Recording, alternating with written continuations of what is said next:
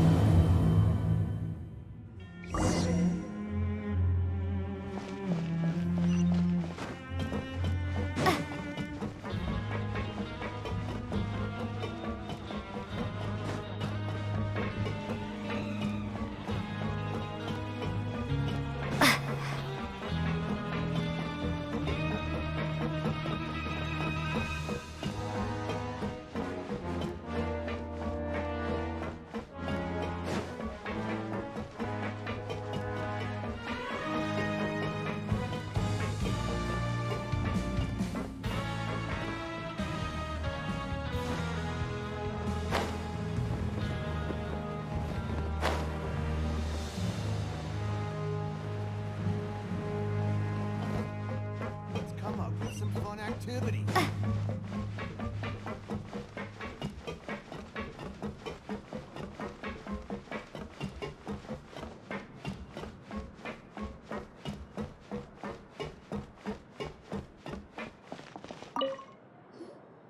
Please, sign here.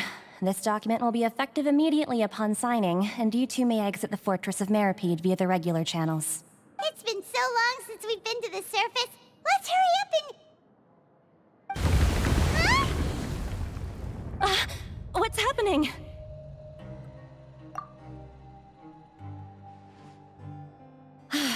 I'm fine, thanks. But I wonder what that tremor was just now. Let's go ask the Duke.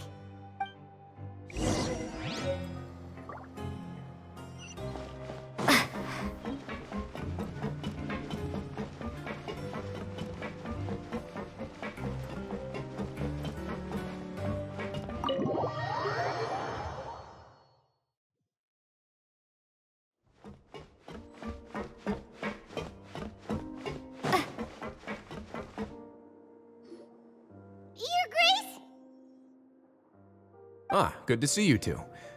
Is there something you wish to see me about? Yeah, what was with that earthquake just now? Ah, that. The tremor didn't originate from the seafloor. In fact, it seems it came from the surface. Over the years of serving as the warden here, I've developed a sense for distinguishing between what occurs on the surface and what occurs underwater. Besides, the seal that Monsieur Neuvillette set in place won't fail so easily. So the fortress is okay? If you recall our last incident, if there really were a problem, there would be crowds of inmates in a panic right now. Huh, you've got a point. Okay, seems we need to get back up to the surface and ask about what happened. By the way, do you know what day it is today? I believe today is this month's pipe cleaning day. Wait, seriously? Ah, yes. Have you completed your release papers? Yep. It's you two. Are you leaving now? That's right! Today is our last day in prison. But now that Paimon says that, it doesn't feel like we were confined here. It's actually been pretty nice.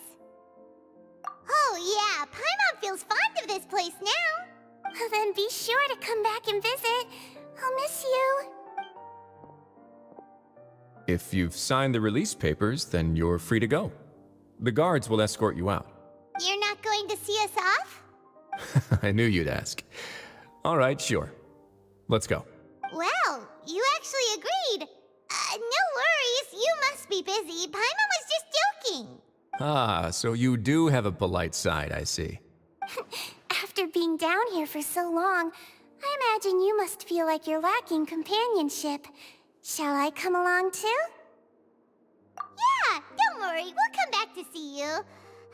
Paimon really likes the cafeteria here. The chefs sure do know how to make good grub. I hope you won't be here as convicts the next time I see you. We'll do our best to stay out of trouble. Well, it seems our work in the Fortress of Meripede is finished. That's the end of another chapter in our journey. And since Neuvillette was the one who asked us to come here, we should probably go report to him now. Next up, the Palais Mermonia. You're going to see Monsieur Neuvillette? Please pass on our kind regards. I'm sure just your regards will do, no? I believe it would be the polite thing to do. You're right. I've heard the Palais has been terribly busy these days. Tell him that I hope he hasn't been overwhelmed by the recent string of troubles.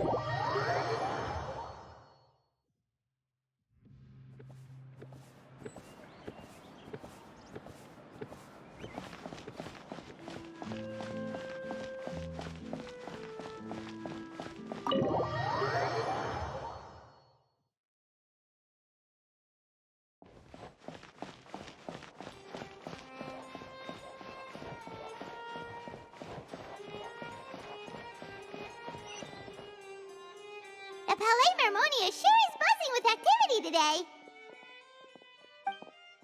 Halt! Huh?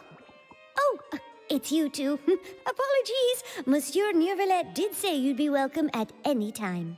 Excuse me, would you mind helping me take a look at this report? I'll be right there. Sorry, I've got my hands full here. You can see yourselves in. Everyone's so busy. Seems a lot has been happening.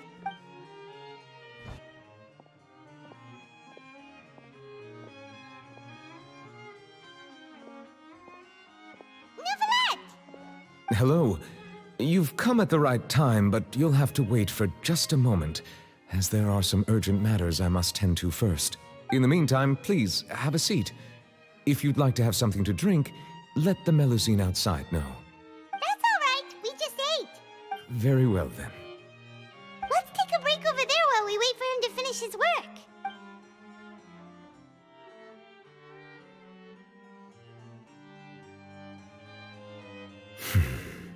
All right. That should wrap things up for now. Are you done with your work? Yes, sorry to keep you waiting. Today should be the day you were released from the Fortress of Meripede. and it appears that you've managed to complete all the release paperwork. That's right, and we came here to see you right away.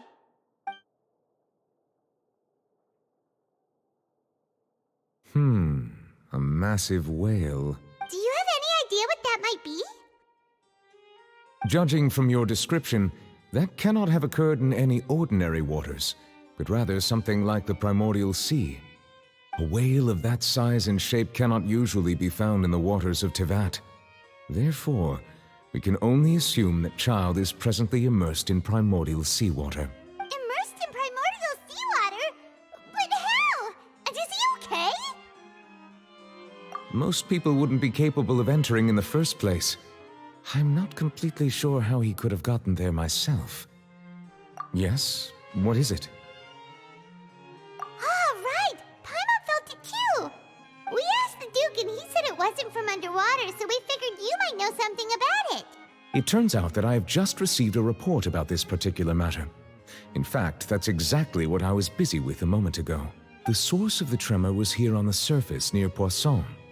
After the shaking stopped, the water levels in the Poisson area rose at an alarming rate.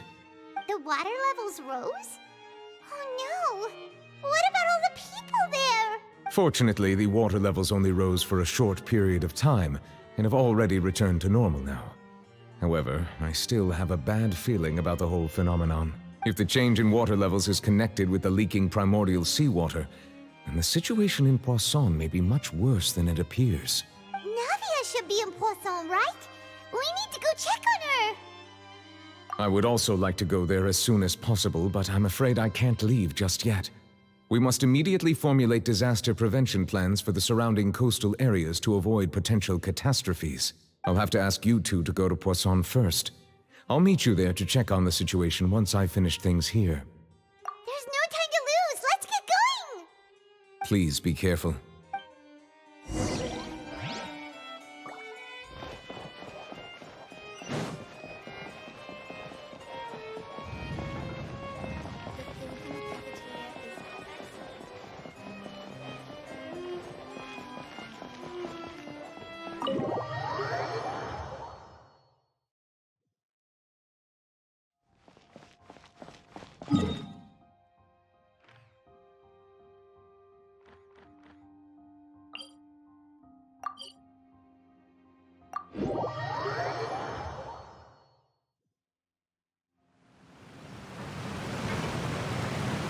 Oh no!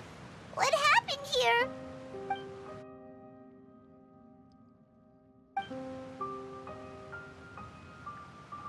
Navia should be around here, right?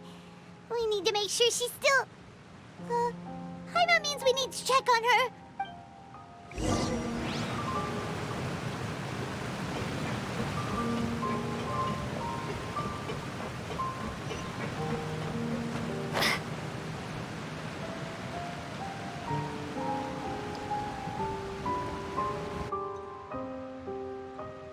We haven't seen a single soul all the way here. Oh, this is getting scary. What will I ever do now? Look, there's someone on the roof over there. Just stay put. We're coming up. Watch your balance. All right, just hurry.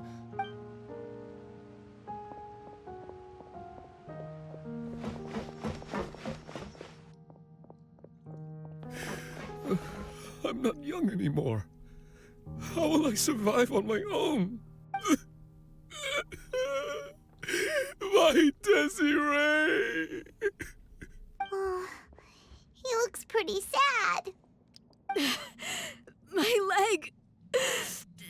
My leg! How could this have happened?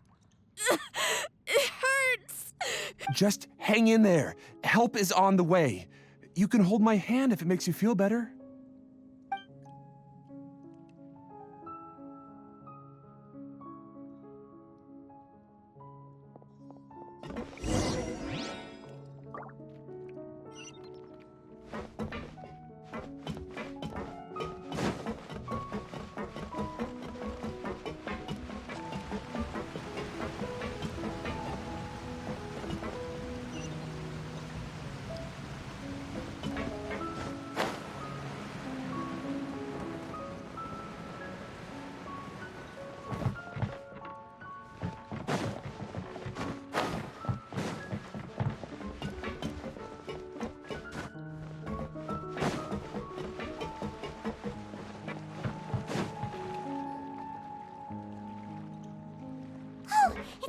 Navia! She's over there! Hey, Navia! Are you okay?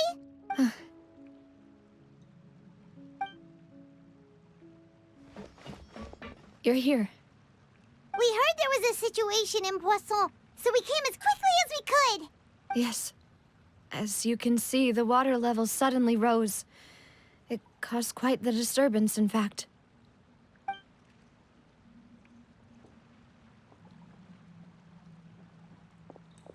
Demoiselle! There was a wounded resident next to a building southeast of here. We've already transported him to safety, but we've run out of medical supplies. He's wounded? How badly? He fell, so it's probably a broken leg. He's pretty shaken up. When the water level rose, he desperately climbed up to the roof. Once the water receded and he saw the ground, he became terrified and eventually... He jumped down then. Find the leader of Squad 1 and tell him to take the wounded resident to see a doctor. He shouldn't... Understood. I'll take over his search and rescue mission in the meantime. All right. You'll be in charge. I'm sorry. Where were we? The situation in Poisson? Right. Allow me to explain. A little earlier, we suddenly heard a loud noise. At first, everyone thought that something might have exploded in the waterways. But before we knew it, water started pouring out from everywhere. The rushing water seemed a little odd, almost like the unique color of primordial seawater. Some people didn't realize the danger and thought it was just ordinary water, leaking from somewhere. Everyone on the street who happened to be close to the water didn't have a chance to escape. As the water levels rose, they suddenly disappeared. They were all dissolved. Those who realized what was happening started to flee in a panic, desperately trying to get to higher ground. Many were injured in the stampede, and some people fell from significant heights. The Spina di Rosula initiated rescue operations as quickly as possible, but there have been a lot of casualties.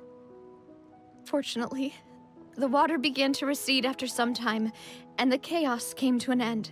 The water that flooded the area contained primordial seawater, so the lower levels of Poisson are still hazardous. To ensure everyone's safety, I've asked the people there to leave as soon as possible. No one knows if this could happen again. All we can do for now is try our best to help evacuate the residents. We still haven't completed the head count, but we'll have some numbers soon. How awful. And all of this just came out of nowhere. It was quite frightening indeed. I only wish that everything that just happened was a bad dream. Is there any way we can help, Navia? Thank you for being so willing to help in a moment of crisis like this. You don't know how much it means to me. I really can't express how grateful I am. Don't say that, Navia. That's what friends are for. Demoiselle! We've got a situation here! I'll be right there. Sorry, I need to go for now. And off she goes. Seems it might be a while before she can take a break.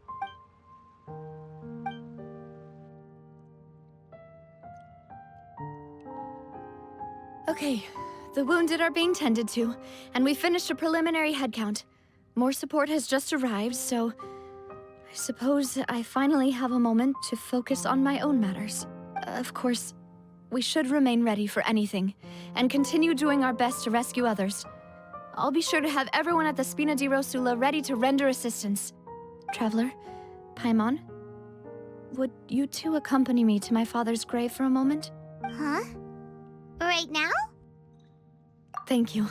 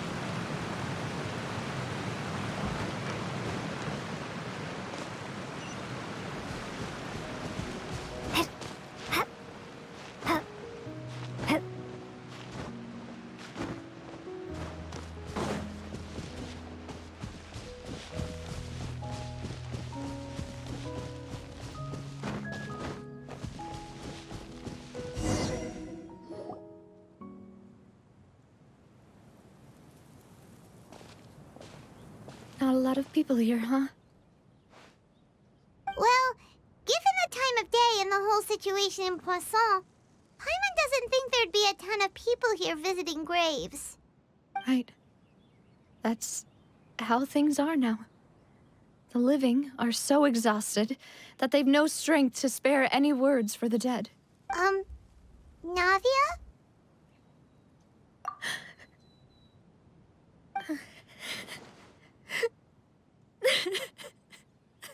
Navia, what's wrong? Sorry. I just...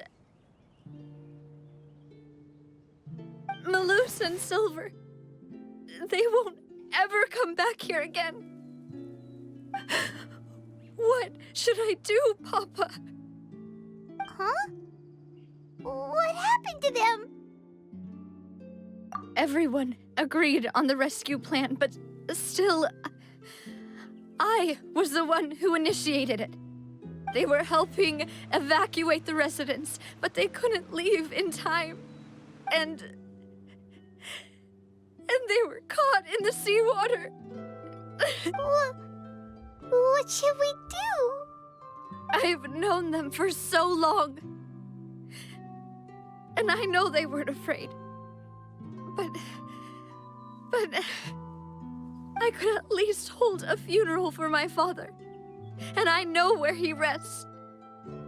But as for Malus and Silver, they're just gone. I just can't.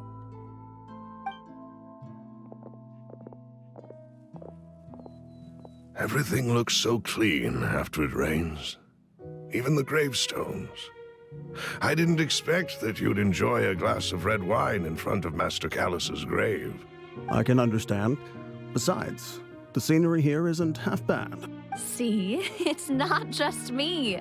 I always want to bring something when I visit Papa. Perhaps we might even have a picnic. He wouldn't be angry, would he? How could Master ever be upset with you, Demoiselle? Yet the cemetery is the home of those who have passed, is it not? Everyone ends up here sooner or later, no matter who you are. Buying yourself a plot in advance, are you? No need yet. But when I do, I hope you'll let me be buried beside Master Callus, Demoiselle. Hey, stop joking around. I'm quite serious. That way, it'll save us both the trip to see each other whenever you visit your father's grave. That makes sense. In that case, could I be buried on his other side? After all, besides you, Demoiselle, the two of us could certainly be considered Master's closest companions, no? Personally, I believe we fill those shoes just fine. Why are you bringing this up all of a sudden? Seriously. All right. I'll remember your requests. But I'd really prefer not to talk about this stuff. And what do you mean by saving me a trip? I'd make the journey even if I had to visit you two somewhere else. I'd promised to let them rest in peace here. But here I am breaking that promise. I'm sorry for letting you see me in a mess like this. I don't usually cry, really. Paimon doesn't know how to help you feel better. But, well, she understands how you feel. I had always thought I could make my wishes come true. But now that I think about it, that never solely relied on me. Many things can only be accomplished with someone else's help. Malus and Silver have helped me so much. But by contrast, I could do nothing for them. I'm so sorry. You can spend as much time as you need here, Navia. We'll stay with you. Thank you. Right now, you don't know how much that means. By the way, you can have a look at this. It's a list of victims from the incident that took place here. Obena, Khan, Burnett, Giverny, Francine, Furina, Daisy Ray, Joinville, Julianne, Esson, as well as Malus and Silver. So, everyone else is safe. But still... It's okay. I know what you're thinking.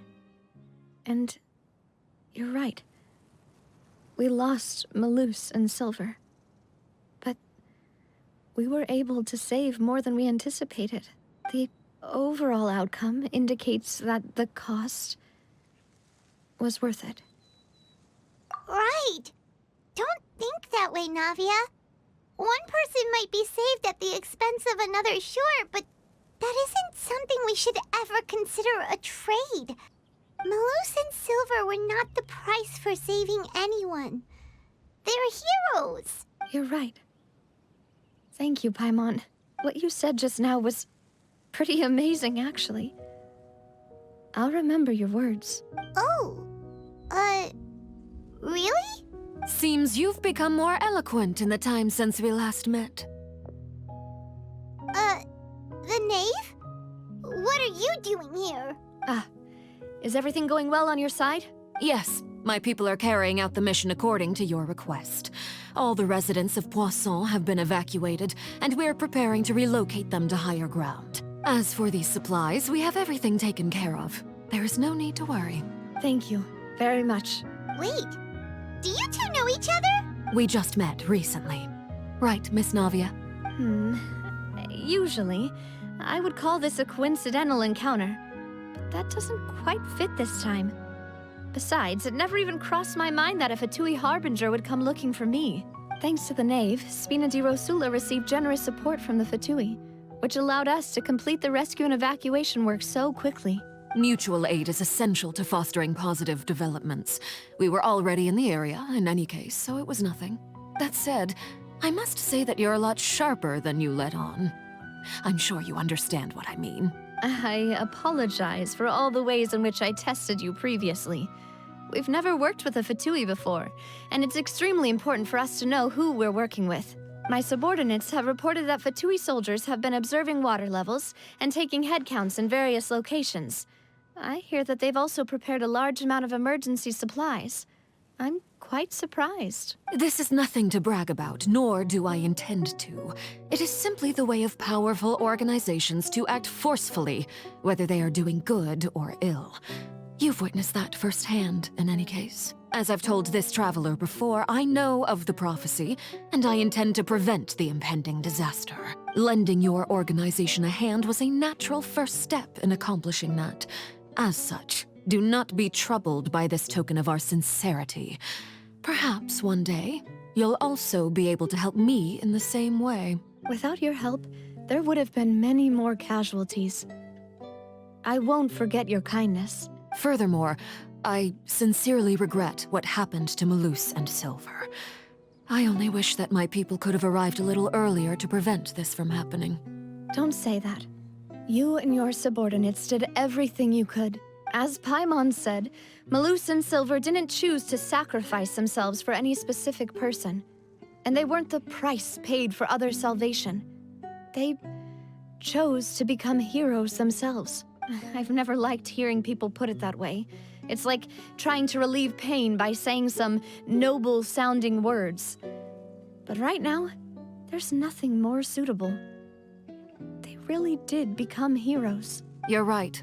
I'm sorry for your loss, Miss Navia. Water is life to Fontaine's people, and it also spells disaster. It's no wonder that people always say that prophecies represent fate.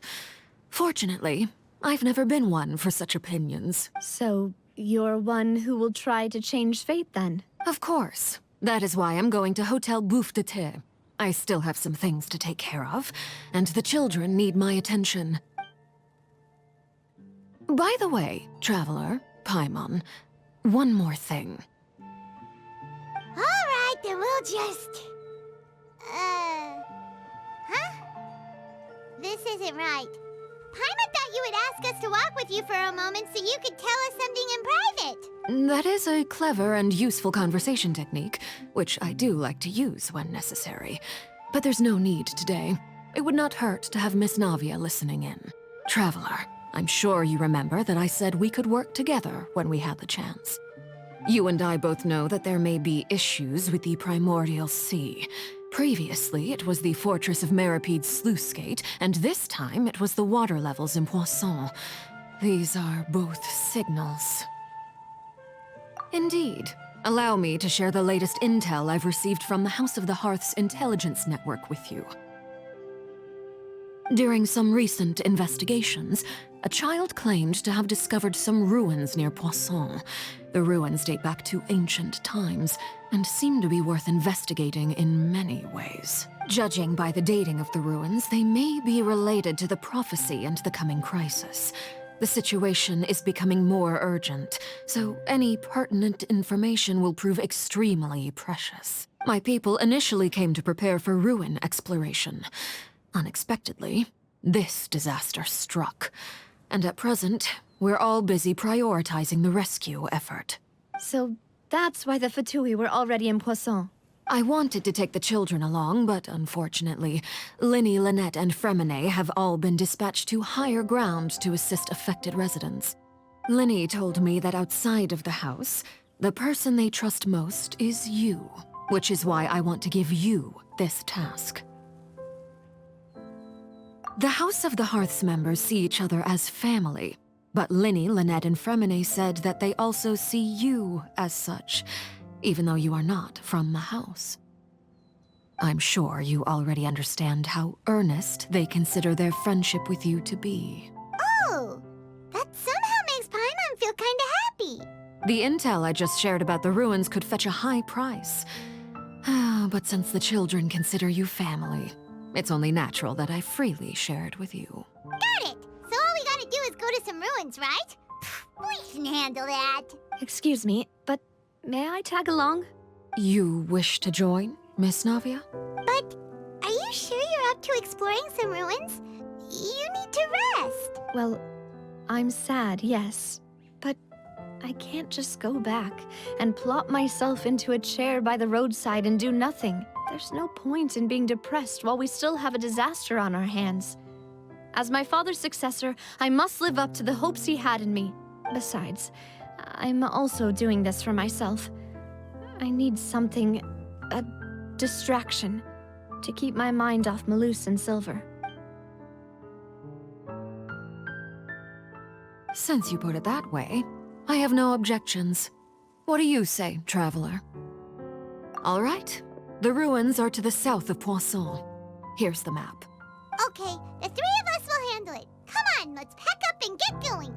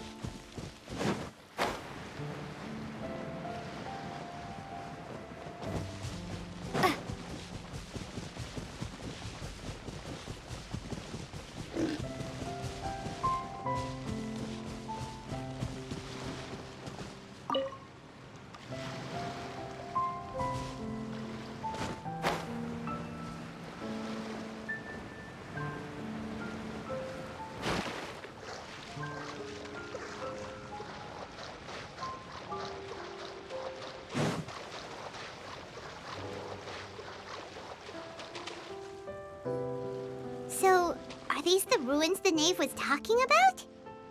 Whoa, talk about old. They seem to be pretty ancient, all right. Let's go in and have a look. Just be careful.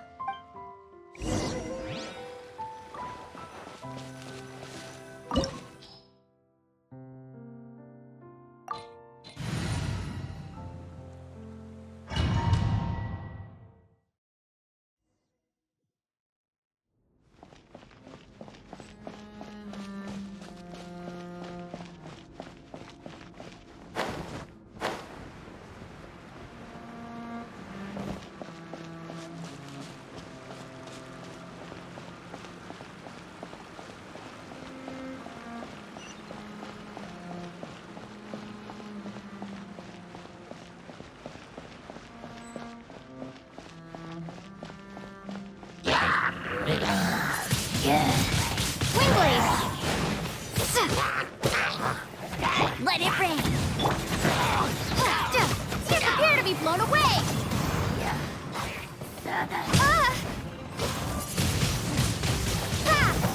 You can't run!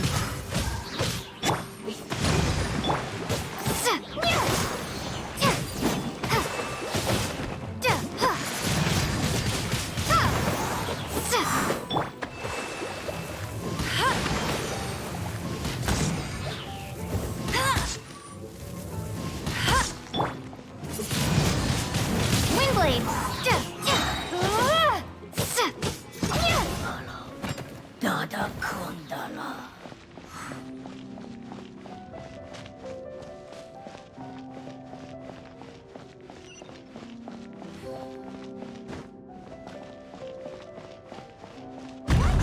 Floor here isn't safe!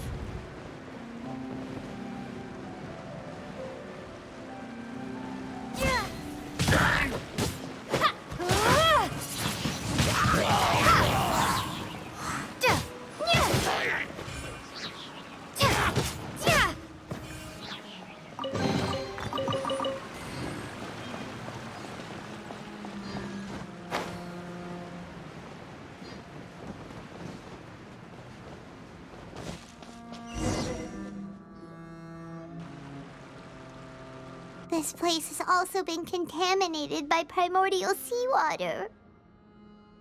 Yeah. And a lot of it, too. A Fontanian would most likely dissolve the moment they fell in. Right! You can't go down if there's primordial seawater. It's too dangerous, and it won't be any help for you to just stay here. Don't get my mind wrong. We're not saying you're useless. It's just that... No, you're right. I can't do anything in this situation. I'll leave this to you.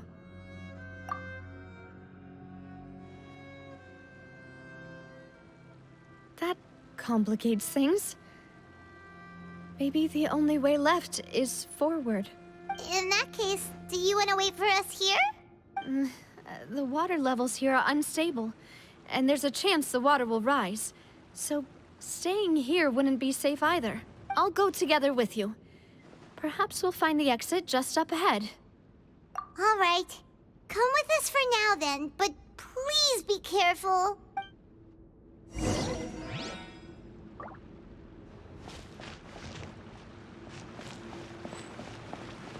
Oh no, it's a dead end! Let's try climbing over from the side.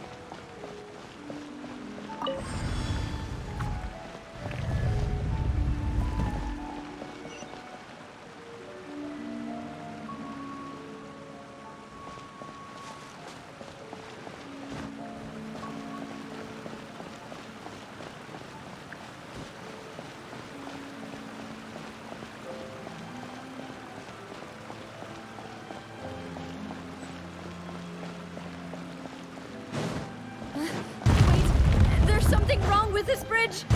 Run for—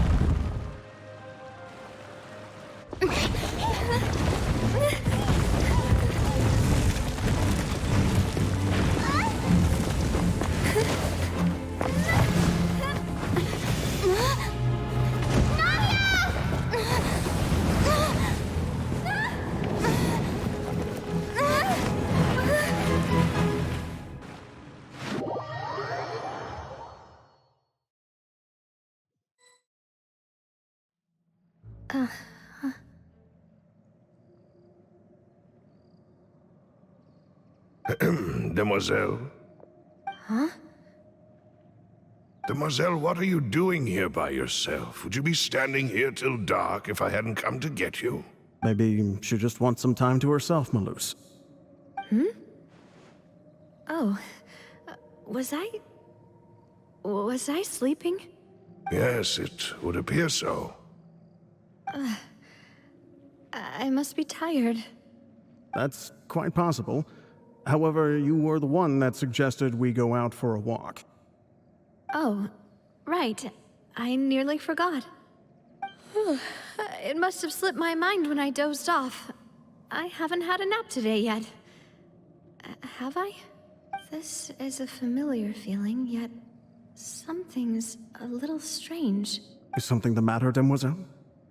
Oh, no. No, I'm fine. I was just trying to recall why we came out for a walk. Do you remember Mr. Giverny? He'd requested our help before with foreign merchants who had a debt dispute with him, and we'd resolved the matter not long ago. We were headed to see how things were going with him at the moment. Ah, right. Yes. I remember now. Oh, Miss Navia. Ah, Mr. Malus, and Mr. Silver, too. It's good to see all of you. How have you been? I've been great. Thanks to your help, those bothersome merchants finally realized that I wasn't the one they were looking for. Why, I wasn't even the guarantor for that person. They were knocking at my door day and night. Even my neighbor, Obina, was getting fed up with them. Sometimes force is required to calm someone down and get them to listen to what you have to say. That's right. Oh, by the way, Burnett, what was it that you wanted to give to Miss Navia again? Oh, yes. One moment, I have it right here. Miss Navia, these are some flower seeds that I prepared. Please take them. They're a very good variety, and they'll become very big and beautiful once they bloom. I don't know what we would have done without your help, so this is a little token of our appreciation. I hope you won't refuse. Ah, did you cultivate them yourself? Thank you so much. I'll certainly take them. Malus, we do still have some empty flower pots at home, right? Why, we can have as many pots as you'd like, Demoiselle. Perfect. In that case, we'll swap out some of the decorative plants for some of Mrs. Burnett's flowers. Very well. Wait. Something seems to be off here. Excuse me, madam. If I'm not mistaken, your name is Burnett, correct? That's right. Is something wrong? No, it's nothing. This is the first time we've ever met, but your name seemed familiar to me. I must have heard it when I was discussing things with your husband previously. I've heard this name before. Sometime recently, I'm sure of it. And why are there so few people around here? Where did everyone go? We must mind the time, Demoiselle. We still have important things to attend to today. Huh? We do? Like what? Well, now, did you forget? Miss Navia, here you are. I've been looking for you. Please, come to the Opera House. Your trial is about to begin. My trial? Wait, why would I need to go to the Opera House? Yes, she's right, Demoiselle. It's just about time now, so we should get going. Oh? All right then.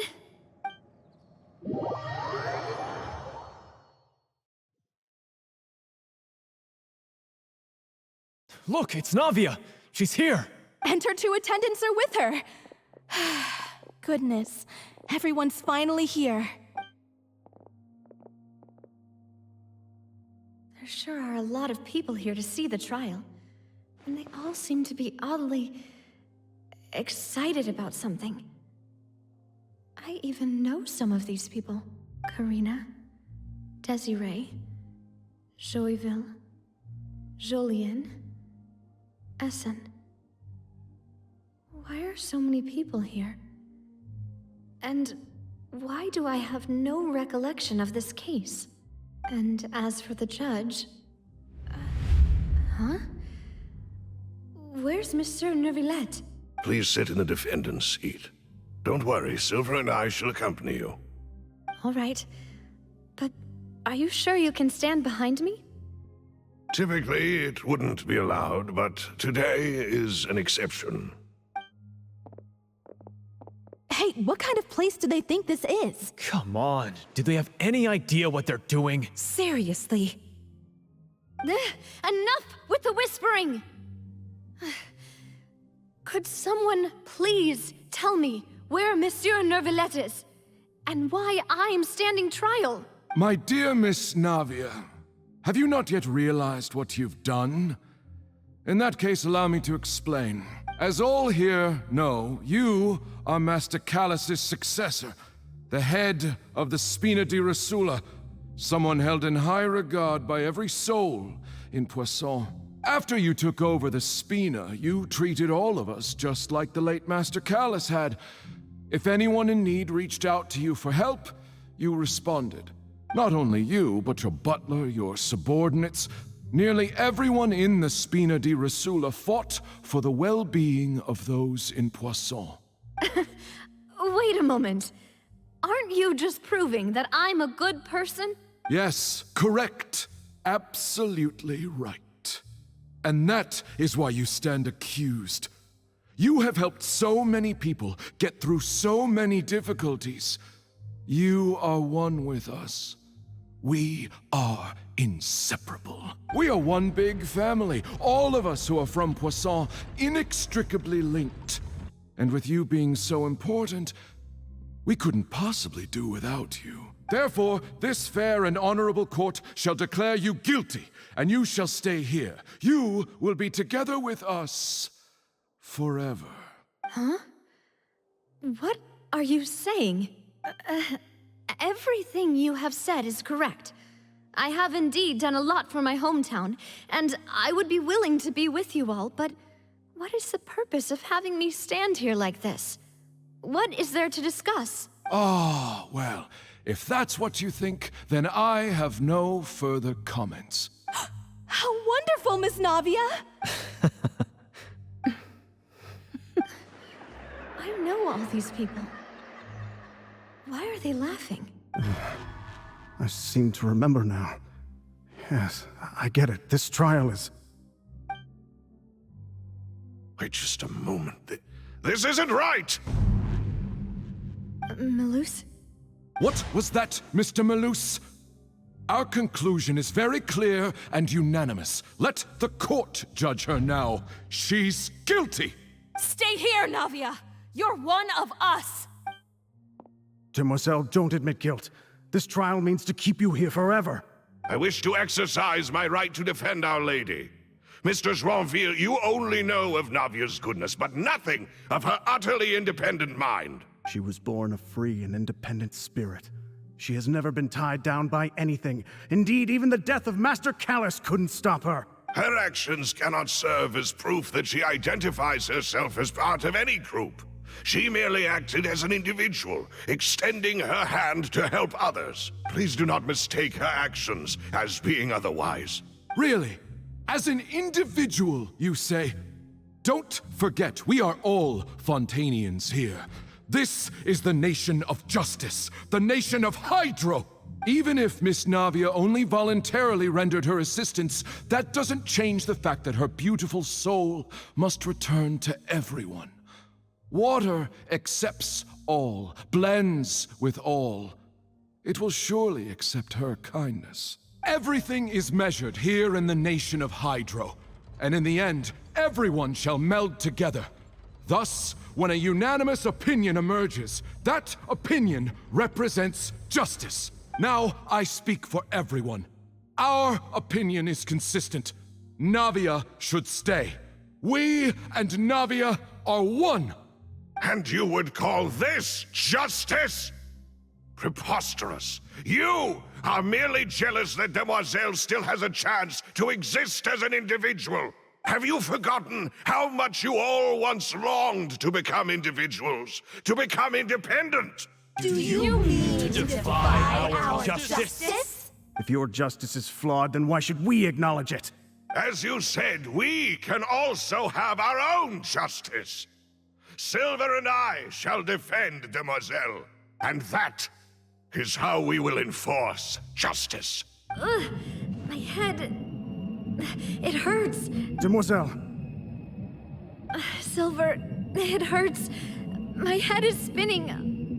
All I can see is stars swirling in front of me. I remember now. Everything that seemed odd from the very beginning. Karina, Desiree, Joyville, Jolien, Essen, and Mr. Giverny and Mrs. Burnett, who we met earlier. Even Malus and Silver. I don't want to admit it, but they're all dead. Don't be afraid, and don't admit guilt. We will protect you to the very end. Absurd! Who are you to say that she cannot be judged? We are the majority, and in the nation of trials, the majority is absolute justice. We are the will of all. Don't let them escape! We shall keep Navia here with us! Mr. Malus and Mr. Silver, must you be so stubborn? How could the two of you possibly hope to stand against the collective? Do not resist. This judgment is fair and just. Navia belongs to us. After all that happened, she should not be left alone in Poisson.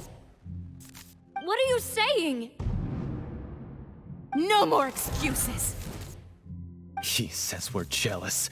Jealous? How could she possibly be an independent individual? What's with these people? Who's jealous of her? She belongs to us! Miss Navia, she... Silence! That's...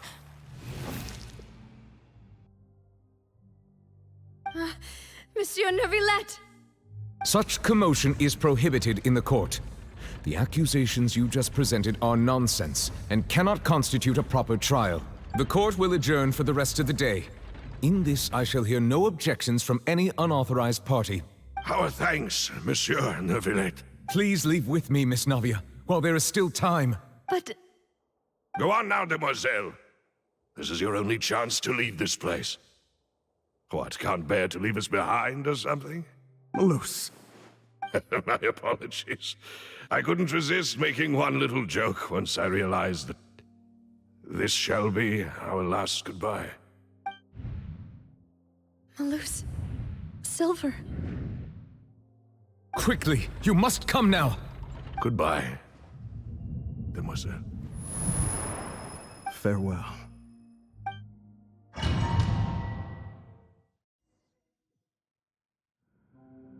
No, wait! Just a second! Navia? You're awake? Good. I must have been dreaming. Malus and Silver were still alive, and they were defending me at some insane trial. It looks like you're all right. Did all the sad feelings cause you to have a nightmare? Paimon could give you a hug. The ruins you were exploring suffered a cave-in. When I arrived, I found you falling toward the water. You were just about to be dissolved within, but I... What is it? I think I saw 2 Oceanids protecting you. It was only for a moment, perhaps even a fraction of a second, but they gave me the chance to retrieve you. Were it not for their intervention, I would not have been able to rescue you before your consciousness dissipated. Wait, did you say Oceanids? You mean like what happened with Vache? Perhaps those 2 Oceanids were the people you saw in your dream. I always told them that they didn't have to protect me. To think that they'd keep doing so even after death. Please come with me.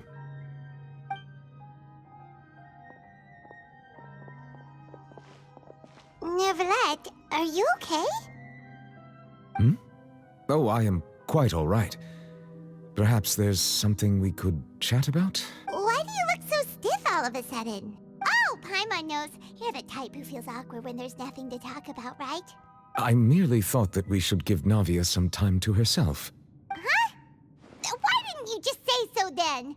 Don't you think it's even more awkward to call us over like this and then have nothing to talk about? I suppose so. Ah, Sigewinne. I hope all is well with her these days.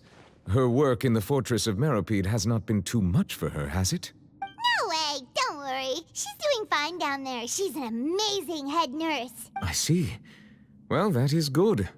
I have always worried that Sigewinne would need a lot of time to understand the world of humanity, just as I have.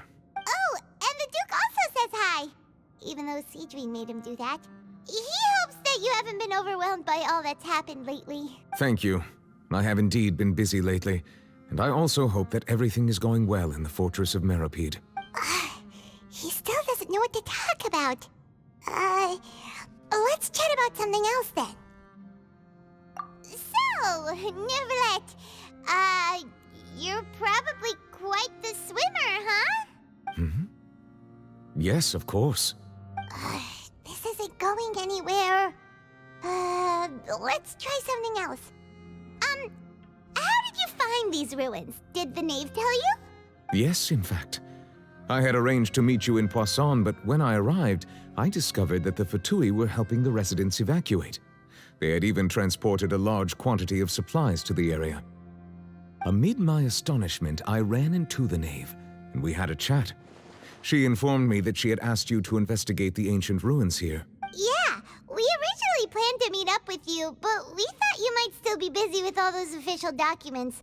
We didn't think exploring the ruins would take very long, and who would have thought you'd wrap things up so quickly?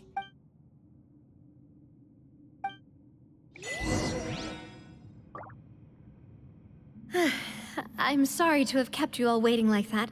I'm feeling much better now. I guess we should get going again. Will you come with us, Monsieur Neuvillette? Yes, if you wouldn't mind my company. All right! Another one joins the party! Let's get going then!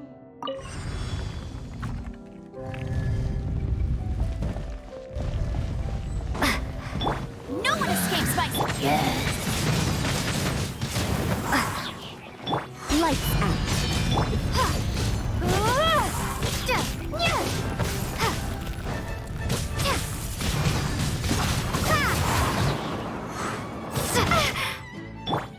Allow me!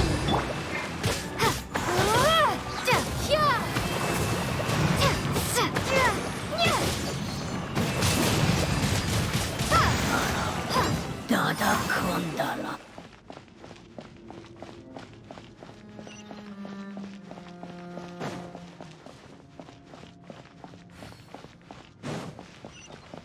Oh no, another unstable path. Watch your step.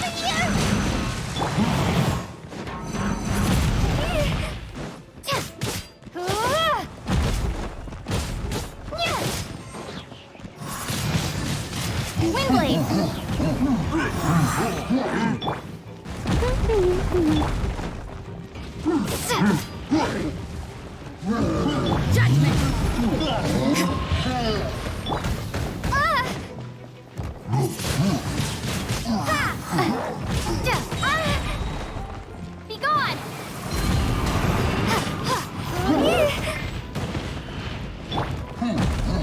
You can't run!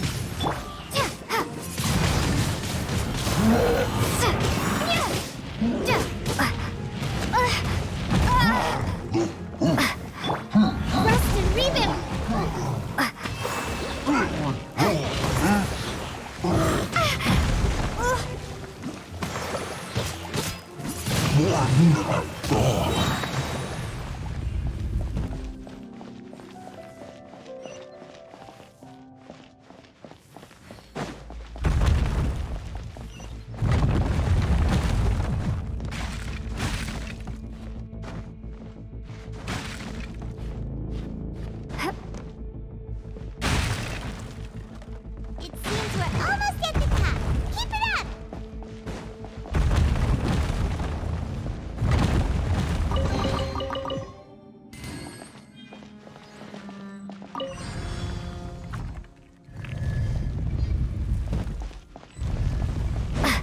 No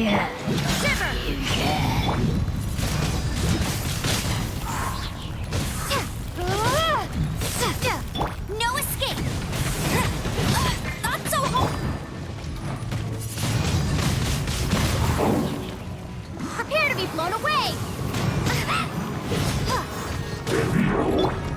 A brash maneuver! Hold the line!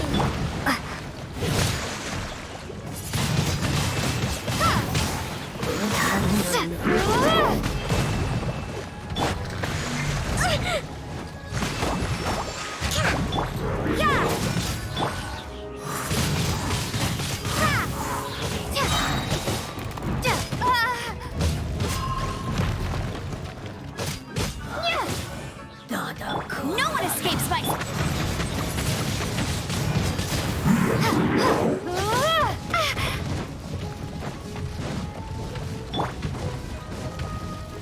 Rest and rebuild! Let's move out.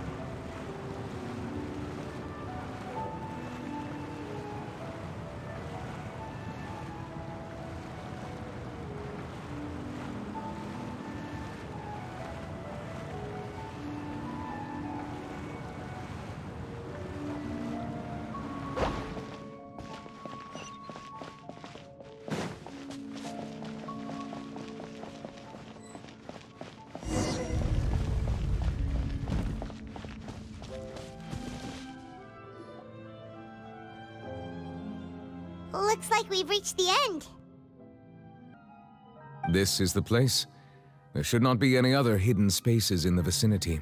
The path sure had some twists and turns, but it turns out that this place isn't actually that big.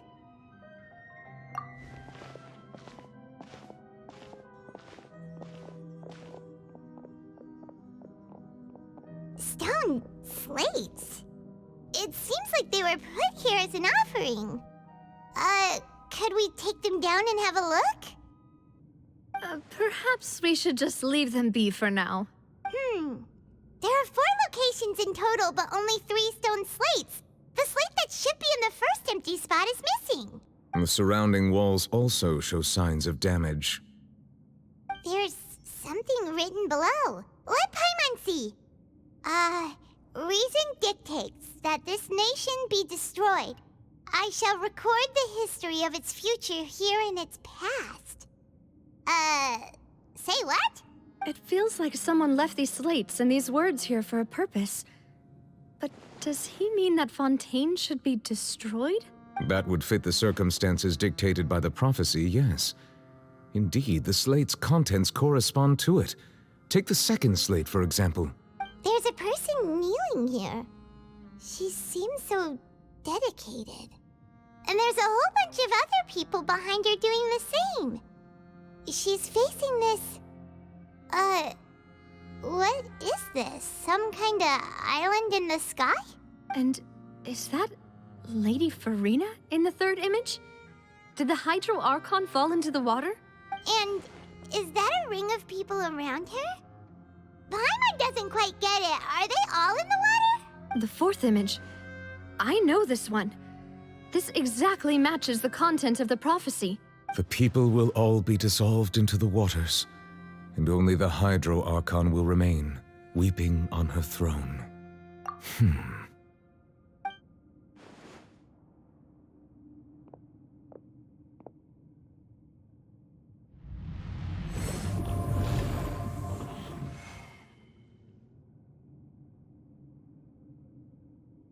More information should be hidden in these slates, but I fear I cannot easily uncover it, most likely due to us missing the first slate.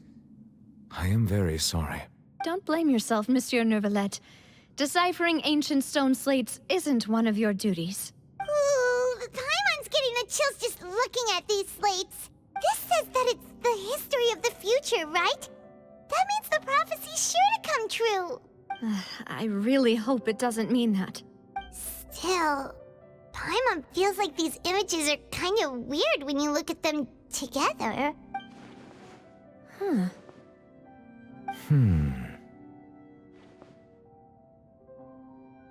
That's right!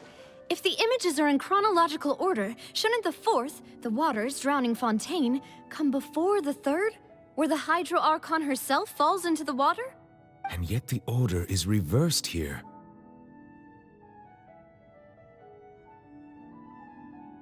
If we go by timing, Lady Furina only emerges in the third image. That means that the person in the second image might be the previous Hydro Archon. Egeria, then. I had never met her, but her appearance here does match the records. The previous Archon kneeling before the floating island in the skies, as if confessing a sin. Did she herself commit that sin? And if not, why would she be in such a posture? Also, I'm still wondering why these ancient stone slates are here at all. Judging from their contents, could this place be the origin of the prophecy? Does that mean that someone, or some people, once saw these slates? But who would have created these slates and left these words here? It seems that any further clues will have to come from Furina. In that case, there's no time to lose. There's nothing else to be gained here, so let's head back first. Yeah, we better get somewhere safe for now.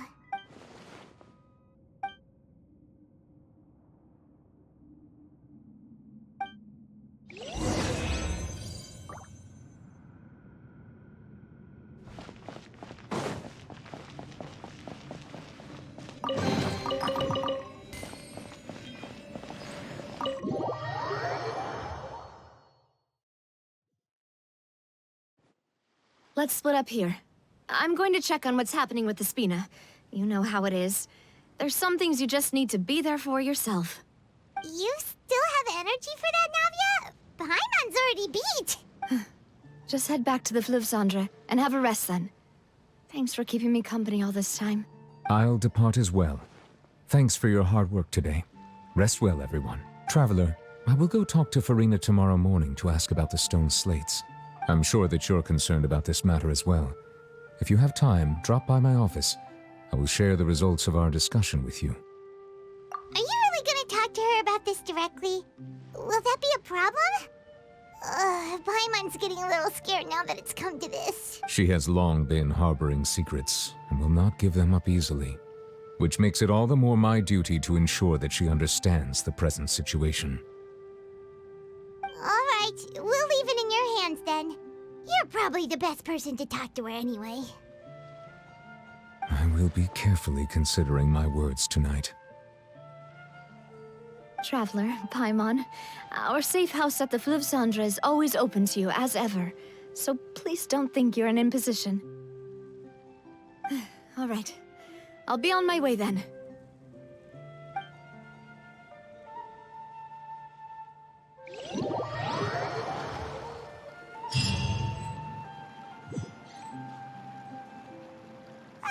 We're finally back! Welcome back.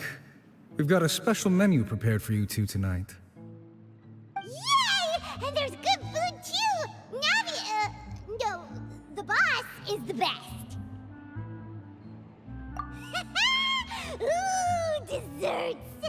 Nice, these are all Paimon's! Paimon's already starting to forget what happened today. Oh, that voice. Is that who I think it is? Huh? It...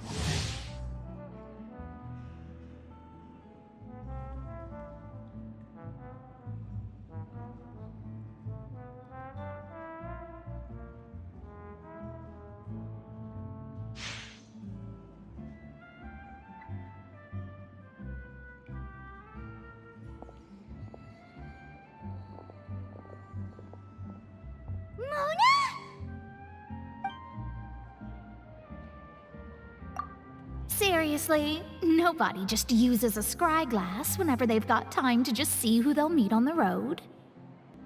Still, we didn't expect to see you here. Wait, you're not a Fontanian, are you, Mona? Well, I have some business to attend to here, so I booked a hotel in the city. I was just out for a stroll when I bumped into you. Quite unexpectedly, if I might add. Why did you think I was from Fontaine, though? Is that because Magistus doesn't sound much like a Mondstadter surname? Yeah, let's go with that. Well, I used to have my own surname, which was, well, some other thing. Either way, the old hag told me when she took me as her disciple that the first step to being a great astrologist's pupil was to change that name. There was nothing for it, really. She really is amazing at astrology, so I changed my name to what it is now according to her wishes. To my surprise, however, Magistus is not the name of some ancient house or clan. It isn't? Nope. Although it is used by us in place of surnames, it generally just means great. Wow! Imagine including a boast in your name. Wait, are you gonna have to put that into your genealogy as well? I reckon so. In any case, I'd give my disciple a name like this as well, if I were to take one. Astromancer Barbeloth Trismegistus. Whoa, that's a long one. Does it also mean great or something? My name means Mona the Great Astrologist. As for the old hag, hers is, in plain speech, the thrice as great Scholar of the Stars. Just take it as a title specific to astrologists. Thrice as great? That's so petty. I know, right? That's just how she is. She used to call herself Magistus, actually, but when she took me in, she changed her name to Trismegistus. Talk about excessive. Magistus is thus the calling card of our school, so to speak, which makes it about the same as a surname. It's all right if you don't get it. You can look into it further should you need to study astrology more deeply. That sounds terrible! But anyway, you're not Fontanian, are you, Mona? You're from Mondstadt, right? Well, I was born in Mondstadt, yes. My parents migrated to Dornman Port, and I traveled with the old hag for a while, after which I settled down in Mondstadt City. Oh, that's a good thing then. At least we know you won't be dissolved by Fontaine's waters. Speaking of that, I'm sure you're aware that a bunch of things have happened here in Fontaine, right? I know you're not a local, but I'd avoid getting too close to any water that looks strange all the same. There's something ominous about it. Well, the water, I mean. That was the main reason, yes. Just a while back, the Steambird invited me to take part in a panel and speak about the circulation of the prophecy as an astrologist. The invitation was sent quite early on. I don't think anyone expected Fontaine to be in this much trouble. What do you make of that prophecy, Mona? Just tell us what you think as an astrologist. Your word would go a long way to make things more certain and less scary. What I can tell you is that I'm an astrologist, and that this prophecy concerns the fate of Fontaine, even that of all Tevat. Ascertaining this is akin to reading the fortune of the whole world. I'm afraid that this is not something that just anyone can do. If I could do it, you would no longer call me an astrologist, but a visionary. But on the flip side, the prophecy is so huge and powerful that it must surely come from a powerful visionary. Its contents involve the fate of the world. Disregarding it would be a mistake. A visionary? Sounds really powerful and all, but does such a person really exist? Of course. The old hag could do it, and I'd bet there are others amongst those Hexenzirkel colleagues of hers who could do something similar. Huh? Are you sure? All right, I'll help you. It isn't often that I see you with such a serious look on your face. I'll tell you once I hear back from her. Thanks, Mona. You're amazing as always. Oh, well, this is something only I can do after all. So yes, your praises are quite welcome. That's the greatest of astrologists for you! Of all the people we know, you know the star's the best! Indeed, indeed. That's the spirit. Oh, sorry. I came to see what all the commotion was about. If there's anything you need, do not hesitate to inform the Spina di Rosula. Oh, whoops. Guess we were getting a little too carried away there. Well, I'll go tend to my own business now. If I receive any news, I'll be sure to come find you two again. And there she goes, quick as rushing water. And here we are with the Spina guy giving us suspicious looks. Right, but we were able to recruit Mona's help, didn't we? Our Fontanian friends will thank us someday.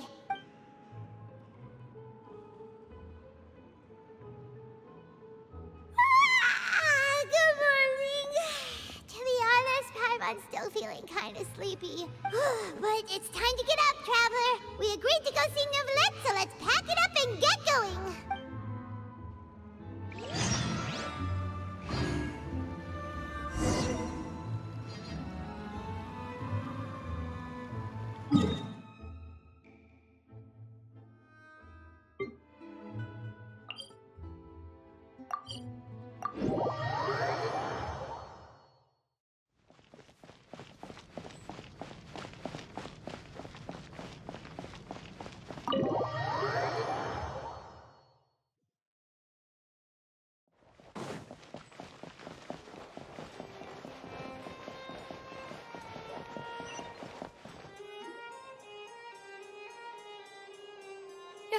You're here!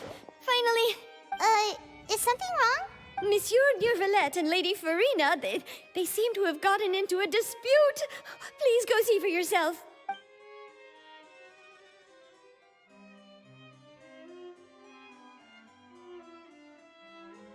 Like I said, I've already explained everything. And yet the problem has not been properly solved. There is little space for excuses between us. It is not my intention to offend you, but please, tell me where you stand. You are the Hydro Archon Furina, are you not? Look at this. This is a list of the victims from the recent Poisson incident.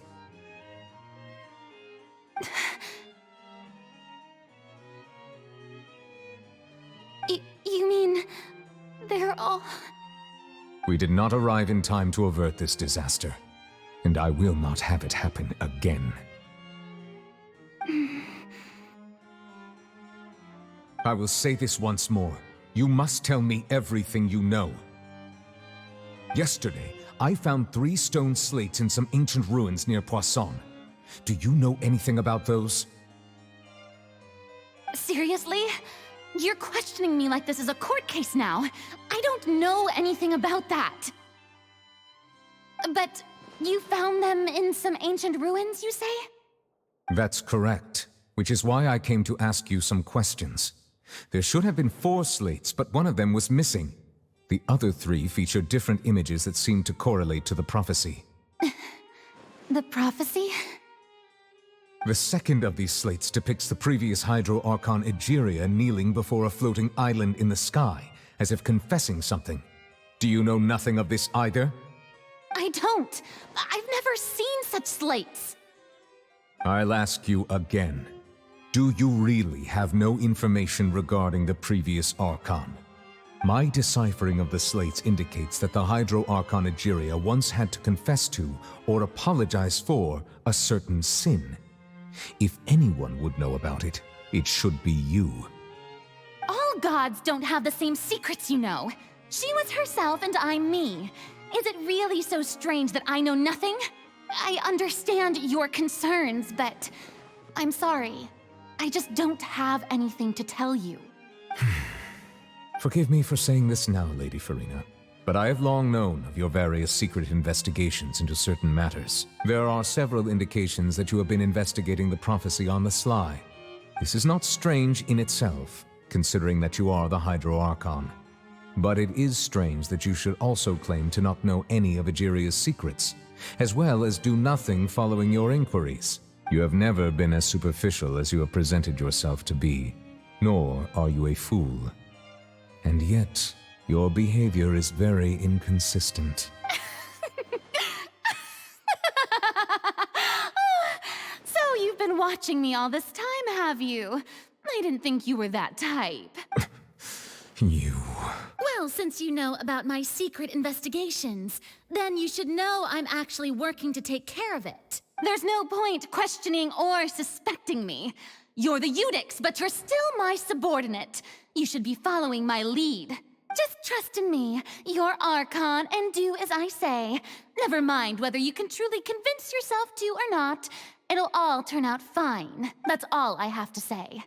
We do not discuss this matter again. Oh, the opera's about to start. Toodles!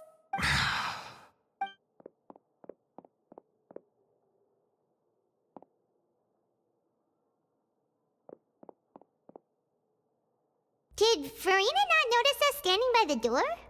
Wonder what's up with her. She was smiling. Huh. She didn't seem in the mood to care if we were listening in or not. I assume you've been outside for a while now? Oh! You noticed! Seems Furina didn't even realize we were here. She was in a great panic, though I cannot discern the reason. Our discussion reached impasses time and again, a state of affairs that we cannot allow to continue. Still, I do not understand.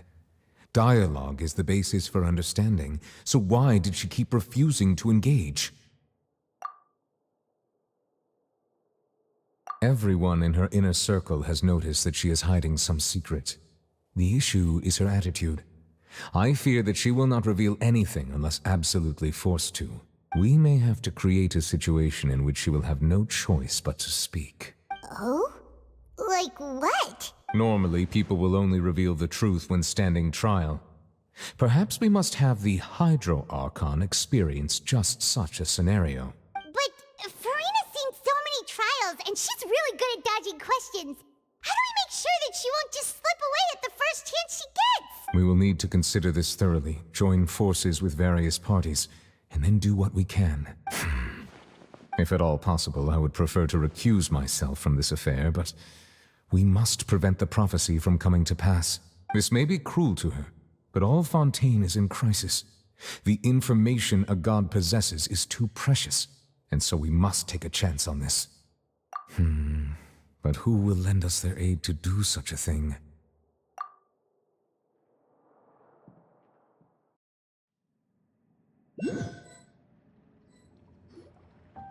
Well, that's everyone, huh?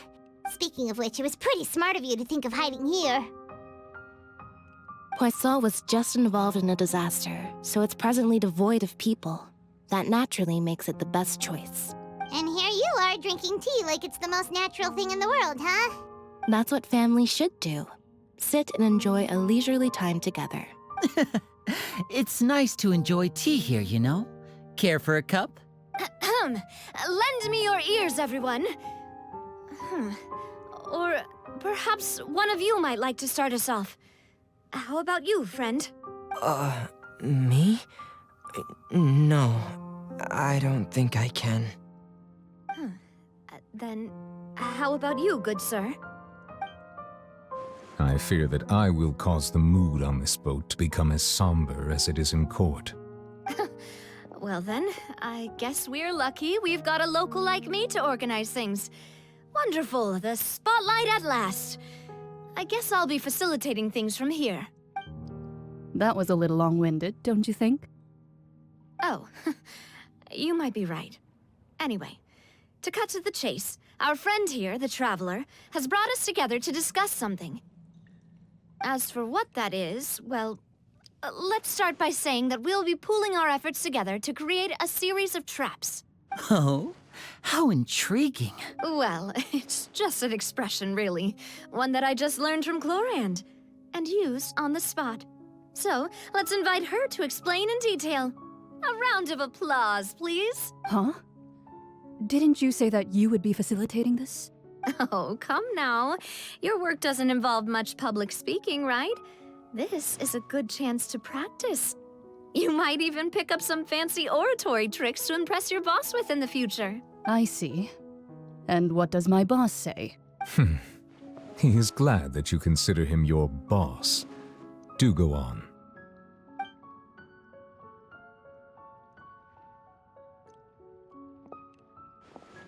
In that case, do any of you have experience hunting. Not that I recall. Fremine and I once used a wooden stick in a basket to catch wild rabbits when we were younger. As for Lynette, oh, right. You were sick that day, weren't you? I've also gone diving to catch some fish before. Does that count? I'm afraid not. You may or may not have heard, but Fontaine once played host to a group known as the Marechaussee Hunters. Though that was their name, they did not hunt animals, but rather various monsters left behind by the ancient dynasty of King Remus. Today, Fontaine's monster population has already thinned greatly, so the hunters have blended back into society, taking up arms in other lines of work. They even left a unique methodology of hunting in their wake. A trap comprises of the following components: bait, a trigger, and a containment device. Sometimes a lethal implement will also be necessary to deal with the prey. So, if we were to build a trap together, right now, what would you choose to build it with? For me, I would prefer something basket-shaped. Pigeons and rabbits will see the bait and naturally enter the snare. Our line of work requires a deft hand, and we're some of the best in the industry, so you can count on our techniques. You used some of those techniques while moving the people of Poisson, didn't you? My subordinates mentioned that you even performed some magic for the bawling children. Yes, and I even managed to gather some intelligence in the meantime. I'm quite the multitasker if I do say so myself. I'm afraid I can't claim that as my strong suit. I prefer more stable methods, like placing bait in the water and waiting for the fish to come within reach. That's the kind of method I would count on. Calm and steady. Exactly the kind of person who would catch loads of fish. And I can be their assistant. With discretion, I'm sure. I'd probably use some sort of mechanical animal. Papa once bought me some small clockwork squirrels, mice, and such. When placed in the forest, they can attract others of their kind.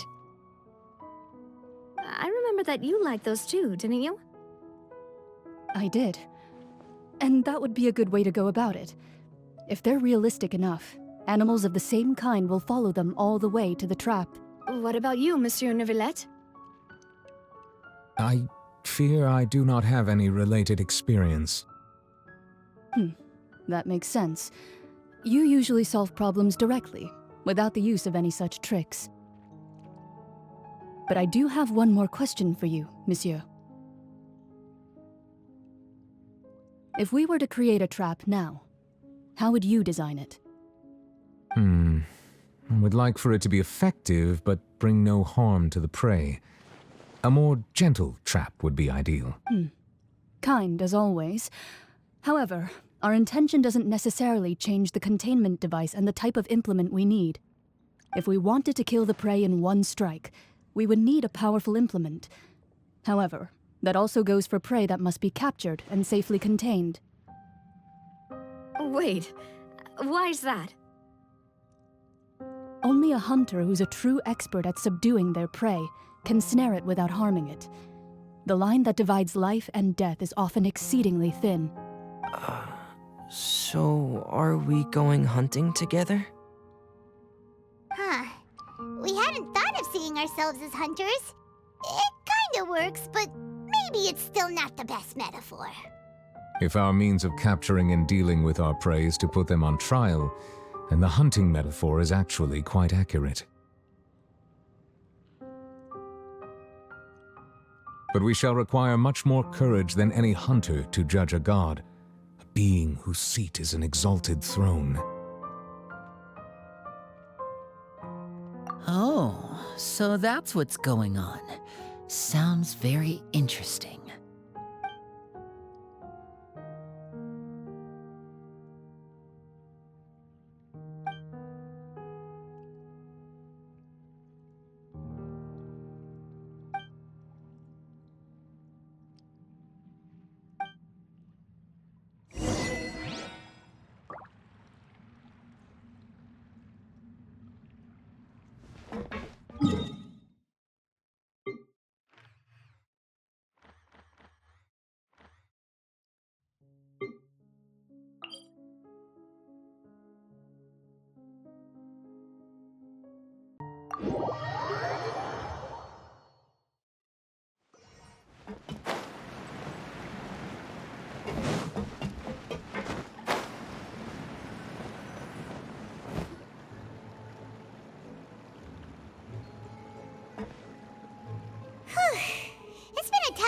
days, hasn't it?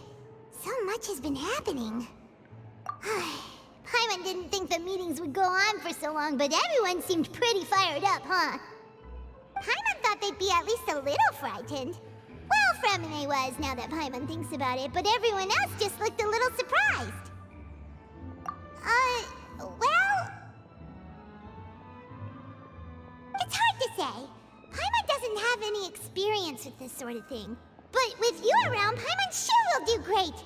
After all, you're the most reliable person in the world, aren't you? Did you just pour some tea? Paimon didn't notice you doing that at all.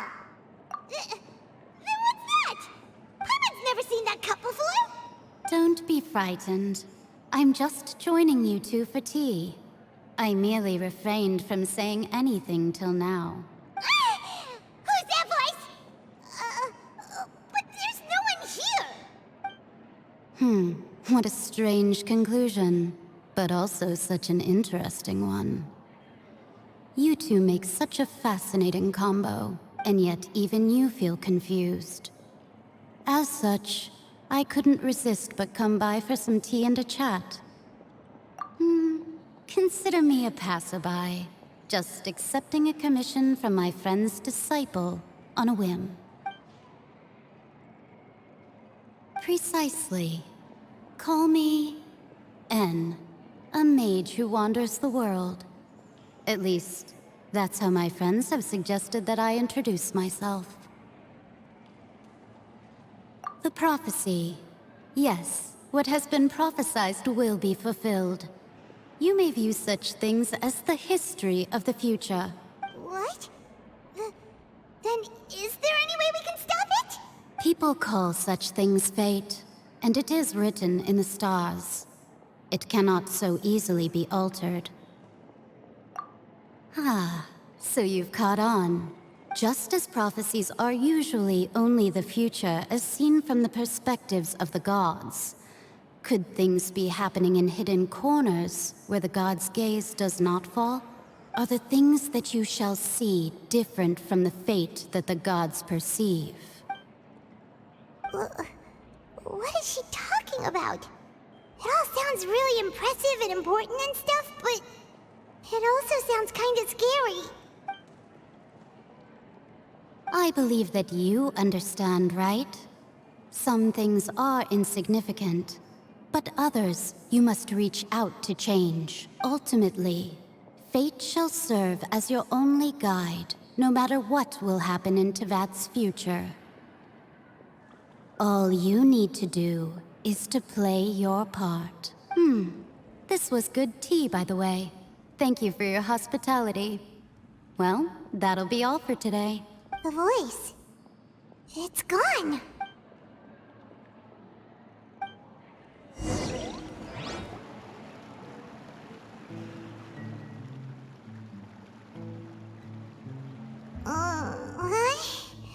I want to hear someone talking. All right, coming. Hey, it's you who's getting lazy, okay? Well, I see I've walked in on some lively banter. Fine, just fine. I went to take part in that Steambird panel. It turned out to be more interesting than I expected. Not all Fontainians are pessimistic about this. One journalist mentioned that sitting around and waiting for the end to come would be wrong, and that they should make their own rescue preparations. I agreed, so we had a brief chat with her. Did she have pink hair by any chance? Why, yes, it was Charlotte. I assume you've heard of her, no? That daredevil journalist? I'm in full support of her view. Prophecies are very important, but how can people allow their lives to be commandeered by just a few words? That's right! Paimon's glad to hear something sensible for once. Yes. About what we had discussed before. I did try, but I'm afraid I couldn't reach the old hag. I'll try again tonight, but I wouldn't get your hopes up. Huh?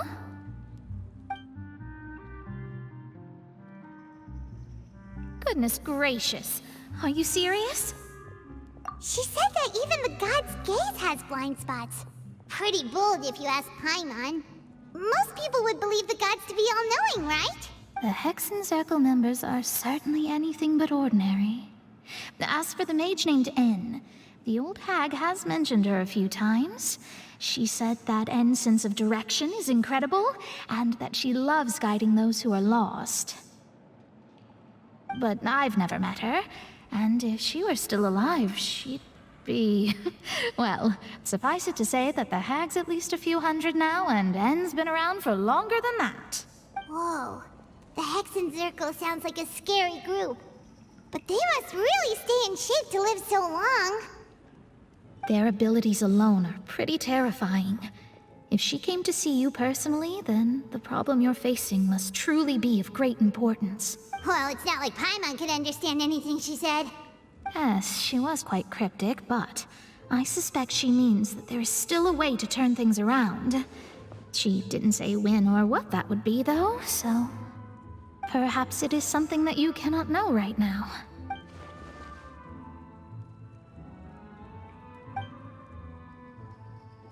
Traveler, Paimon, are you two all right? Oh, we're fine. We're just a little down right now. It kind of feels like the end is coming, you know? I see. I feel that same sense of desperation, too. I guess you could consider me someone who has often witnessed fate.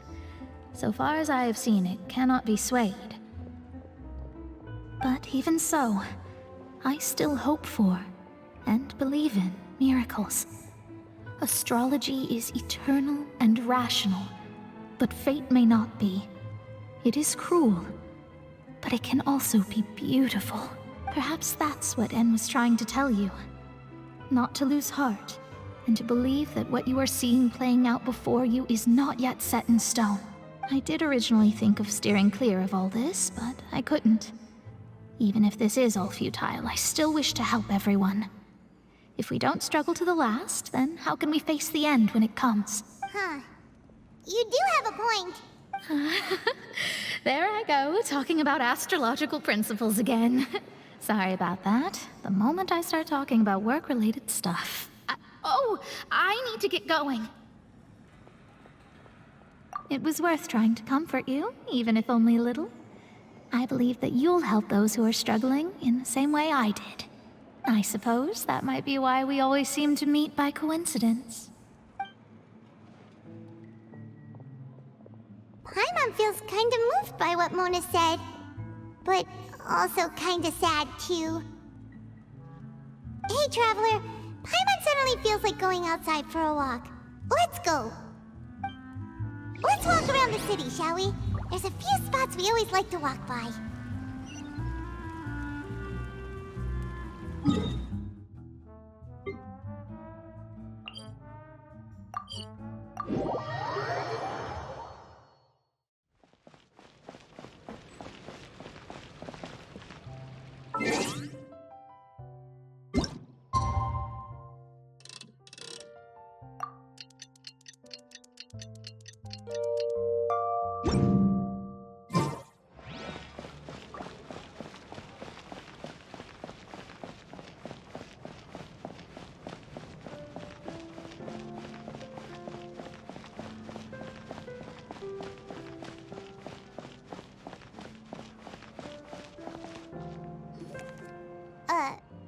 Huh?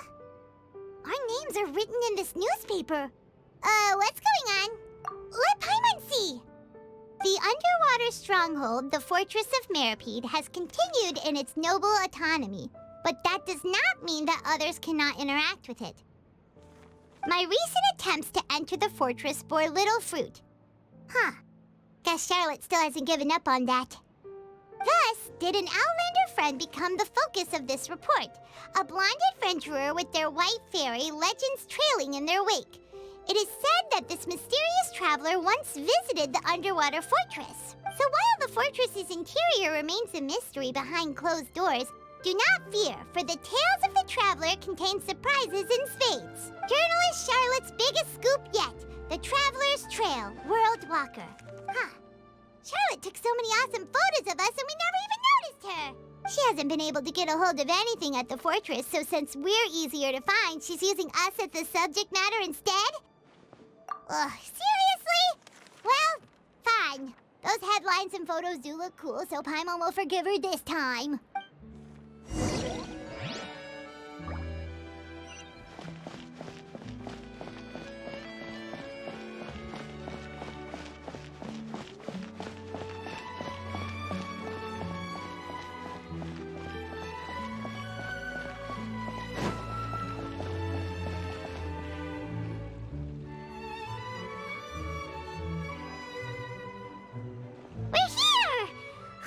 Paimon's hungry. Should we go in and get something to eat?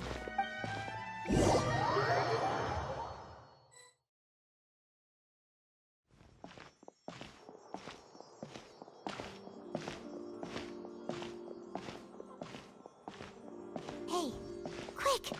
Look! That's the limited edition, only 16 slices a day cake! It was so delicious the last time we tried it! Despite the tense situation we were in, let's give it another go. Paimon's sure it'll be great. 1 slice of cake, please. Someone showed up after all. Oh, wait, you're the one from the Palais Mermonia. Oh, are you here to buy cake too? It seems Monsieur Neuvillette was right. You really can eat. Wait, did he really say something like that? That's right. Even he has his own preferences when it comes to food. As for me, I love the cake and coffee here. Do you come here often? Usually every day. Every day? It's part of my daily schedule, apart from work. I shall have my cake and coffee. Then what if someone told you one day that this place would be closing soon, and you wouldn't get to eat cake here anymore? What would you think? But why would it close? Well, Paimon doesn't know either, but maybe the waters will rise tomorrow.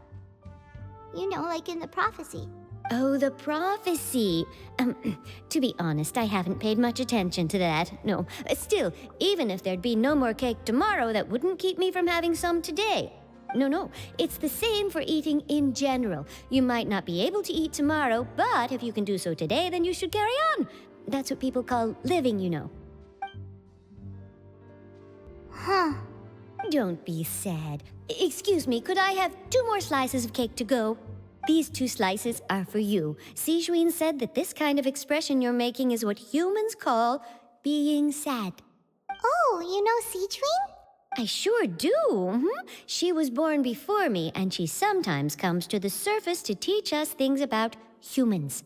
She said that humans are creatures that are saddened easily, yes, and you can only lift their spirits by feeding them delicious food. So please try the cakes here. I've got something else to do, so I'll be going now. You two try to stay in a good mood after eating, all right? Bye.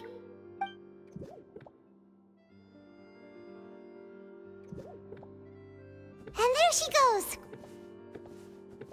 All right, let's dig in. Paimon's sure this cake will be delicious.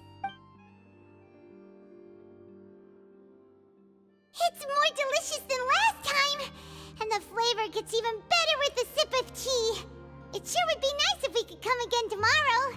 Sure would be nice if we could always eat delicious food here.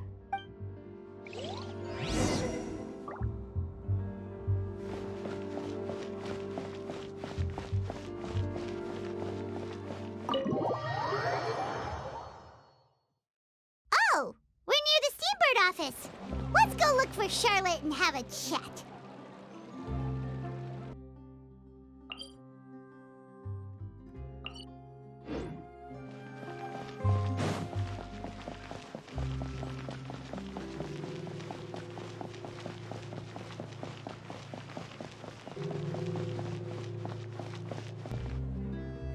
Wow! If it isn't the Traveler and Paimon! Oh, have you seen the article I wrote about you? Ha! You've got some nerve! You just used us to make some quick mora! Oh, you needn't worry about that. I heard that you were in Poisson some time back, so I sent you a letter to discuss just that. It appears you didn't receive it, though. It's all right, though. I've set aside the amount intended for you. I've even set the table with some food. Really? Oh, you're the best! You're almost a little too easy to win over, Paimon. If I were a journalist with ulterior motives, you'd be in trouble now, you know. Everyone knows you're not like that. Still, what brings you here all of a sudden? Were you looking for me? A friend of ours met you a while back, and when she mentioned it, we thought of coming to see you. Her name's Mona. Ah, so you know Miss Mona as well. She's a guest columnist for our paper. Really good one, too. She's so young and already such a brilliant astrologist. So she mentioned me? What did she say? She said that you're a real daredevil of a journalist. Nice. In which case, can this daredevil journalist dare to request an exclusive interview with the legendary traveler and Paimon? Huh? So your article in the paper today doesn't count? Oh, of course it doesn't. That was more like live photography. What I'd like to do is dive deeper and ask you to talk about the things you've seen and experienced. Yeah, are we even qualified enough? Why not? If I say you're worth an interview, then you're worth it. But not right now, of course. I'll need a few days to prepare. Oh, in that case, we'll just chat when you have the time then? Oh, so that's a yes? Ooh, splendid! I'll tell the editor-in-chief immediately. I'll have to apply for lighting, a venue, some props, and... Whew, so much to get done now. Talk to you later. Wait, Charlotte, Paimon's still got a question for you. And what's that? If, just for example, Fontaine were to be flooded tomorrow, what would you do today? Huh, that's the prophecy you're talking about, isn't it? I mean, I do hear about it often, but I've never once thought that the day could be tomorrow. If you're seriously asking, then I might try and think of a way to leave Fontaine. Oh, but I'm still a journalist first and foremost. That means I have a duty to be reporting from the scene. And secondly, I wouldn't forsake my homeland that easily. From what I've seen, most people don't know what they'd do should the worst come to pass. In truth, it might be better just to behave like normal rather than worry over such an end. So in all likelihood, I'd probably still be prepping at the office for that interview of ours. I know what you're thinking. That sounds a bit sad, but I've always believed that it's best to do what you enjoy. Just think about it. If this nation really were to be suddenly destroyed tomorrow, but I still successfully finish an exclusive interview with a truly unique person, then the story I would wind up writing would truly be timeless. And then do you know what I'd do? Well, I'd write that story, send it for printing, and use messenger pigeons to get copies out to the various nations as soon as possible. I'm not a dreamer, nor am I a workaholic, but I do love my job, and I'd be proud of leaving such an article behind. I guess you could say that I was born to be a journalist. But anyway, that's my answer. And on that note, I'll get back to my preparations. That's so nice. All of a sudden, Paimon actually kinda envies her. Anyway, let's go and take a look at the sea, shall we?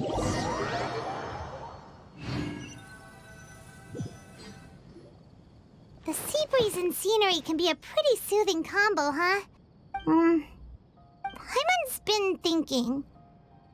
If it wasn't Fontaine, but all of Tevat that would be destroyed tomorrow, where would we go and what would we do? No, Paimon should ask, if you could choose, what would you like to do?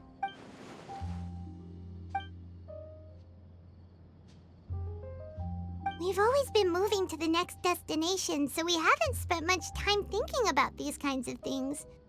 We didn't have to either, with us always being on the road and whatnot. You mean, still traveling? Huh. Wait, isn't that what we've always been doing?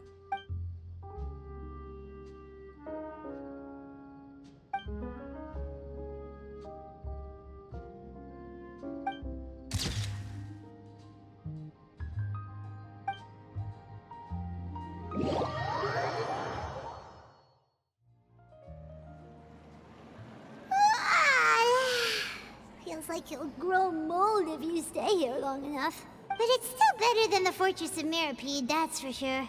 It's not only damp there, but salty too. Ah, so the two of you are still here. Wonderful. Oh, you're from the Palais Mermonia, aren't you? Yes, I'm Isadora. Monsieur Neuvillette sent me to look for you two before. I heard that afterward you went to the fortress of Meropide. Not at all. I'm well aware that you're friends of his. Actually, I'm here to pass along a message from him. Yes, inside the Opera House. The Maréchaussée Phantom has declared the incident a small-scale riot. A riot? Well, that said, I don't personally think it was that serious. Lady Furina was watching a performance at the Opera House, and while she was resting during an intermission, some other audience members suddenly started harassing her, loudly accusing her of doing nothing about the prophecy crisis. And before she could respond, others started to join in. The crowd continued to grow, and protests against the Hydro Archon started to break out. So people have started to put the blame on Furina. Guess they finally found an outlet for the pressure they've been under due to the prophecy. I agree. People will naturally rely on gods, as is customary. But the moment people feel threatened, gods are also the first to be blamed. So what happened after that? Is Furina okay? Seeing that the situation was spiraling out of control and that further argument was pointless, she claimed that she'd gotten tired of this and left in a hurry.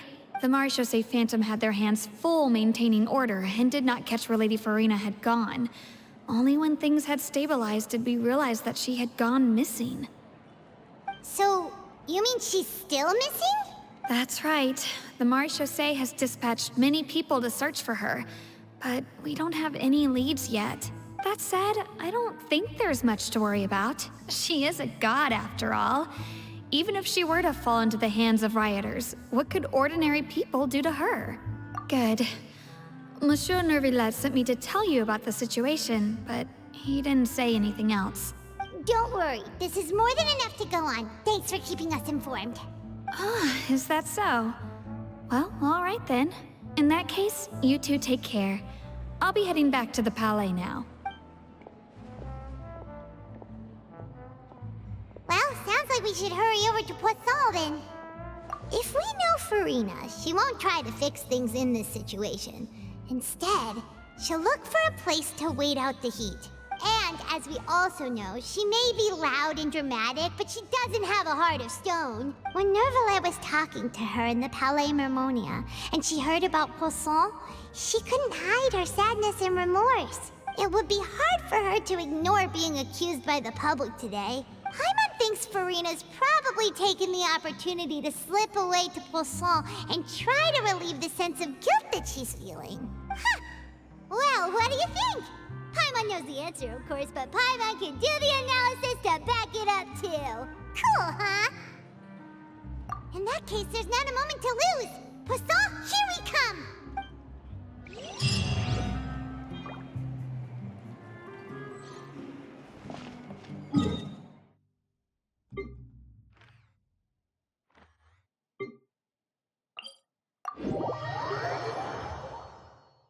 This place looks deserted.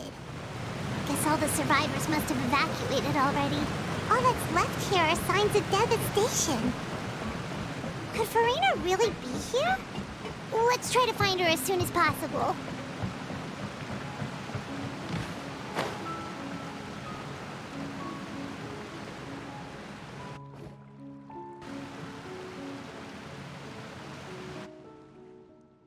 Ah, that's Furina, right over there. She really is here all on her own.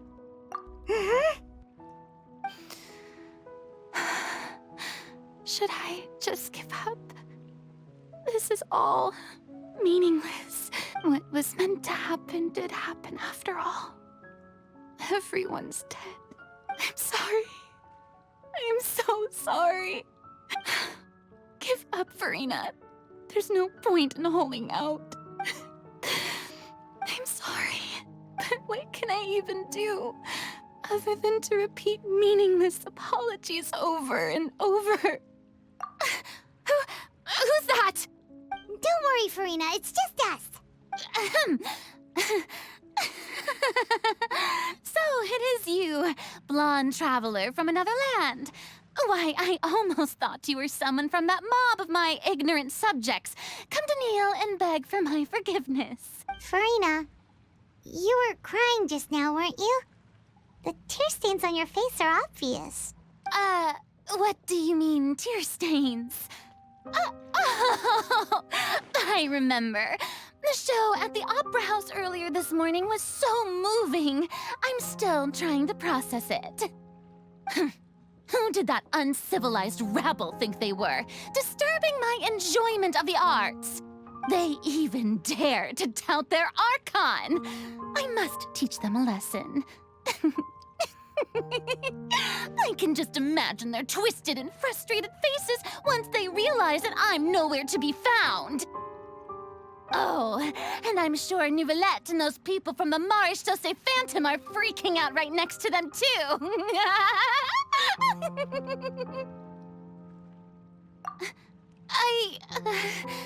Of course not. Hey, there she is! The Hydro Archon's over there! Quick, after her! Furina, those people seem to be after you. They are? They're just some rabid fans who want to cut the line because they haven't been able to meet me in person, aren't they? That's against the rules. I can't let them get their way. Furina just ran off! Quick, we have to catch up with her!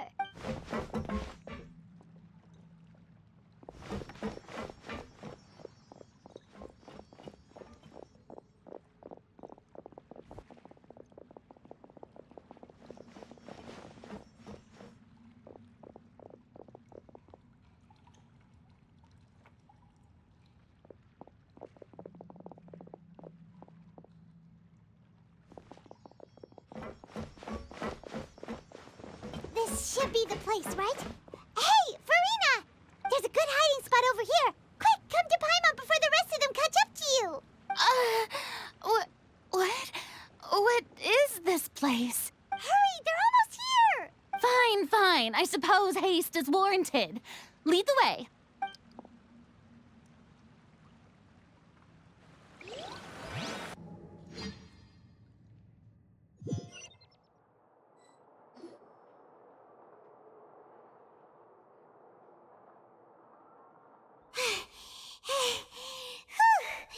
Paimon's exhausted.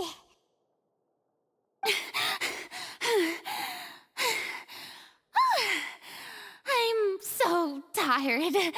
I totally thought they had caught me. No, I mean, I merely gave in to the sheer enthusiasm they displayed.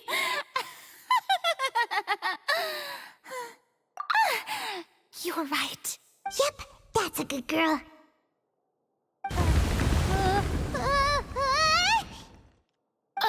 What's happening? The ground's shaking. Is it an earthquake? Yeah, a quake of this kind preceded the flooding in Poisson, didn't it? It can't be. It's happening again. Well, there's no need to worry too much about that. Neuvillette's made some emergency plans, so the evacuation should go a lot smoother this time. Yeah, I hope you're right. But the people of Poisson, they've already...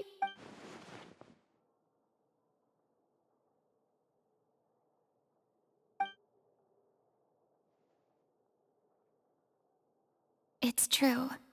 I've been investigating the prophecy for hundreds of years. I once had informants all over Tevat, searching for clues and feeding information back to me. I've tried all kinds of ways, too, to hold back the sea. Anything to keep the coastline from advancing. But all my efforts proved to be futile in the end. Really, the truth has been clear to me for a very long time. We cannot make an enemy of the divine.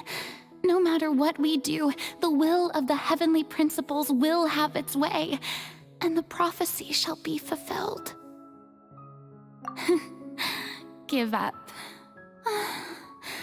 I do love the sound of that phrase. It would mean finally coming to terms with fate, but also for me to finally be free. Indeed, I've thought about giving up so many times, especially after we almost lost Poisson. Fate is really unreasonable, isn't it? It has no heart and obeys no rules. The prophecy has only just started to come true, and so many people have already lost their lives. But just now, it all became clear to me. I still don't have the right to come to terms with fate on behalf of everyone else. As long as the final moment hasn't come, it's still not too late. Don't worry. I will keep hope alive for everyone until the very end. Well, that's enough for now. I got the impulse to play the stricken maiden, but honestly, considering my rank and station, that wasn't a good fit at all. Don't take any of what I just said seriously. How could I possibly let Fontaine fall to the whims of trivial prophecy? Come on! Paimon could have sworn you were actually being honest just now.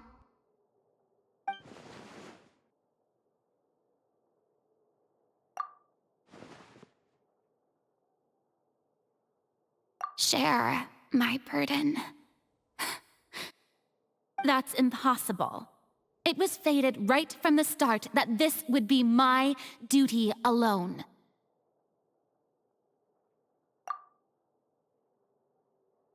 A witness. Yes, I've heard that you came to Teyvat from beyond the stars, yes. In other words, you never belonged here.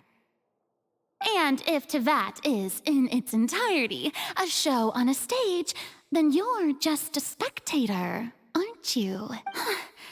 If that's the case...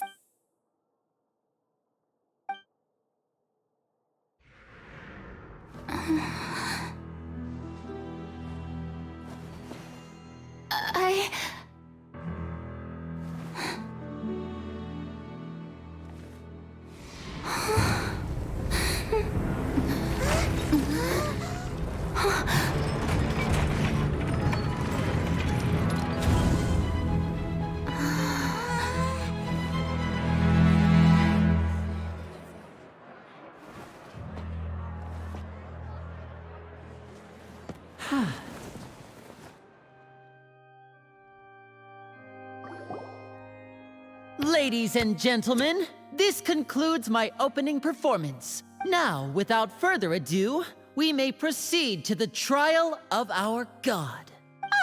So this is what it is.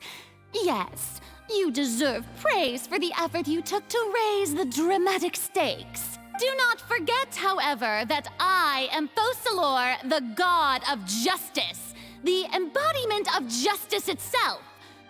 Does it not strike you as even the least bit absurd to bring the very concept of justice to trial? May I interpret these words as your refusal to stand trial? In that case, you will have the opportunity to defend your honor through a duel. You would draw your blade against a god? I see. It seems like you have made up your mind.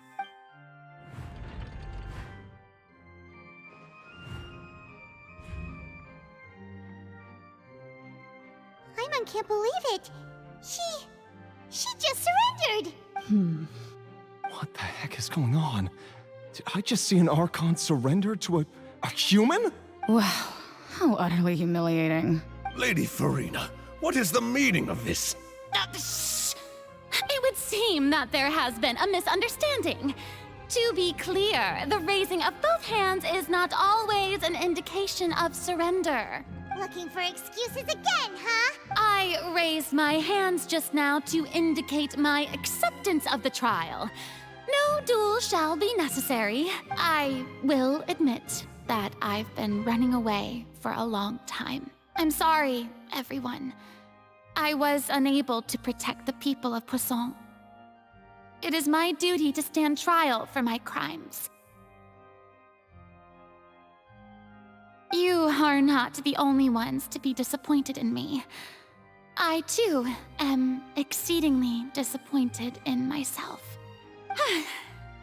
But now, it is time for the Hydro Archon to show you her courage and resolve. I, Furina, will use this trial to show the world the true meaning of justice! This time, I will protect you.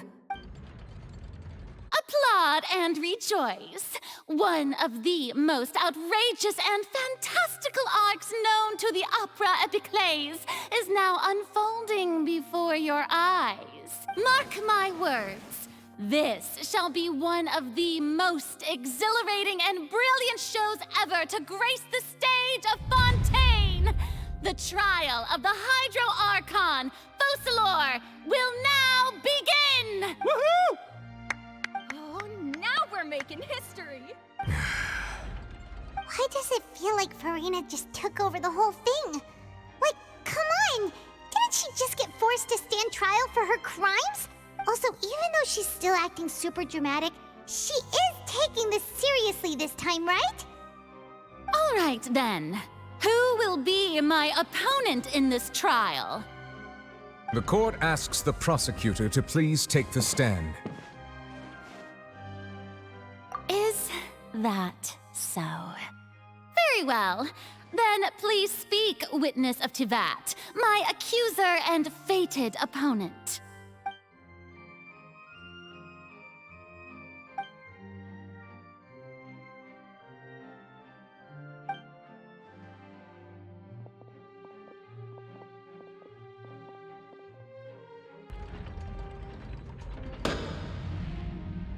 Also, please allow me to ask, as a final question before the trial begins, just how much work did you do to force me onto this stage? Well, we did do a lot of prep after the meeting that day. I can go over the tasks assigned to the Spina di Rosula, since they were rather straightforward and easy. Navia, the president of the Spina di Rosula.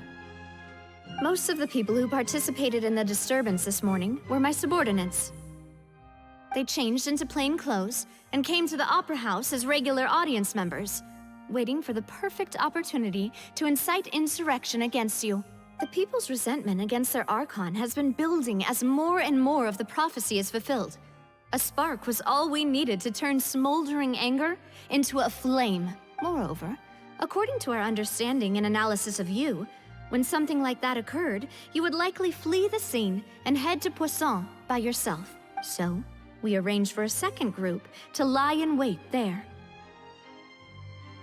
So, you mean, the ones who scoured the settlement for me were also from the Spina? And their goal was to force you to step into the giant magic box so you may personally participate in the greatest magic performance in all of Fontainian history. That's right.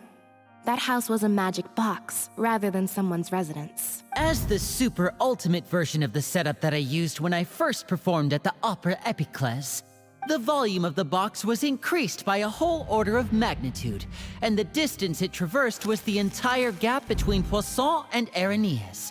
Its cargo, of course, was an Archon instead of a human. My thanks, Furina. Without your help, we could never have pulled off such an extraordinary performance. You're welcome? Of course, this performance was only made possible with Father's support. The House of the Hearth spent a massive amount of labor in Mora to pull this off. We had to select a location, construct the giant magic box, dig a tunnel, and open up a path through the water. It was a lot of work for all of us.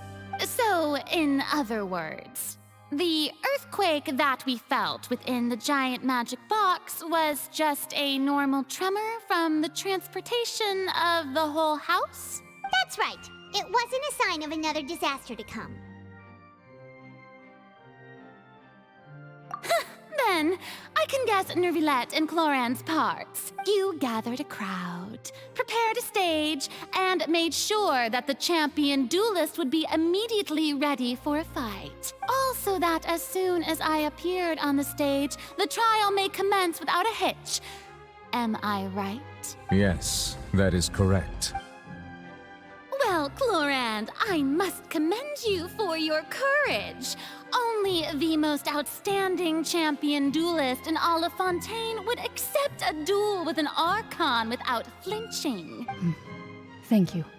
As for you, Traveler, I suppose your role was to keep me distracted with conversation once you found me in Poisson. You'd make sure that I didn't notice anything amiss before revealing yourself as my prosecutor once we'd arrived onto the stage. Oh?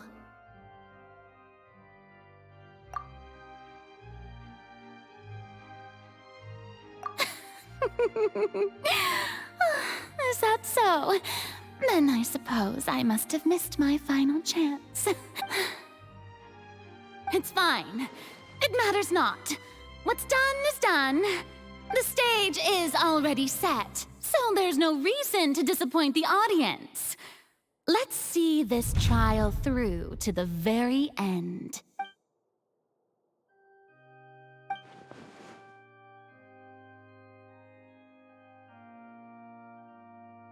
Madam Prosecutor, please allow me to pass this along. This is a document that Miss Charlotte applied for and received permission to share with you during the trial. According to her, it should speed up the proceedings. Huh? Charlotte wanted to give us something? Oh, so she's here too! Hey, Charlotte! Oh, let Paimon see. Isn't this the exclusive interview that she did with us before? So she's already finished it, huh? Wait, then that means this document is a perfect timeline of everything that's happened ever since we stepped foot in Fontaine! So in other words, we can refer to this anthology of evidence every time we want to use something from our journey as evidence for an argument! Let's quickly confirm the information in it. Just think of it as a refresher, alright? You defeated the Hydro Archon in the very first duel you took part in at the Opera House. That's one for the history books, all right. I didn't think that you'd wind up getting to the bottom of the case I'd been following all this time. I guess you could also see this as a happy coincidence. This is the first time Monsieur Neuvillette had a difference of opinion with the Oratrice. Even the Hydro Archon can't figure it out. A Fatui Harbinger. She's an extraordinary person. Her instinct must mean something. The fortress of Maripede was almost destroyed in a single day. That I didn't witness that scene personally will always be a source of professional regret, I think. According to Monsieur Neuvillette, both Child and that whale should have been in the primordial sea at that time. I nearly lost my awesome friend Navia. To be honest, that still gives me shivers. The words of someone as extraordinary as a witch can probably only be truly understood when something surreal happens to you.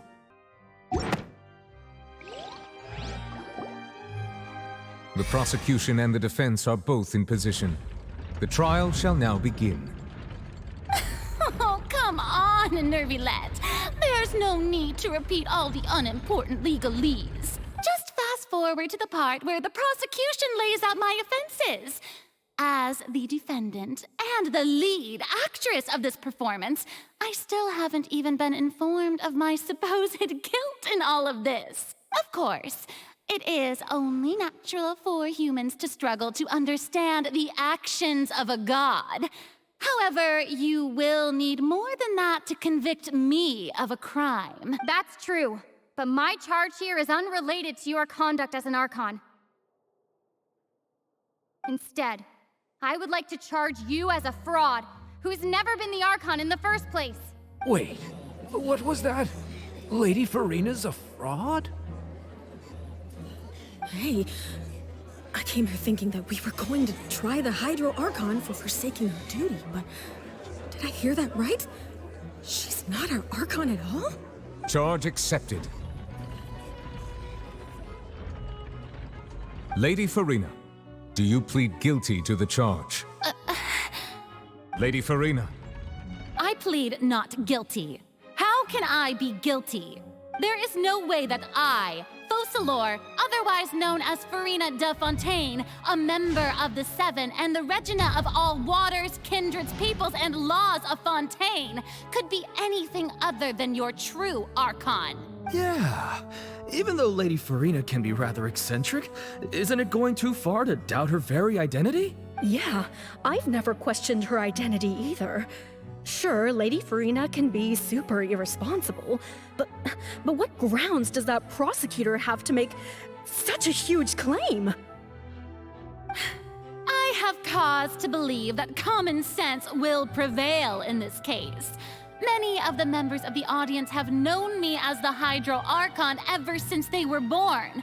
There would be no fooling their memory. See? Even the Oratrice has decided to show me its favor. Are you sure you want to commit to a charge that will never be upheld?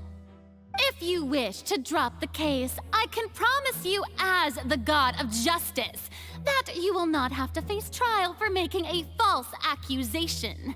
We will treat everything that's happened as a dramatic spectacle and move on with our lives. What do you say to that? Huh. An argument with near impossible odds, huh? We have to not only refute Furina's claims, but also overturn the long-held beliefs of the people. Well, I tried to give you the chance to surrender. If you must persist, then let me ask. If you believe I'm not the Archon, then what manner of being do you think I am? And if I was not the Archon, then how did I manage to live for over 500 years?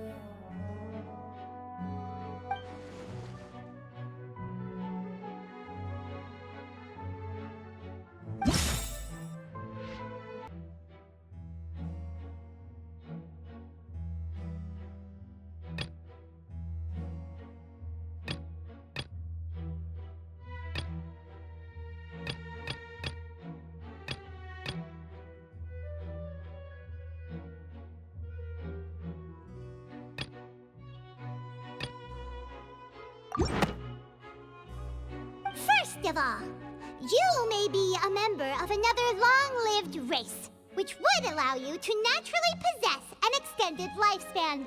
And second of all, even if that wasn't the case, there could be other ways to extend your life. Who gave you that idea? Was it the knave? You'd sink so low as to use a harbinger's words against me. A curse? I once thought it possible that the aura of an Archon might naturally resemble a type of curse. But in light of this claim, perhaps what I sensed was not your divinity, but a curse after all. You sensed it too, huh, Neuvillette? Lady Furina is actually a human? Well, it is true that it's extremely difficult to tell humans and gods apart just by looking at them. It's not impossible.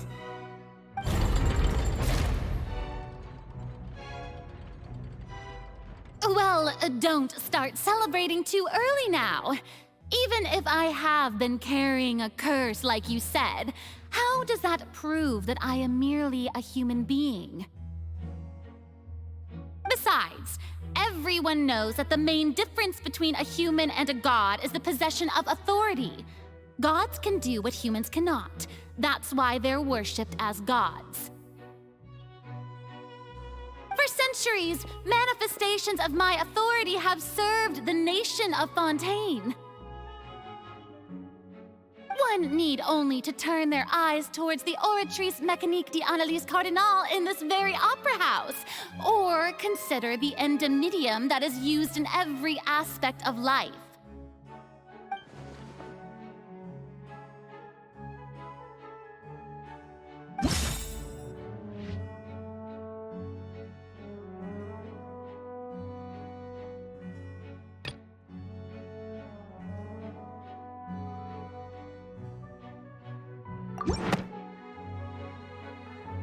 You tried tried to reference the Oratrice. But weren't you as confused as all the rest of us when the Oratrice declared Child to be guilty without any proof? Otherwise, you should have come up with a good explanation for that by now. Didn't I make myself clear at the time? The decisions of the gods are naturally difficult for humans to comprehend. There is no need to provide an explanation. Lady Furina, I believe a reminder of your current circumstances is in order. While the court is in session, the principles of justice and the law must come before all else. While you are an Archon, you are also first and foremost the defendant in this trial. You will prove yourself unable to defend against the prosecution's charges if you continue to withhold vital information against the rules of the court. I never thought you'd use that kind of rhetoric against me. That was no trick of rhetoric, Lady Furina. I've merely reiterated the rules of the court. Rules that all should respect and follow. So, you neither knew why Child was declared guilty, nor did you understand the structure and operations of the Oratrice. Instead of having been created by you, the manifestations of authority you mentioned have been made by the real Hydro Archon, haven't they? The real Hydro Archon? Well, now you're really losing me. It is true that I did not know why the Oratrice gave out a guilty verdict that day. But the Oratrice handed out that verdict unilaterally, and it has been operating independently ever since it was first created. You can't argue that just because a divine creation is flawed, that the god behind it must also be no god at all. She's still throwing out all kinds of excuses. Seems like she's confident that we won't be able to produce proof that she has no power over the Oratrice. My power as an Archon. There are many ordinary citizens in the audience. How can I just carelessly demonstrate the formidable power of an Archon? If that poses a concern, I'm prepared to extend my protection to the audience. You don't need to go that far.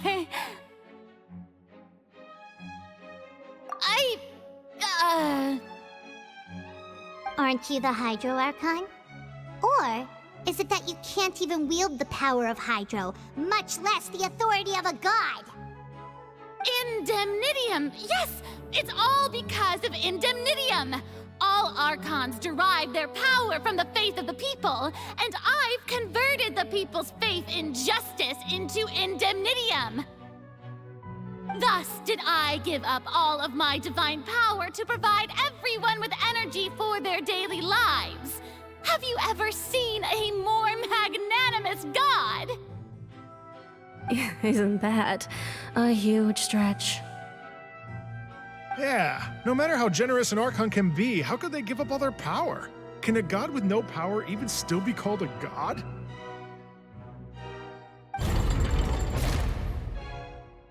It seems like nobody's buying Furina's excuse. Hey, come now, everyone. Please don't stare at me as if I was a liar. I'm still the same Furina you knew, right? The one that you loved. Shouldn't you want to believe in me? Please? You've got to believe me. If what the prosecutor said is true, she really has committed a grave offense. Did she deceive all of us? And all of our parents and grandparents too? And all of our ancestors? Ever since they were born? Enough! That's enough. Tell me then, if I'm not the real Hydro Archon, then who is? If you have no evidence of another Hydro Archon's existence, nor can you find anyone who can back up their claim to be such, then what grounds have you to say that I'm not actually the real deal? Wow, she came up with yet another argument. How can we refute her now? Seems like she really doesn't want to give up.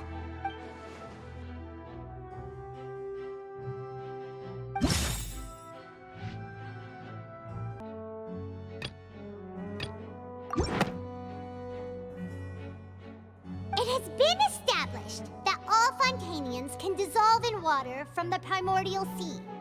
And that means... Since you insist on claiming to be a god and not a human, then there's a method that you can use right here and now to eliminate all suspicions of you being the latter. Miss Navia, please apply to serve as a temporary attorney for the prosecution before addressing the court. Though you act in partnership with the prosecutor, you must still adhere to proper procedure. Super sorry, Monsieur Chief Justice. I swear this really will be the last time that I'll speak out of turn. Now, I've brought some seawater from Poisson. As everyone knows, a massive flood struck the area not long ago, taking many lives, including those of some of my closest friends. So, Miss Furina, would you dare to touch some of this seawater? If we are to believe that you are indeed the real Hydro Archon, touching this seawater would have no effect on you. All it should do is strengthen your case. But if you don't dare to touch it, then we would have basically proved the reverse. Oh, and I must remind you that after the disaster at Poisson, nobody wants to see any more people dissolve. I do hope you'll act prudently and choose the simpler path of admitting guilt. Navia from the Spina di Rasula. The Spina has governed Poisson for many years. I guess her suggestion is valid. If Lady Furina is indeed just a human, she's probably Fontainian like all the rest of us. Would she really dare to try?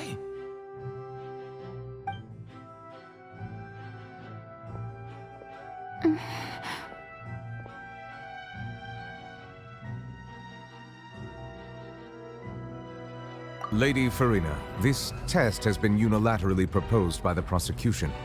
As it falls outside the realm of standard court proceedings, you possess the right to decline participation.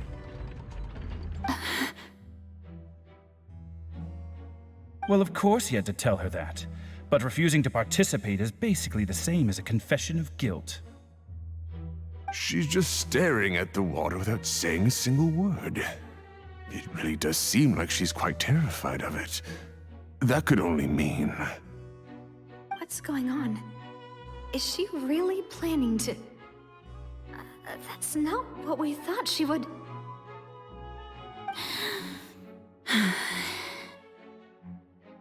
Due to the inherent risk of the test, Lady Furina, you may...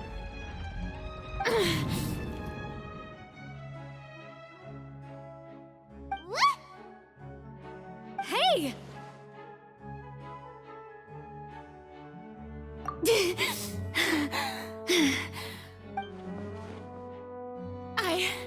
I'm fine! Look at me, everyone! My hand is still here! I haven't been dissolved! Will you believe me now? I really am your Archon! I'm nothing like a normal human who would fall apart as soon as they touch this water! Really? Was this not the most obvious thing in the world? Miss Siegewin? If you're present, Miss Siegewin, please come forward and attend to the defendant. Siegewin? Don't be nervous. It'll just take a few seconds.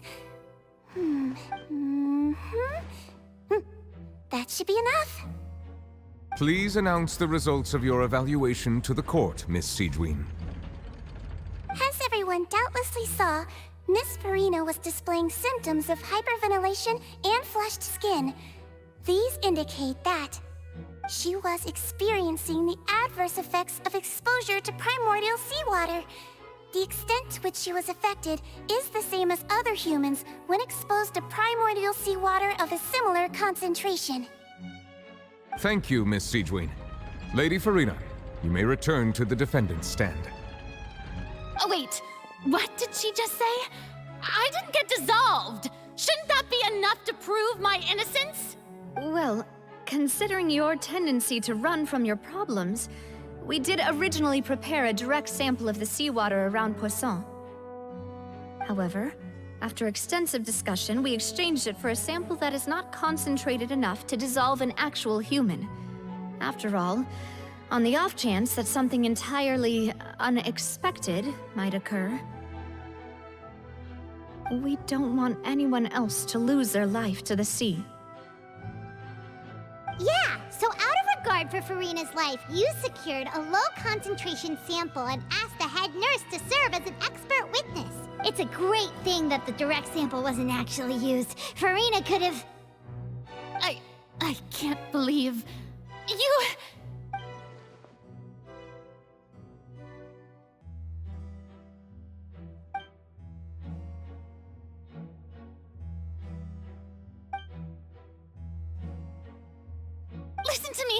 Listen to me, everyone! Please don't give me such cold and disdainful looks! What happened just now didn't prove a single thing! Think about it! How can you conclusively prove that an Archon can't also be affected by the primordial seawater? Also, if I was really just a human, why would I dare to just put my hand in that kind of water?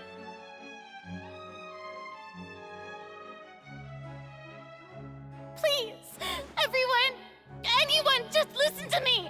I swear, I really am your Archon.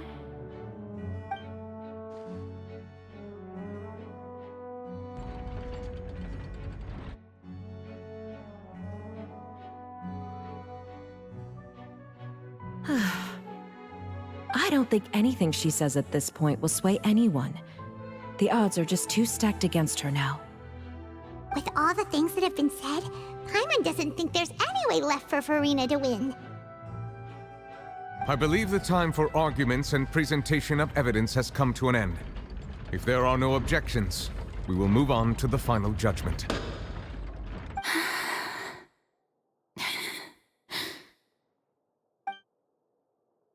I don't think anything she says at this point will sway her. She's too stacked against her now.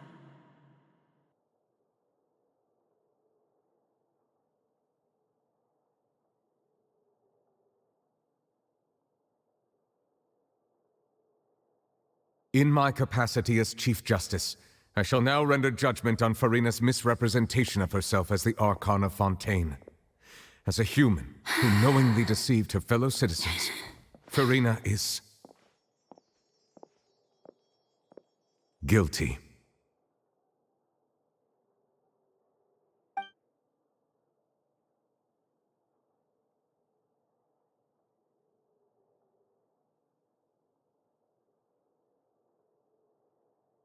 We shall now turn to the Oratrice Mécanique d'Analyse Cardinale to render the final verdict on the charges.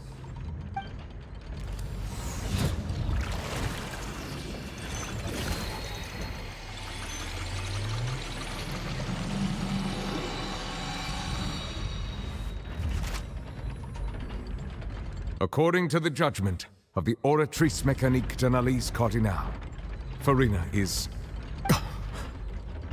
Well, what's wrong? What's the Oratrice's verdict? No, the Oratrice also displays a guilty verdict. Isn't that correct then? However, the exact wording of the verdict is thus. The Hydro Archon, guilty, to be punished via the death sentence. The death sentence? That's actually one of the available sentences? I've always thought that it was just a myth. The one and only time the death sentence has been handed out at the court, and it's been given to the very person we've worshipped as the god of justice? What an unexpected twist. Furina's been sentenced to death by the Oratrice? We just wanted to use the trial to show her the seriousness of things so she'd tell us the truth. How did things escalate this quickly? This outcome is indeed quite strange. According to Fontaine's current definitions of justice, as well as its recommendations for criminal sentences, is this sentence really appropriate for the crimes that have been committed? Yeah! Even Fache wasn't sentenced to death by the Oratrice. You know, the real evil mastermind behind the serial disappearances case. Indeed. Not only is Furina's sentence overly excessive, The very point of our trial today was also to prove that Furina has never been the Hydro Archon in the first place. But now, the Oratrice seems to have deliberately invoked the title of the Hydro Archon. What does this mean?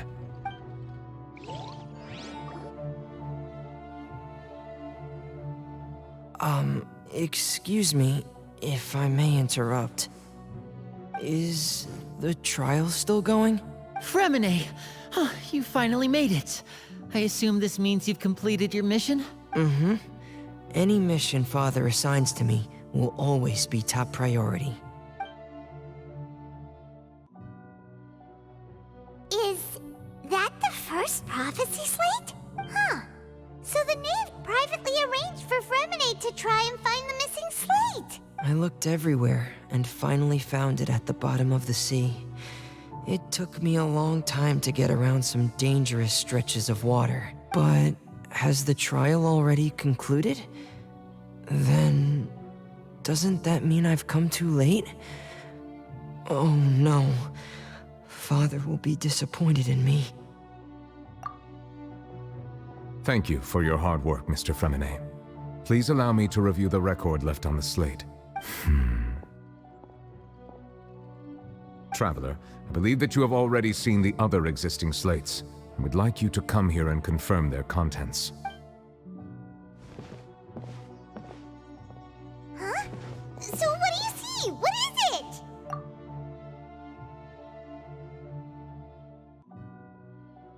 I believe I have now made sense of the Hydro Archon's crime. It has to do with Fontaine's lost history. Huh? Isn't the Hydro Archon just guilty of deceiving her people? Oh, wait, no, that's Furina, and we've already proven that she's not the Hydro Archon. So when you say Hydro Archon, do you mean the real Hydro Archon we've been kinda talking about? In truth, everything that you've encountered in Fontaine up until this point can be traced back to the contents of these stone slates. However, I'm uncertain as to how much sense they currently make to you. Okay, let's try to recall the contents of the other 3 stone slates. Paimon will do her best to help you remember.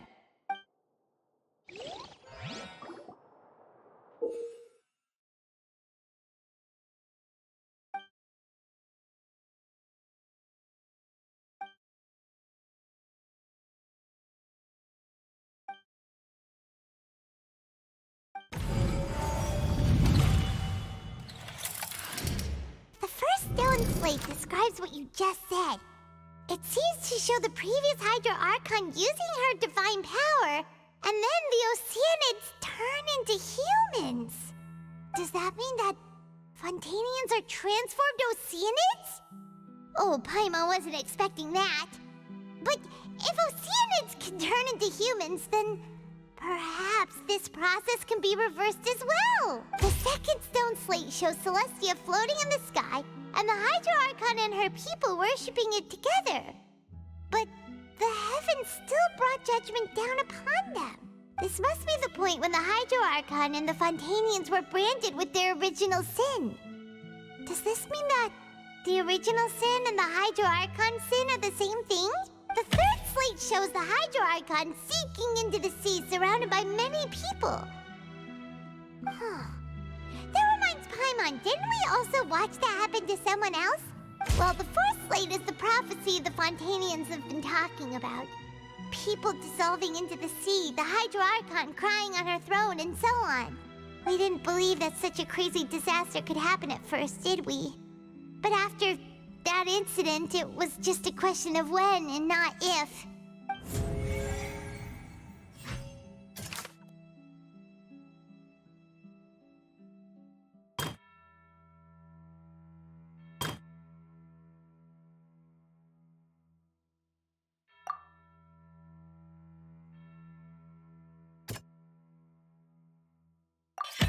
It's not as simple as falling into the sea. When Navia fell into the sea, her consciousness was subjected to judgment. The stone slates show the people gathered around the Hydro Archon in the sea.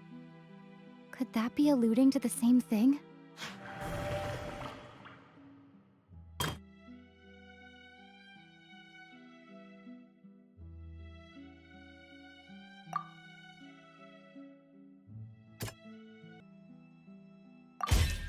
prophecy from the stone slates found its way into society, but not many people believed it at first. The fortress of Masquerade was nearly flooded with primordial seawater, which we know can cause Fontainians to dissolve. It seems increasingly likely that the prophecy may come true. If we hadn't dealt with it in time, things could have gone very badly.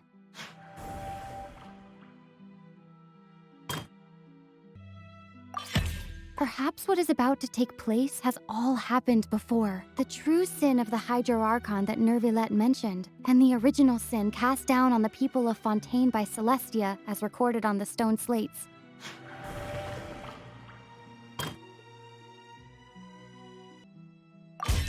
We know from the case of the serial disappearances of young women that Fontainians can be dissolved in primordial seawater. And the first stone slate tells us that long ago, the Hydro Archon used her power to turn Oceanids into humans. This might be the reason that Fontainians can dissolve.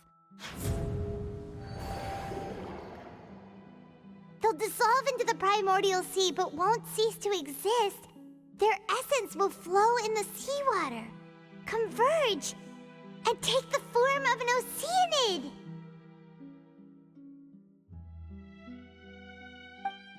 The Hydro Archon was sentenced to death in court, shocking everyone present. Perhaps this means that her sin was actually Fontaine's original sin. Navia fell into the water inside those ruins, and she nearly dissolved. She was surrounded by the people of Poisson in a court within her consciousness, and was forced to take part in a trial meant to make her stay. The eruption of the primordial sea at the fortress of Masquerade was the surest sign that the prophecy was about to come to pass no matter what. The prophecy's contents can all be verified by recent events. If we combine what we know together, loads of truths should come to light.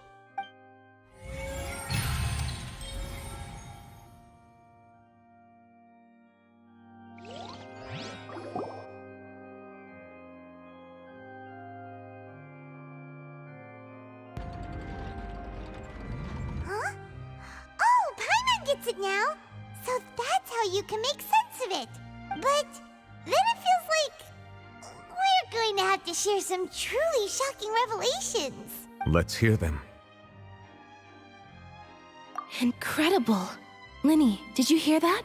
We're not real humans. All Fontainians were originally created by the late previous Hydro Archon, with Oceanids as their basis. The evidence for that can be found in how only Fontainians could dissolve in primordial seawater, and how all the girls Vacher dissolved were also turned into Oceanids. Oh, and according to Navia, when she was about to get dissolved, she also saw everyone gathered around for a trial, all of them in the shape of Oceanids. Indeed. Yeah, and it follows from the content of the first slate that she probably angered Celestia by creating humans without prior permission. That could also explain why the Oratrice judged the Hydro Archon to be guilty. It's to account for that ancient sin. The Hydro Archon's true sin was creating us?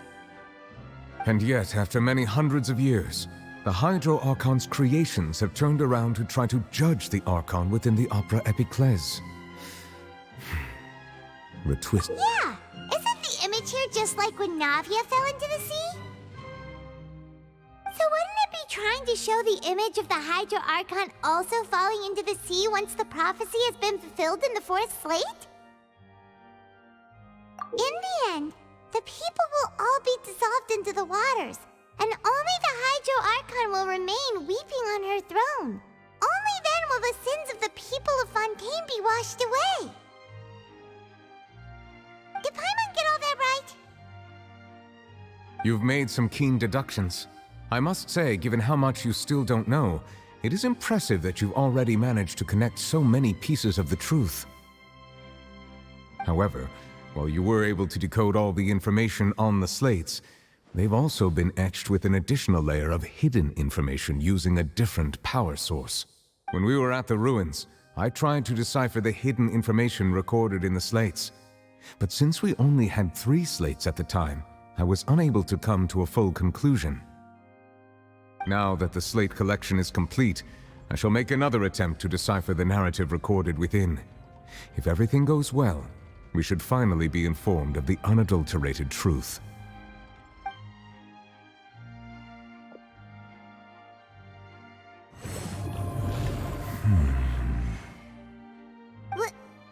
Well? Did you get it? I believe I should share this truth not only with you, but with all the people of Fontaine as well. I will try to briefly summarize it for you. Your hypotheses regarding the origin of Fontainians and the sin of the Hydro Archon were both correct. In the Fontaine of old, the previous Hydro Archon sensed the yearning of her Oceanid familiars for life on land. The Oceanids were enamored with the beauty and romanticism of human beings, and wishing to have those experiences for themselves, expressed to the Hydro Archon their desire to become of a similar kind. However, even though water as an element is intricately linked with the power of life, the Hydro Archon, as one of the 7, did not possess the authority to create a new form of human life. Not one to give in, she eventually found a way to create permanent humanoid bodies for her familiars by appropriating the power of this planet's primordial sea. She poured primordial seawater into the Oceanids' blood vessels, creating humanoid mimics in the process. But if Fontainians were to ever come into direct contact with water from the primordial sea, the power within their bodies would escape these artificial restraints and return to the sea. As a result, their forms would collapse, and they would be reverted to their original forms as Oceanids. Of course, the Hydro Archon never received permission from the heavenly principles to create a new human race. And thus, the Hydro Archon and all of her creations came to shoulder the original sin of appropriating the power of the primordial sea. That is the true history of how the people of Fontaine first came into being. So we were all Oceanids before we turned into human beings? That's way too much information for me. I think I'm just going to pretend that I never heard a single thing. Wait, but if that's the truth, we can't let the Hydro Archon be sentenced to death. After all, her only sin was creating us. This really might be too much information for your regular Fontainian, but it does answer a lot of our questions. Alas, your hypothesis regarding the 3rd and 4th stone slates was inaccurate. The slates' respective positions are, in fact, correct. A key point of the visual on the 3rd slate is how all the individuals depicted in the water are humans rather than Oceanids. They have not been dissolved, which implies that the water depicted in this slate is not water from the primordial sea. The nation of Fontaine is the nation of Hydro, as well as the nation of trials and justice. Instead of being the literal element, the water in the scene symbolizes judgment and justice. You may also recall Navia's experience. When she fell into the sea, her consciousness was surrounded by that of many others who intended to hold a trial to determine her fate.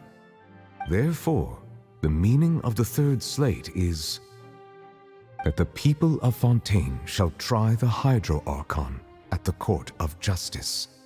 Yes, it refers to our present situation. I think I'm following now. So, what you're saying is, even though we decided to put on this trial to avoid fulfilling the prophecy,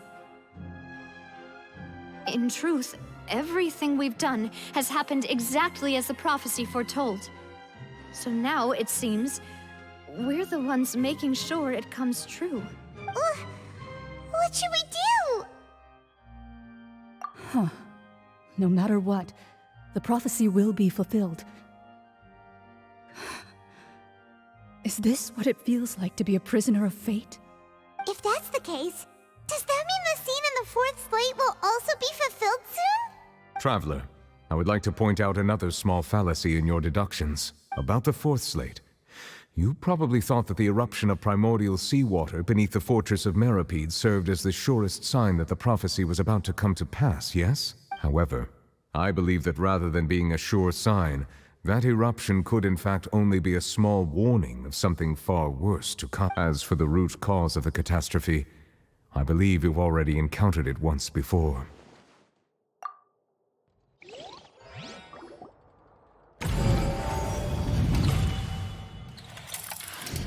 This eruption was just a small warning of the things to come. We must find the root cause of the disaster.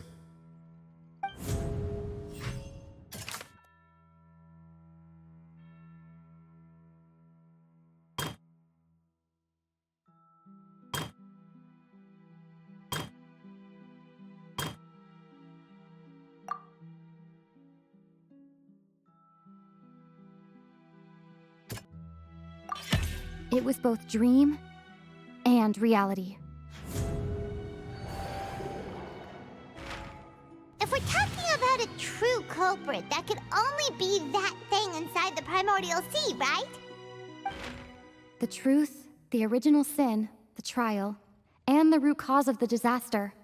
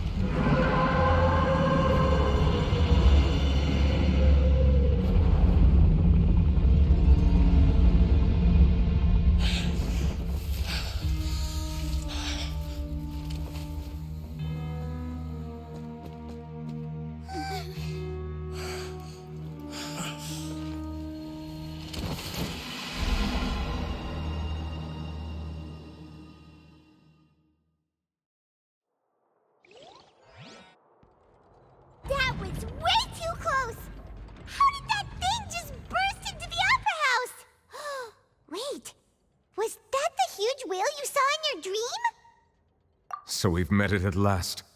I understand very well why it has chosen to make an appearance here. That whale does not belong to Tevat. It is a monster that has traversed the stars, weeping all the while. It has been greedily consuming the energy from the planet's primordial sea, using it to grow. That is the main cause for the rising sea levels. And once it has finished consuming all of the energy contained within the sea, its next step will be... You said that when the Hydro Archon first created Fontainians out of Oceanids, she filled their blood vessels with primordial seawater. Precisely. That whale finds the blood of Fontainians nigh impossible to resist. Therefore, when it left the primordial sea, it decided to make its next stop a packed opera house full of food. Food in the form of Fontainians. We just barely managed to push it back, right? In that case, won't it come back to target the people again once it's managed to recover its strength? That is correct. Indeed, it is more accurate to say that we should thank that Harbinger for buying us some time. Without him, the whale would have likely come onto land far sooner. From the way he looked, he must have been fighting the creature for quite a long time. That battle maniac. We've always known that he had a special connection with that whale, but we definitely didn't expect it to help us out like this. Anyway, now that we know that this whale is the actual cause of the disaster recorded in the prophecy, all we need to do to stop the prophecy would be to find a way to beat it up, right? It is too late. It had already absorbed too much of the primordial sea's energy before we could notice it. At this point, it has become practically integrated with the sea itself. Even if the entirety of Teyvat were to be destroyed, it could still survive and swim off towards some other world. That's not something I will accept. We've already done everything we can, and we even found the true culprit. We've come so far. You can't just tell me that the last hurdle is some impossible foe. That's just not fair. Indeed. That's not how a grand performance should end. I'll fight it to the end. No matter what. So the prophecy will be fulfilled no matter what, huh?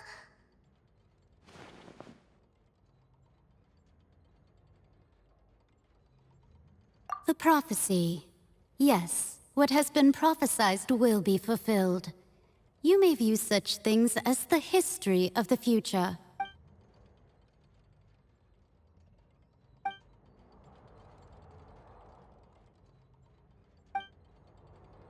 Just as prophecies are usually only the future as seen from the perspectives of the gods, could things be happening in hidden corners where the gods' gaze does not fall? Ultimately, fate shall serve as your only guide, no matter what will happen in Teyvat's future. All you need to do is to play your part.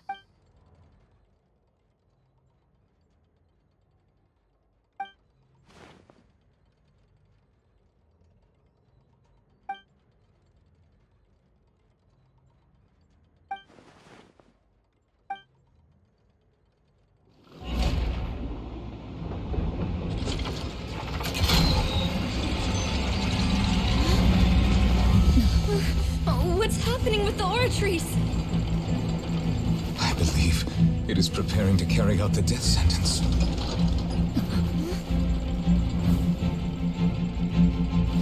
Furina!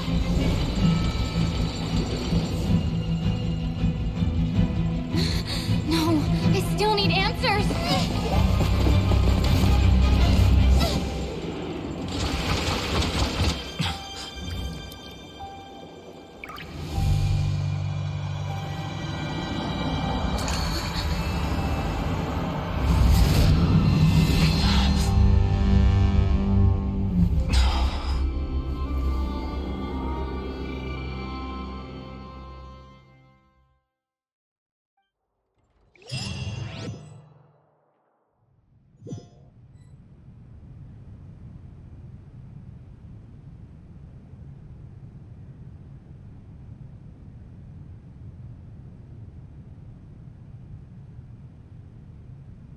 You...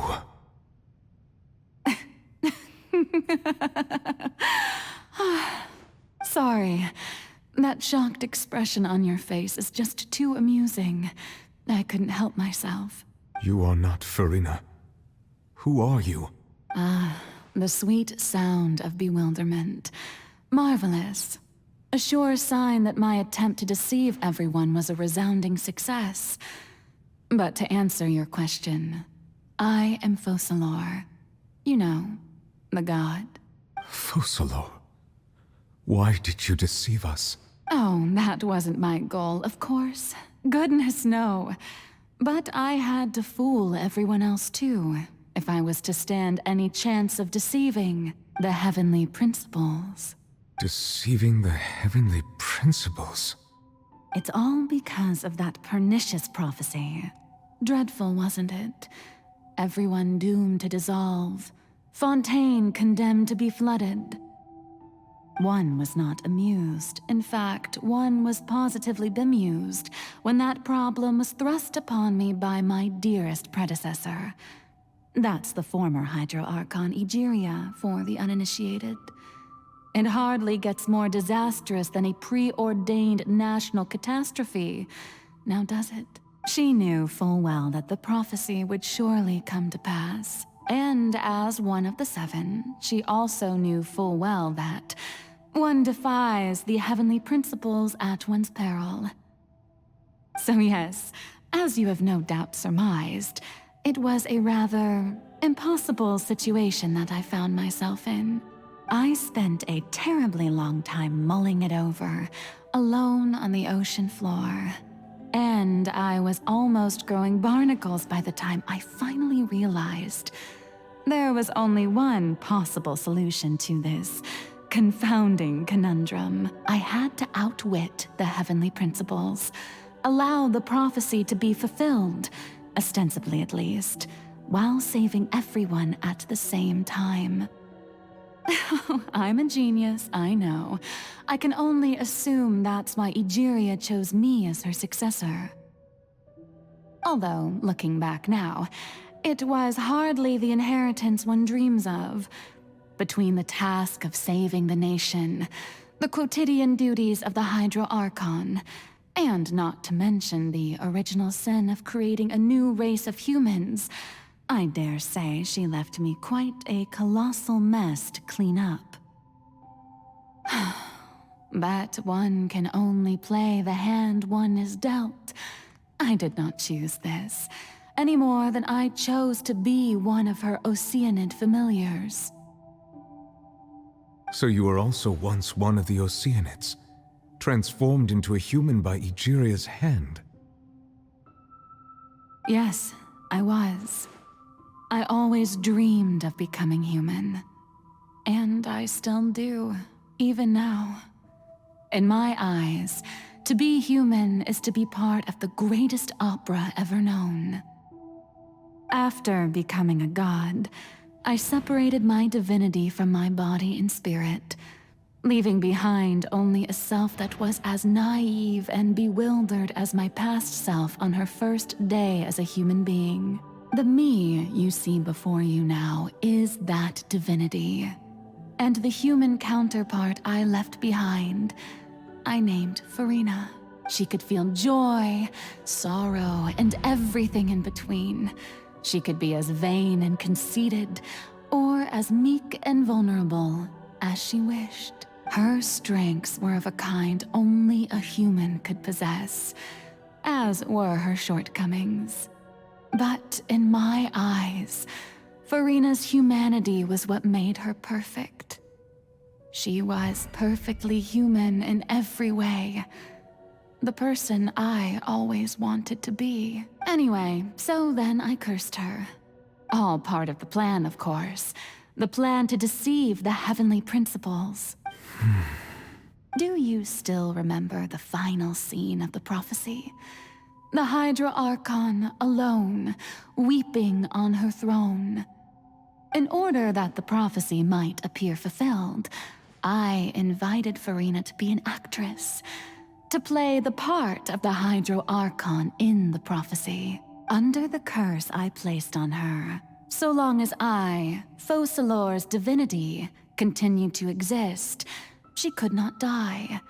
But nor was she free to live her life in the pursuit of happiness. Instead, she was forced to take the stage in the opera house, to embrace the role of leading lady, to forever play the part of the god from the prophecy, all to create a deceitful appearance of that prophecy coming to pass. I suppose now you probably understand why your court is called the Opera Epiclese. But Furina is only human, isn't she? Even though she has had a long life, her mind is no stronger than that of any other ordinary human being. I cannot begin to fathom what she has had to endure. It must have been torture for her. It has indeed. And although she is, in a sense, me in human form, I most definitely owe her an apology for it. It's been 500 years, and all along, she's been playing her part in the most unimaginably long, unbearably lonely, and agonizingly painful opera of all time.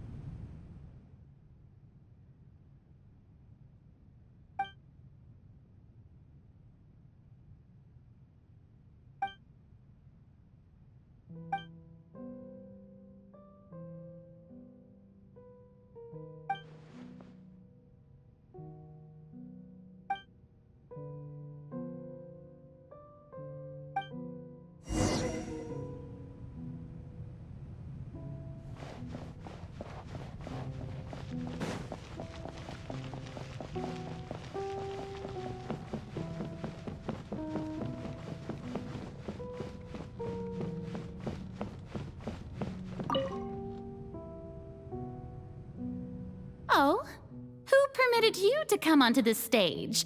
Now, I understand your admiration for my august self, but I must ask you to keep to the rules. All right. It is not my intent to reprimand you. There is no need to state your name. Just be off with you.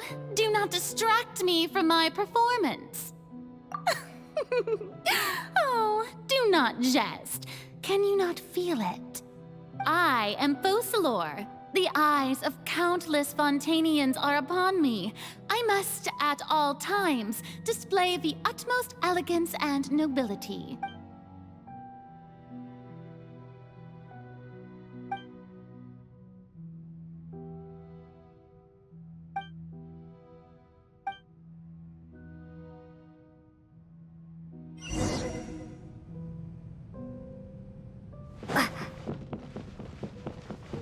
Dear audience, the performance is experiencing a technical difficulty, but worry not.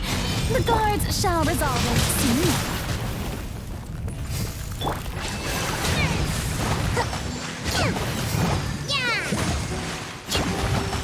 Allow me.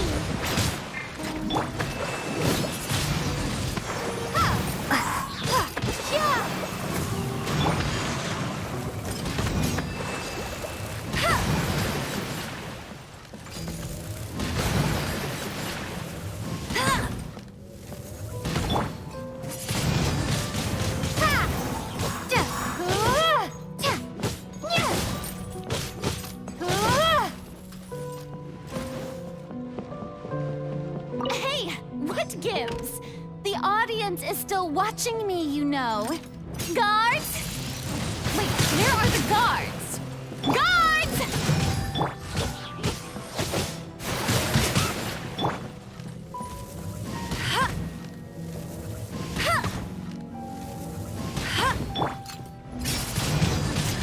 Windblade!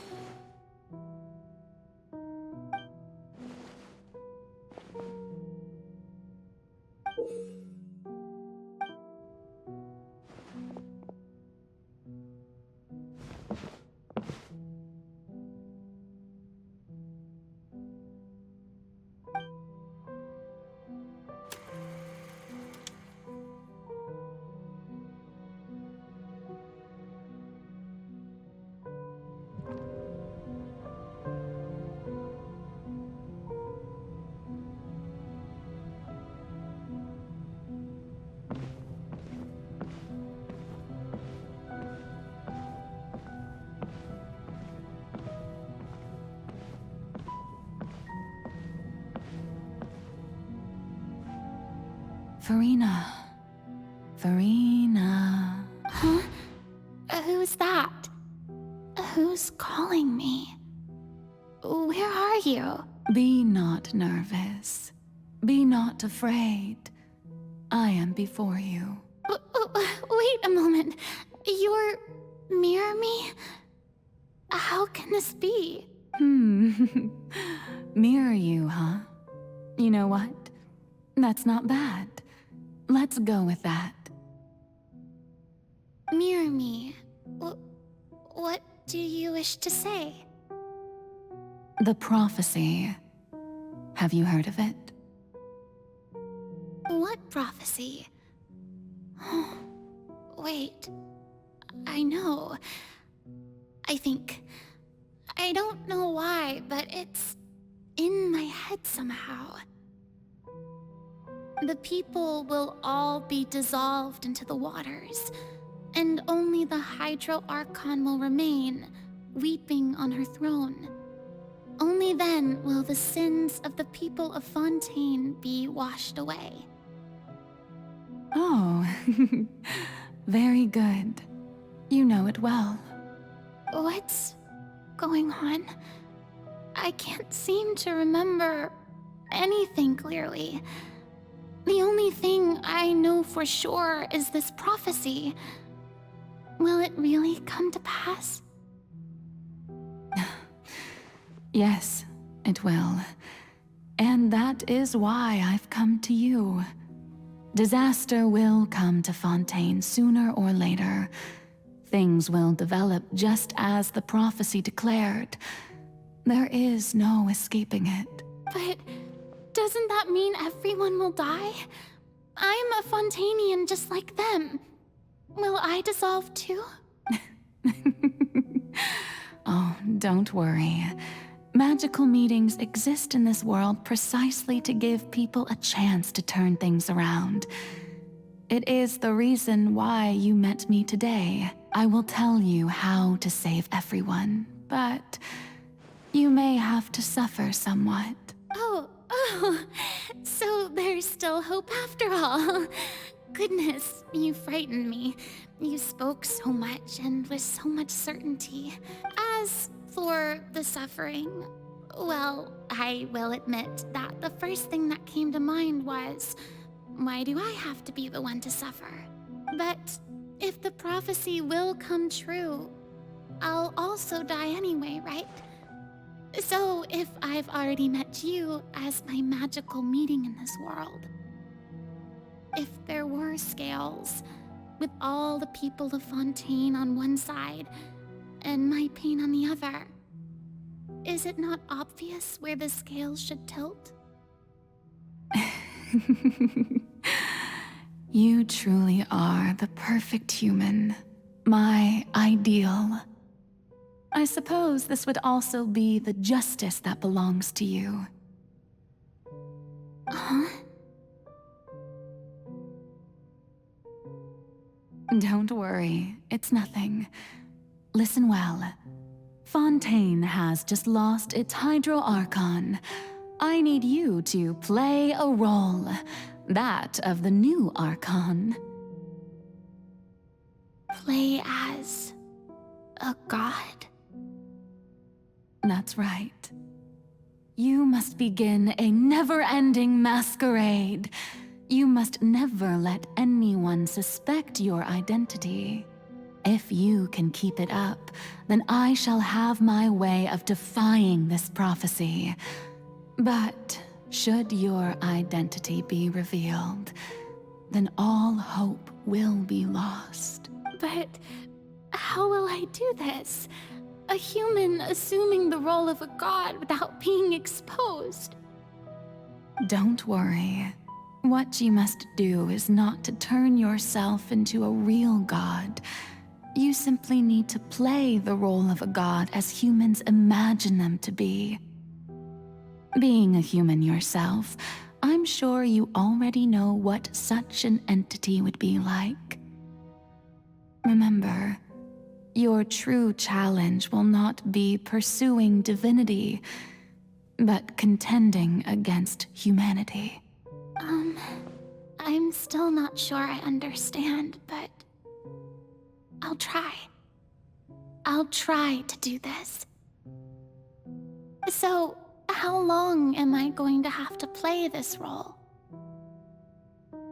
To accomplish this mission, you will have to stay on the stage for many, many years. You will endure and not grow old until your task ends. But I promise you, all will eventually end in a magnificent and dramatic trial, and everyone will be saved. A trial, huh? How exciting. I'll be looking forward to it.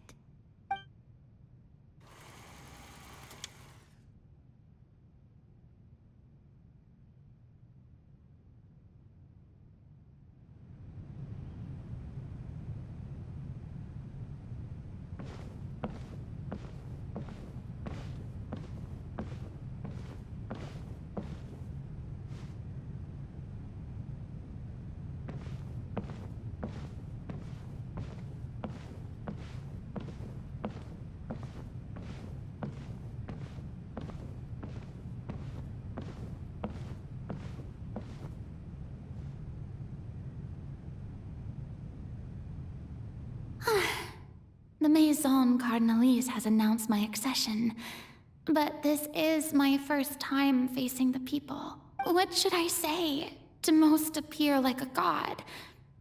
To be honest, I still don't know. Perhaps I should first try to act natural. Ladies and gentlemen, good evening, and welcome to the Opera Epiclese. I'm sure you've all heard about how I have taken on the role of Hydro Archon. Indeed, I am Furina de Fontaine, your new Archon. In truth, I know little about becoming a nation's new god, but it will be my honor to guide you all. As the god Focalor, the god of justice, I shall do all within my power to lead you into an age of fairness and justice. Once again, thank you all for coming. If you should have any questions or suggestions, please send them to the Maison Cardinalise. The future of Fontaine will require us to work together, after all. This should do it. I thought I might stammer, but thankfully, I was able to convey my thoughts just fine. Okay, and next. That's the new Hydro Archon. Is this some kind of joke by the Maison? I would have thought that a being that surpasses humanity would be a bit more assertive. Hey, did you hear that? She even told us to send her suggestions there at the end. Shouldn't gods be all-powerful? She's being so modest. What's the difference between her and an ordinary person, then? If you ask me, perhaps the succession didn't actually happen. She might just be a Maison-backed puppet. Wait, what's going on? Why is everyone suspecting me of being a fake? Oh, this is bad. If I get exposed here, there'll be no saving the people from the prophecy. Right. Mirmi said that I just need to play the role of a god as humans imagine them to be. Calm down, Furina. Think. What do the people want? How would they imagine a god to speak and act? Assertive, with a strong sense of presence. One who can dispel all doubt. That is the character I'm fated to play.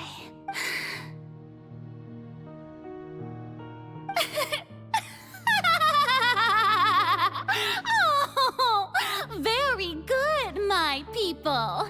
Only ones such as you are deserving of my rule. Now, I was wondering if some weak puppet were to one day come onto the stage and claim ownership of this opera house, would the children of Fontaine follow them? Well, it seems that you would all see right through them. Having passed my test, you are qualified to witness wondrous trials alongside my august self, here in this opera house. You may consider my previous act a door gift of sorts. I thought it was a debut that suited the atmosphere. Now then, let us be reintroduced. Ah, so that was just a performance. How could I have forgotten that we were inside an opera house? Her personality. It's quite shocking, to be honest, but I suppose it's a better look than before. Such a fascinating and bold deity. How wonderful! Our future may yet be bright after all. It seems I've turned them around. Best follow this flow and restart my accession speech. My dear people, whether you acknowledge me or not, whether you trust me or nay, I say to you, keep faith in your ardor for justice. We have heard it said that this nation's sins can no longer be washed away. Well, I say that justice is most fragrant when it blooms amid sin. The scales of justice should not weigh heavy in the hands of its God. On one side, it must carry fairness and justice. And on the other, praise and applause. May law be the prayer on our lips. May judgment be our worship. Let us light the fires and drink to the future of Fontaine! There is no trouble in this world that justice cannot solve. All that is needed is for you, my people, to believe in it, heart and soul. So long as I, the Archon Furina, stand within the Opera Epiclese, so long as I stand before the Oratrice, I shall even judge the gods of this world!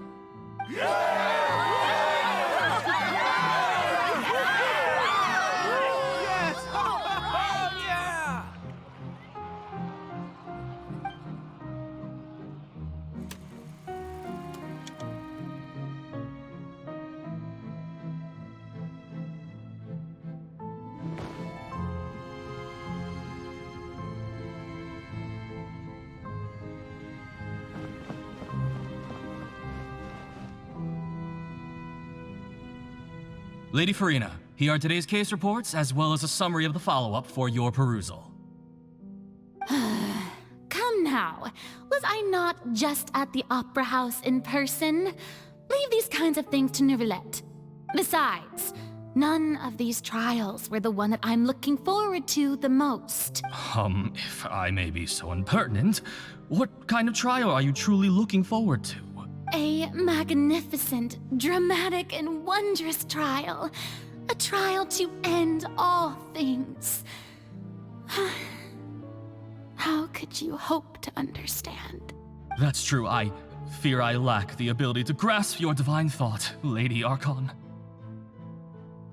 No need for fright, and do not take what I said before too seriously.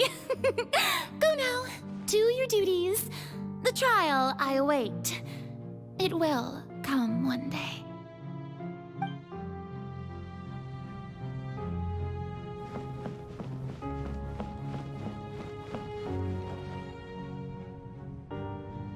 Lady Furina, I don't know what to say.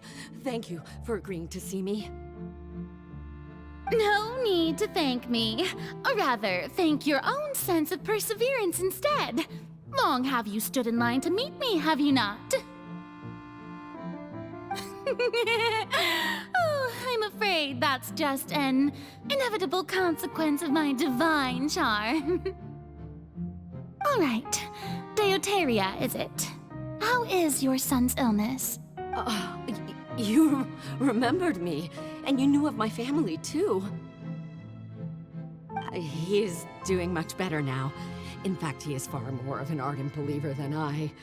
He was the one who forced me to seek an audience with you, and to bring your words back to him. Oh, good.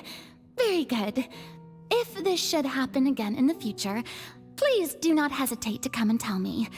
Going down to citizens' homes every so often, while not usual practice, should serve as a fine change of pace. You're such a gentle and wise god. Thank you once again, on behalf of my son.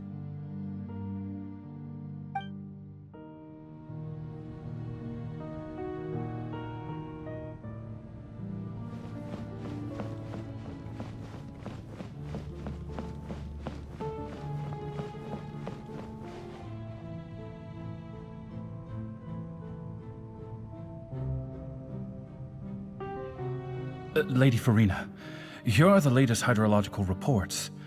As for the specific parameters you asked to take note of, I'm afraid things still don't look good. I see. It's as I thought then. As your god, I did already expect this, but I wanted to see how far your human wisdom would allow you to analyze it. All manner of signs indicate that the prophecy will still come to pass. Forget it. That's not something you need to worry about right now. Well, as I understand it, the Fontaine Research Institute is also trying to find a way to counter the rising water levels. Really? Have they found anything? I'm afraid that they haven't found any effective solution thus far. Is that so? Well, no wonder. This issue has reached the realm of the gods, after all.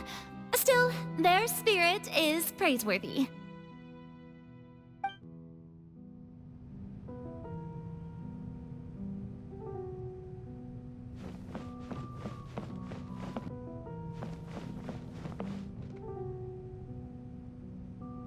The day is finally over. I haven't had a moment to breathe this whole time. But it's good to see that everything's getting on track. There are no longer any voices of suspicion. Maybe this is fine. I just need to keep going, and everyone will be saved. All right, Furina, don't think too hard about this. You need rest. Tomorrow's a new day.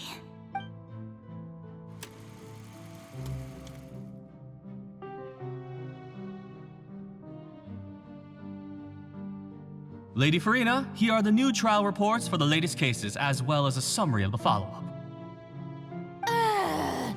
There'll be no need for that. I've seen them already. There's no need to go back over scenes I've witnessed in person before. Lady Furina, I've waited so long for this chance to see you in this manner. Indeed, my dear, loyal citizen.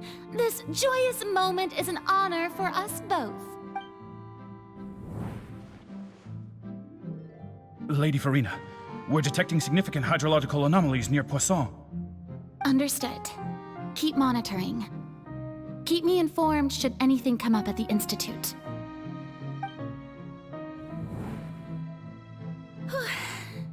I don't think I let anything slip today.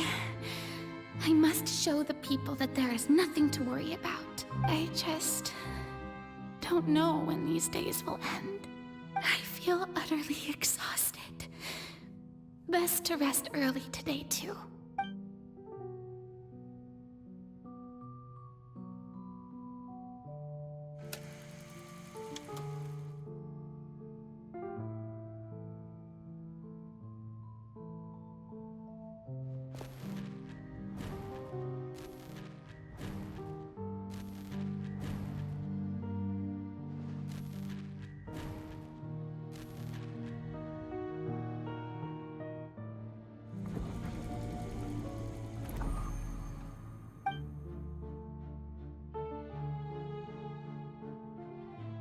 Lady Furina, it's like a dream being able to speak with you up close like this. I've heard that the first member of our family who was honored to receive an audience with you was Madame Dioteria, almost 20 generations ago.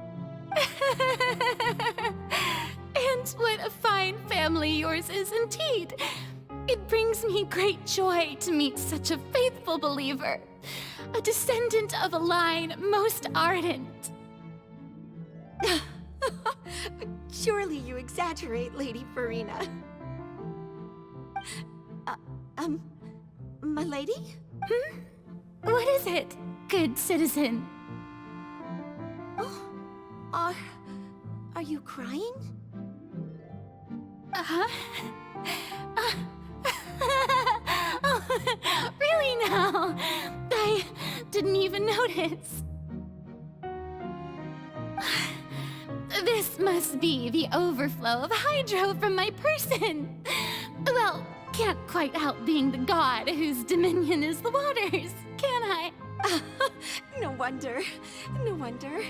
A manifestation of your power, then. Oh, Archon, I am honored to have witnessed it. Honored indeed.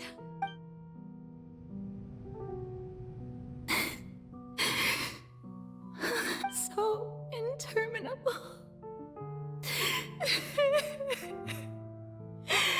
So lonely. Just how much longer? Hundreds of years must have passed by now. Perhaps the show must go on for hundreds more. I never imagined that it would hurt so much. Have I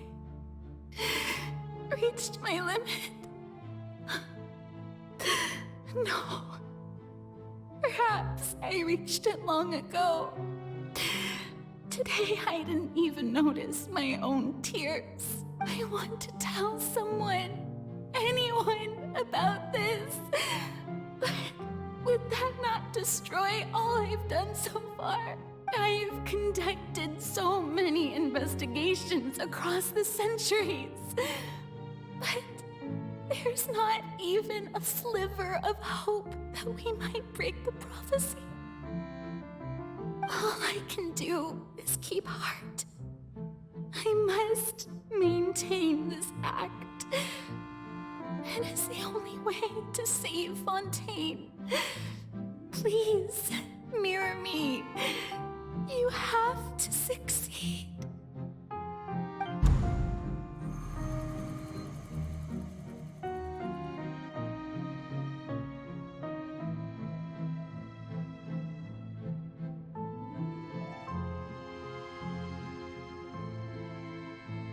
Furina, you don't have to shoulder this burden alone. Although I don't know what you might be keeping from everyone, your people are more than willing to share your burden with you.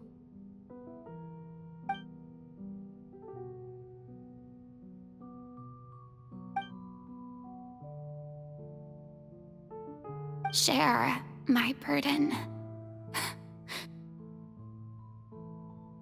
That's impossible. It was fated right from the start that this would be my duty alone. But even if your burden doesn't need to be shared, you can still choose to confide in someone. Just share it with me. I'm what you'd call a witness. A witness? Yes, I've heard that you came to Tevat from beyond the stars, yes. In other words, you never belonged here. And if Tevat is, in its entirety, a show on a stage, then you're just a spectator, aren't you? If that's the case... She's right. I could confide in her, couldn't I? But if things don't play out as expected, the people of Fontaine will be the ones to pay the price. No, Furina. You shouldn't be selfish. But what if it's really all right? Furina, you've worked so hard for so long. Surely it would be okay to put yourself first for once. Is it such an outrageous thing to do anyway? To find someone in whom you can confide your frustrations and sorrows? Surely it could not hurt. If you let this opportunity slip through your fingers, it might never come by again. Think about it long and hard.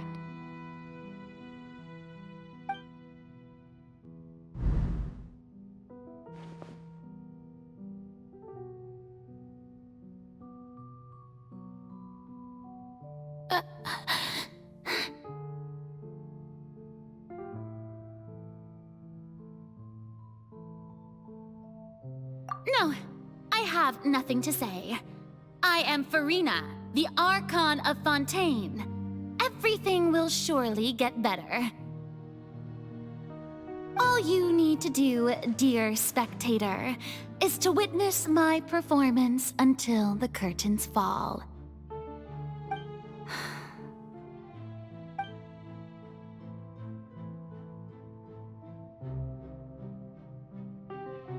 Fine.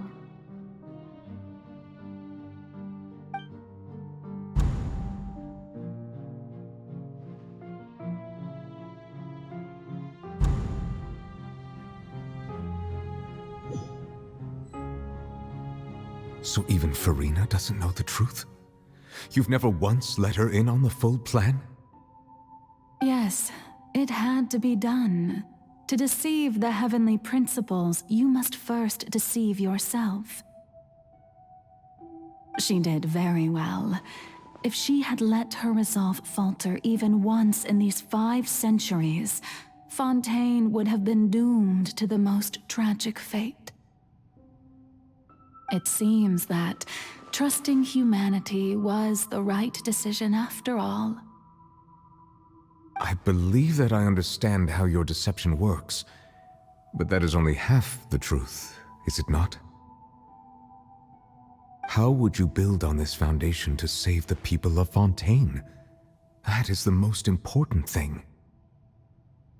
Ah, good, good. Of course, the Iudex of Fontaine has pinpointed the crux of the issue. I'm sure you've long sensed that the Oratrice is no simple machine, yes? I've always suspected that it had its own consciousness, and Lenny did mention that he heard a human voice within the core chamber. It now seems that that person was you, hidden within the machine all along. Am I right? And then I became one with the Oratrice, taking Fontaine's Nosis with me. Yes, it would seem so, wouldn't it? Alas, your understanding of this device still lacks sufficient depth. In truth, it is no enactor of justice. It is, in fact, a device created to kill the god of justice. I beg your pardon? Oh, you have it. And to be more precise, not only will the Oratrice take down the god of justice, it will also take down the divine throne upon which she has been placed. I mean, did you think I would be the sort to enjoy peaceful repose while Furina suffered? My work over these last 500 years has been to constantly accumulate indemnitium within the Oratrice. But really, some have already discovered that only a small fraction of the energy generated by the device was ever used to provide power to Fontaine. The vast majority had to be accumulated to— It was all part of your plan then? Both the trial and the sentence? Indeed. This power, accrued over 5 centuries, could have sustained Fontainians for millennia, had it only been used for that purpose. Almost all of it has now been stored within the Oratrice. But only power of this magnitude could hope to destroy the Hydro Archon's divine throne, shaking the rules established by Celestia, and breaking through the institution that is the Seven. So the Oratrice's call for death was for neither Furina nor Focalor, but for the Hydro Archon. The destruction of that divine throne. If I do not misunderstand your intent, you must be returning what's rightfully yours to you, of course.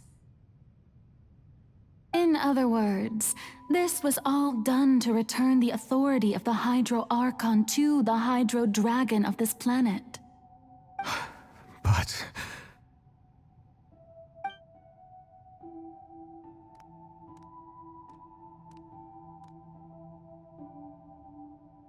Oh, what? Getting sad again, are we? The authority of the ancient dragons shall soon be yours once more, O Hydro Dragon Sovereign. And this is the face you make. All you've done throughout the years is just so you can sacrifice yourself at the very end. I've never quite seen it that way, you know. Even now, I'm quite pleased at how well my deception worked.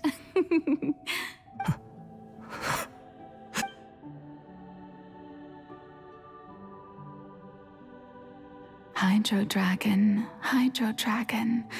don't cry. I must say, had it been within my rights, I would have loved to judge the heavenly principles themselves. Were they not guilty of essentially the same crime? Egeria stole the power of the primordial sea, and the heavenly principles stole the power you ancient dragons possessed. I, for my part, am the god of justice. And is it not just that your original powers should be returned to you? Speaking of justice, I have always believed that justice lies in the process of pursuing human existence itself. So, if the theft of the primordial sea's might was Fontaine's original sin, then, leaving matters of procedural right and wrong aside, the descent of the Fontainians as humans and their right to exist in this world would be Fontaine's original justice.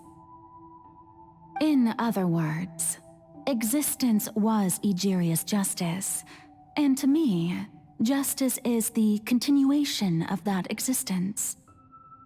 Defying the prophecy and ensuring that Fontaine's people shall live on, that should be the justice enthroned over all others. At this point, we, whether it be myself or all other Fontainians, have shouldered the burden of this sin for far too long. Iudex Neuvillette, the highest judge in our land, when you regain your full power as an elemental sovereign, what verdict shall you pass upon us? So when I was invited to the court of Fontaine to serve as Iudex, I see now that that was your idea too.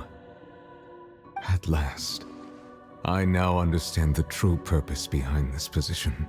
In the beginning, I was uninterested in human existence. But these 5 centuries of living alongside them have gradually brought about mutual understanding between us. And I have even attempted to feel as they feel.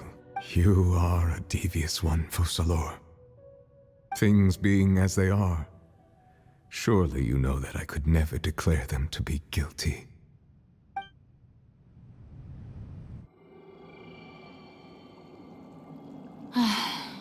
The hour of my execution is almost here. For the sinner, the curtain call has come.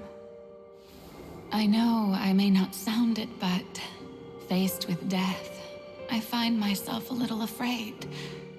Perhaps this is one thing both gods and humans have in common.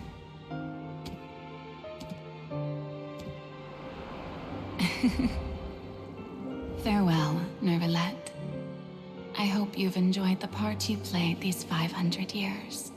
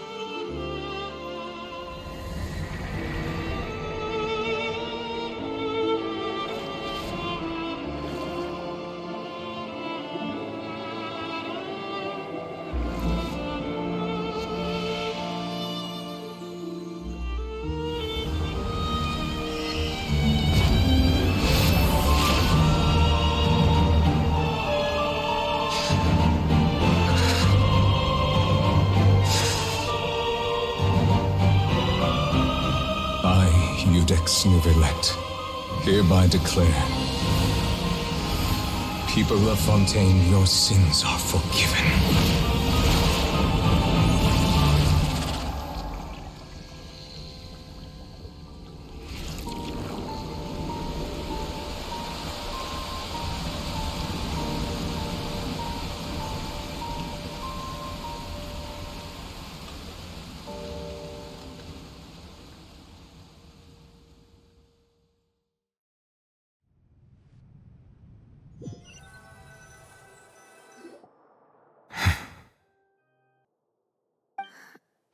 What just happened? Has the death sentence been carried out? Was that bright light some sort of misdirection? I have a feeling that something huge just happened. But since we're all still alive and haven't been dissolved, I assume whatever happened was good for us. It's time to end this. We must mete out punishment to that beast. Didn't you say just a moment ago that it can't be defeated? I have gained the strength sufficient to deal with it. Through certain means, I now have the ability to separate the power of the Primordial Sea from that creature. We should seize the opportunity to pursue our quarry. Traveler, now that the oratories can no longer function, I require an executor to help me mete out justice.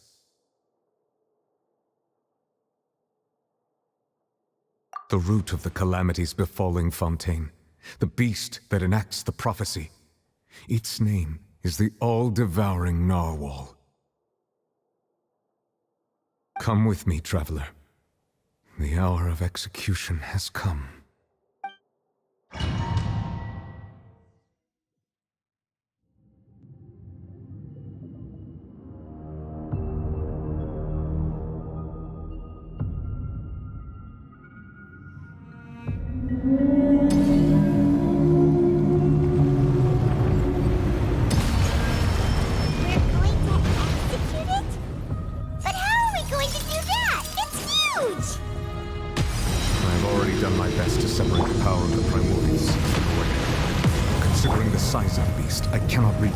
Source. Unless we can find a way to attack it from within.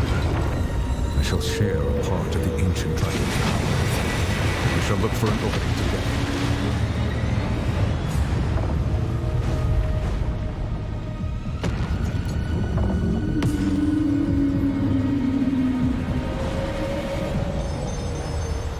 I can feel its sorrow turning into hostility.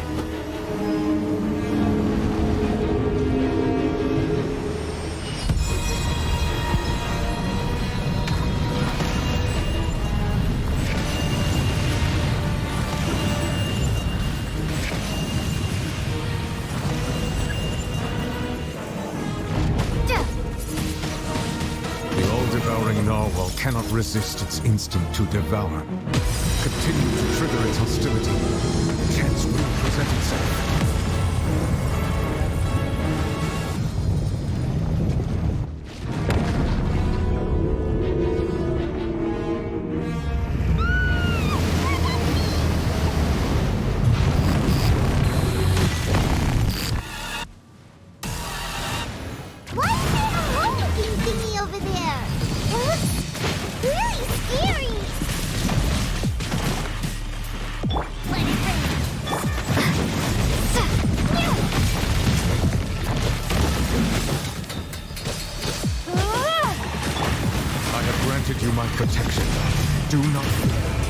Seize the moment and use my power to suppress its roots from within.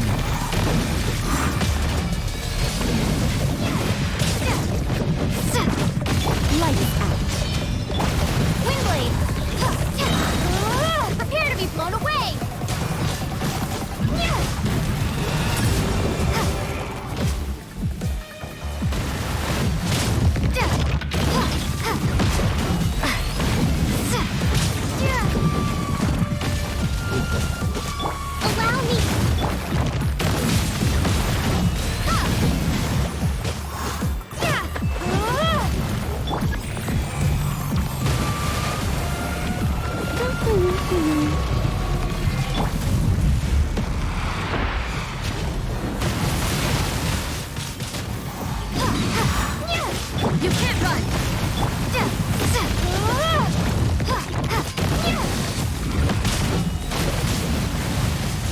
blade! Hold the line!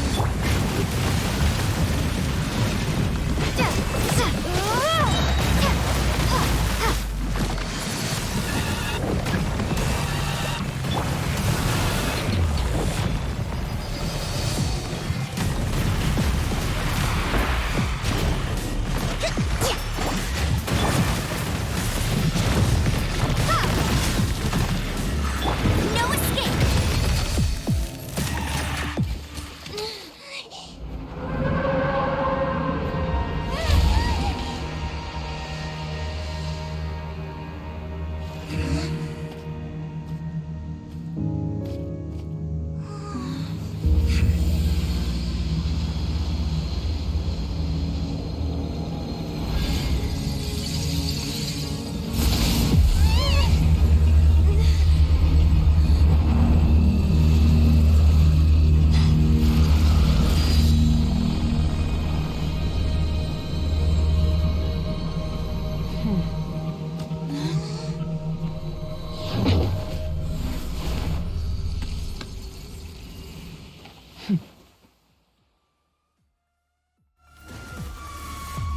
Thanks for helping with the cleanup. It should have been my job, but... oh well. It was just supposed to be a short private training session for me. I didn't think that my disciple and my master's pet would start brawling in the meantime. Well, actually, I had a feeling that it would happen at some point, but they bumped into one another earlier than I thought. What a blunder. I suppose I'll have to swing my sword 3 million times as penance. That power. Who are you exactly? Paimon has an idea. From what she said earlier, she must be Child's master. Skirk, right? It's just that he gave us the impression that she was the less talkative person. I simply did not have anything to say to the weak. But you, on the other hand, managed to defeat the all-devouring Narwhal without using power from beyond this world. So you may speak to me as equals. I have to agree. It's a strange use of a planet's primordial waters just to raise an all-devouring Narwhal. That kind of power is wasted on it. It's not cooperative. It eats too much. And I have more important things to do with my time than pet sitting. The only thing that creature has going for it is its looks. All in all, it fails as a pet. Miss Skirk? I think you might have missed the point. The point being? Well, being that this pet almost destroyed an entire nation. So what sort of person is your master? Well, Child's master's master. Wait, is that right? Oh, right. So you don't know him. Sorry, I assumed you did. His name is Sertologi. Huh? I am unfamiliar with that name. Huh. So Master isn't sufficiently famous. How should I describe him then? Have you heard of the name The Fowl? The Fowl? Still nothing? Well, how about the Visionary? Vetterfulnir then? Or Gold Rhindaughter? Ooh, that one we've heard! Rhindaughter's part of the Hexen Circle. She's Albedo's mom, right? Oh, so you do know that name. To be honest, I also heard all of those names and titles from my master. I don't actually know them either. But I suppose you understand now, yes? My master is likely a similar sort to Rhindaughter. They are both pursuing some form of perfection. Wait! Didn't you also mention a visionary person? Paimon didn't quite catch their name. Actually, never mind that. I believe it expedient to inform you that the all-devouring Narwhal used up nearly all its strength fighting you. Such roiling hydro energies will prove difficult for the planet's deep seas to digest.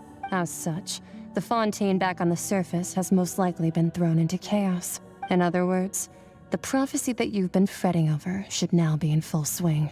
What?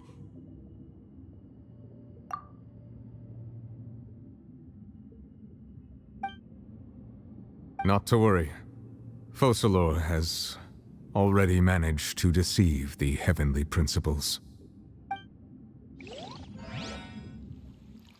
In the end, the people will all be dissolved into the waters, and only Furina will remain, weeping on her throne.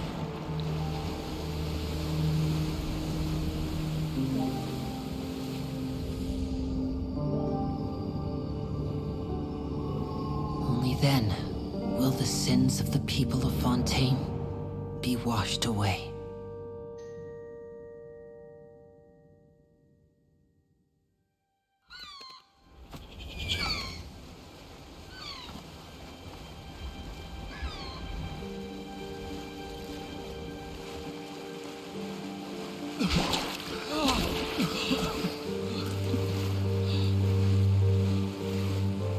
Hey! Help! Over here!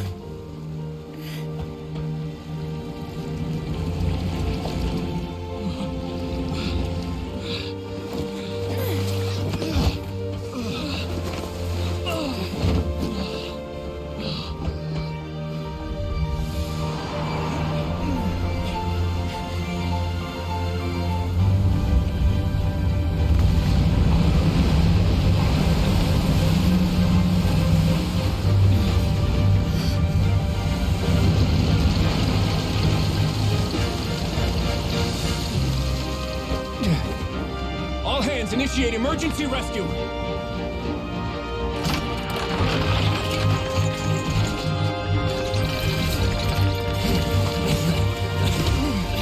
Hurry!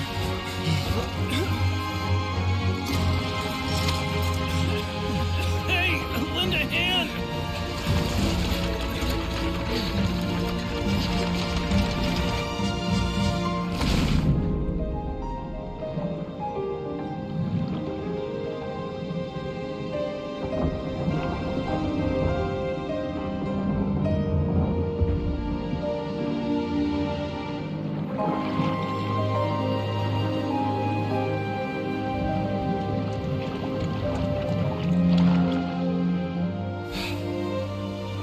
Look!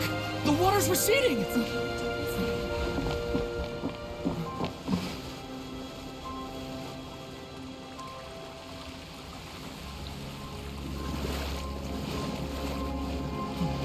It's a miracle! The water's receding. We didn't dissolve. The prophecy was wrong. The prophecy was wrong!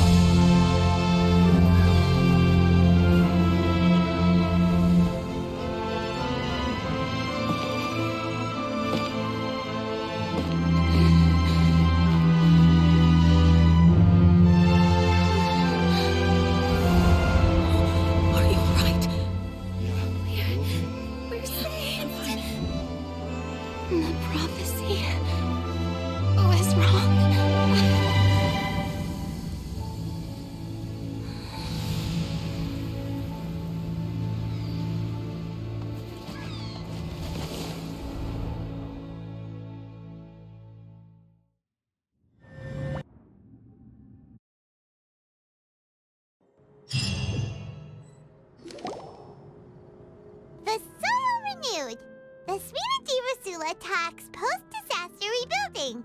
I recently visited Poisson to meet with Miss Navia, spokesperson of the Sphena, and we spoke about Poisson's present and future. Old soil can still give birth to new bloom, Miss Navia stated. Hope is like seeing a small cookie when you're starving late at night. You just need a little of it. Skyship Winglet, lunar brain of the Fontaine Research Institute. The various disputes that have arisen on account of Mr. Edwin have suddenly become a shield over the Institute, with Jurier turning out to be a once-overlooked hidden gem. People always call the first researcher mad, but few know what to call the second. And should that latter person achieve a miracle, they would find it all the harder to find a word with which to classify him and his team. Wow! Paimon barely recognizes the people in the reports. Are those really Jurier and Navia? They sound like real big shots. What do you think? Pretty enthralling, huh? The Steambird's idea was pretty simple. With the disaster just having passed, We would print a free edition packed to the margins with good news to calm people down. The value for these big scoops lies in their inevitable follow-ups. We'll publish further reports and go into the stories behind those people. Edwin's assistant, Jurier, created a true flying ship, while Navia is leading people in the reconstruction of their home. I'm sure that these stories could draw even your well-traveled eye. Hyman's curious too! Wait a minute. Didn't we watch everything happen from start to finish? What's there to be curious about? And that's exactly why I'd like you to come conduct interviews with me. You're the best incubators of news, if you haven't noticed. And also, with you around, I'm sure I'll get to see that Duke. Are you sure? Hasn't he turned you down several times already? Oh, this time will be different. Come on, let's head to Poisson first, and then make a trip to the fortress. There are some things you'll only know when you get there.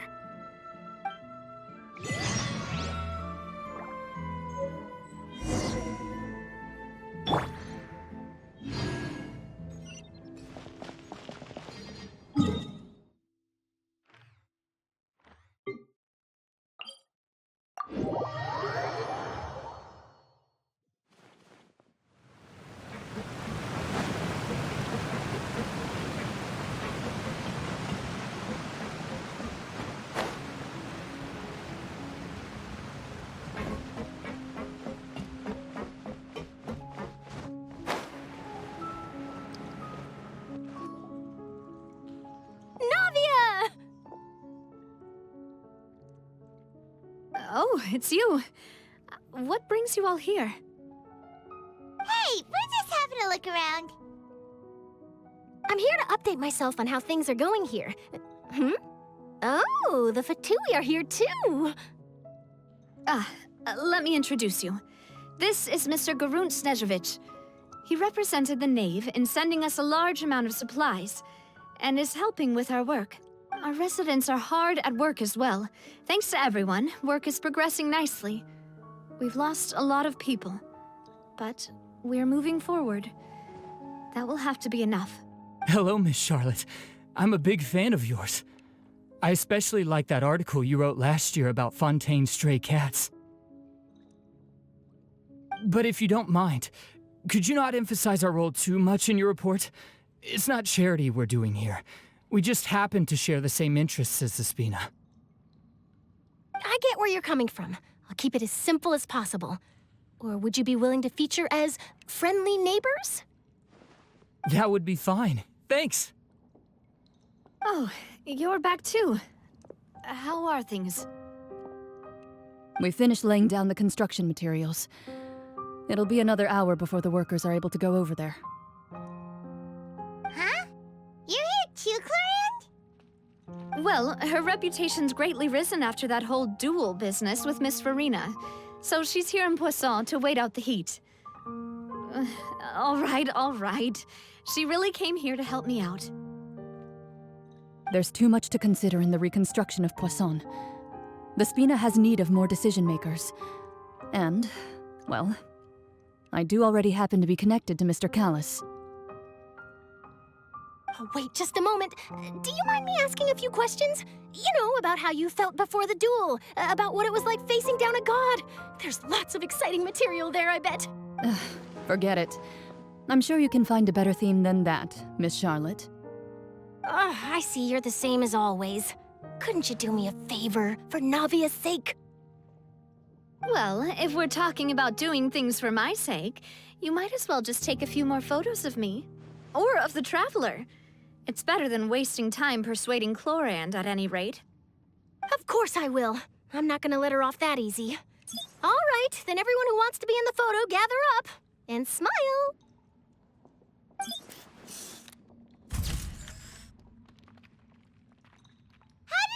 Was it a good shot? Did Paimon look cute in it? Not bad. Your addition really helped the composition of the picture. All right, hang on a moment. Let me snap a few more shots.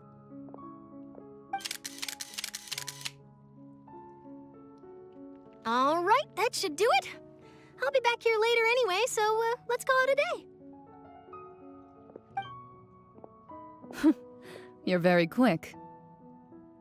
Speed is of the essence when it comes to the news, and freshness is the key. Also, not to brag, but I'm pretty good at building connections. Who knows? I might eventually get that interview with you after all, Miss Clarande. Wow, you really do have that never say die spirit. I'm impressed. I'll hazard a guess that this is how you got that interview at the Fortress of Maripede.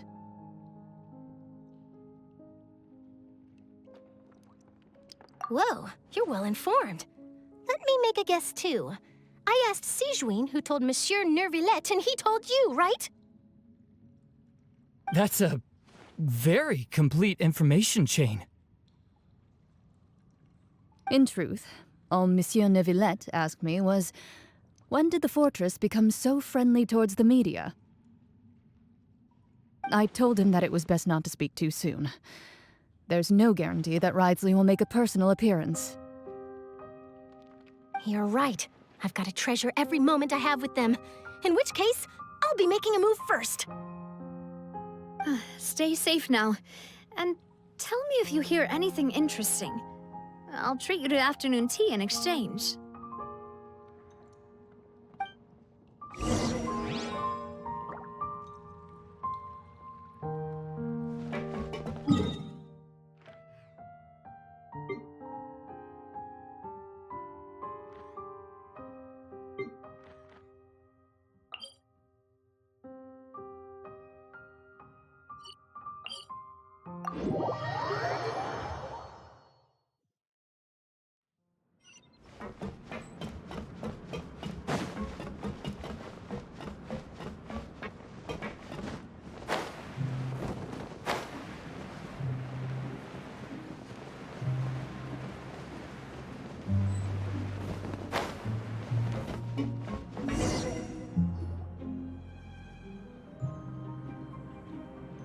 Wow, guess we're here again, huh?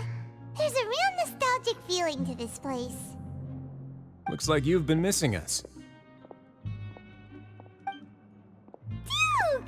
Did you come all the way to the entrance to greet us? Of course. I'm here to welcome you and our dear Miss Charlotte, whom our good head nurse recommended to me. It's an honor to finally meet the much-rumored Duke. Thank you for consenting to my visit to the fortress, sir. No need to thank me. But that said, I shouldn't be the focus of your interview. I trust you recall our agreement? Of course, of course. All right then, this way.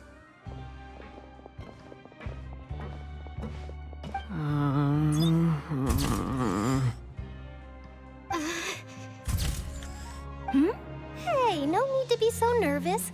I've already taken all the photos we need. Miss Charlotte, do these pictures really need to be published on the cover of the Steambird? It would seem that Miss Lorvine doesn't want her face to appear beside that of Mr. Jurier, Sir, please don't say things like that. But it looks like dear Mr. Jurier denies it. Might this interview be very important to you then? No, I just... This is my first time being interviewed, and I'm very thankful to the Steambird for... Now, I might not look it, but I actually did meet Mr. Edwin once. And I'll be honest, I enjoyed chatting with you more. You've definitely got more of that genius vibe going on. The boat that brought about a miracle, the ark that saved the people. Why, you recreated a myth back there, like an emissary of legend. Still, if I might ask, where's that flying ship now? Huh. Looks like Charlotte's trying to get herself another exclusive scoop. I have to apologize, but that ship is presently in the bowels of our factory. I'm afraid it won't be easy for you to get a shot of it. Really? Well, then in that case, could I have an interview with you to make up for that loss? You already know my answer, I'm afraid. Best you interview our head nurse instead. Or perhaps you'd like to take another photo of this couple of researchers? Did you really have to use the word couple? Well, then, 2 solo photos will do. Is my hair messed up? Please, someone help me have a look. Things sure are getting pretty lively here. We've seen this kind of thing before. Oh, seems like everyone's here. Would any of you like to try this new drink I came up with? Ah, Sigewinne. Hey, Miss Charlotte. Why don't you, take some pretty photos of our head nurse? Sure. Come on, Miss Siegewayne, over this way. Let's find a brighter spot. Sure. Do I have to smile? So, how have things been at the fortress? Same old, as you can see. Fontaine's undergone some changes, but this place is still more or less the same. Other than that flying ship, it got a tad too much attention, I think. That's why I decided to let the interview go through.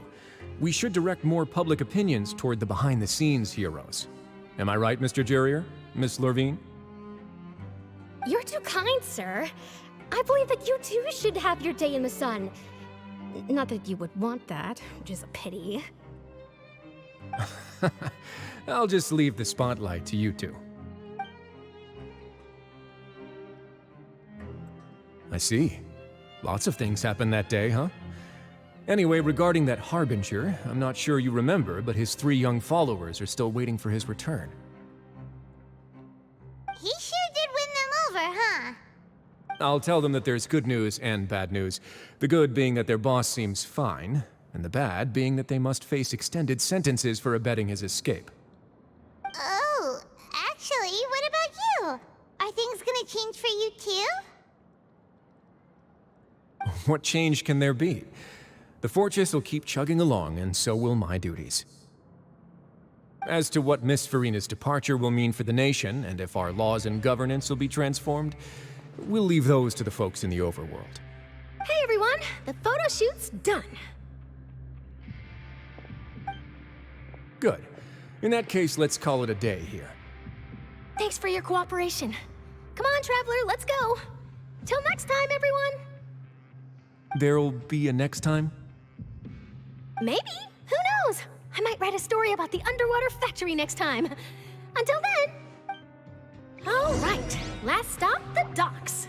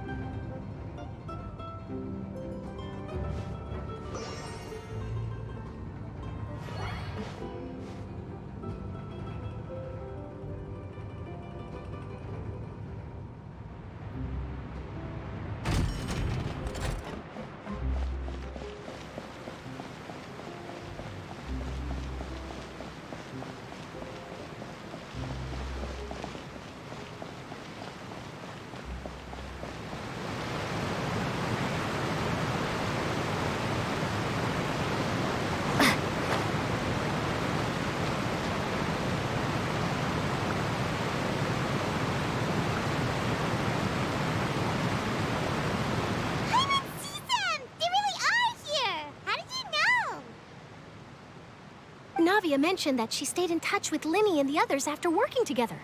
Apparently, they've been at the docks distributing these strange pockets the whole time since. Traveler, Paimon. Ah, and Miss Charlotte, too. Would you like a magic pocket? What sort of gadget is it? It's a wondrous bag that can be used to carry many things. The water level has returned to normal, but if you see any of your things floating around, you can use this to carry them. Or you could trick a friend into doing it for you. Trick a friend? I wonder which of my friends would fall for that.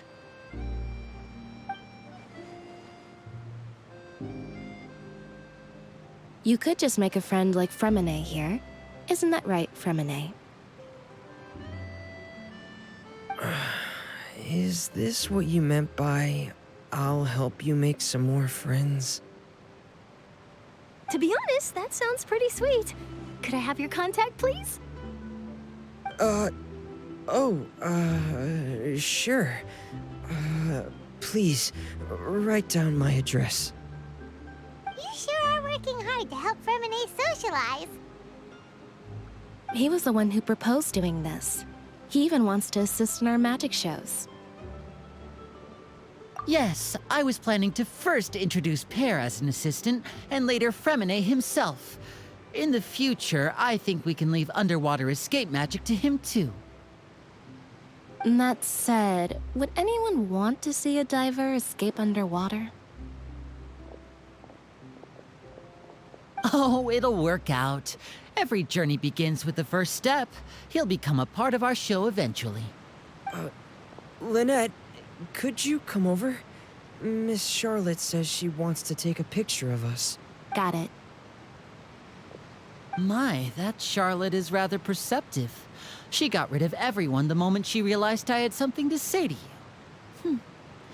So, how have things been, Traveler? Father says that you did a great deal during the latest events. She's very grateful for your contributions to Fontaine. That's all right. We were more than happy to help. So... Oh, I guess you haven't heard. Well, after Lady Furina left, Father and Monsieur Neuvillette opened negotiations, during which he gave Fontaine's Nosis to her as a diplomatic gift. A diplomatic gift?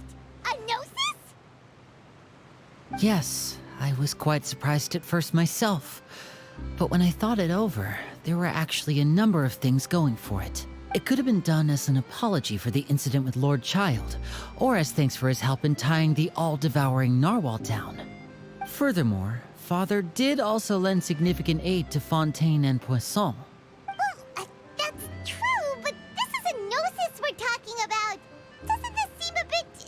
irresponsible? I would agree, but I've also heard that it seems that Monsieur Neuvillette has had a significant change of heart regarding the matter. So there's some reason for this that only Neuvillette knows about? I suspect you'll have to ask him about that yourself. Yes, speaking of which, I did see him strolling around the entrance to the Fortress of Maripede a while back. Isn't he real busy and stuff? Paimon didn't think he'd have the time for that. But back to the topic. The Nosis was given to the knave, right? What about Child?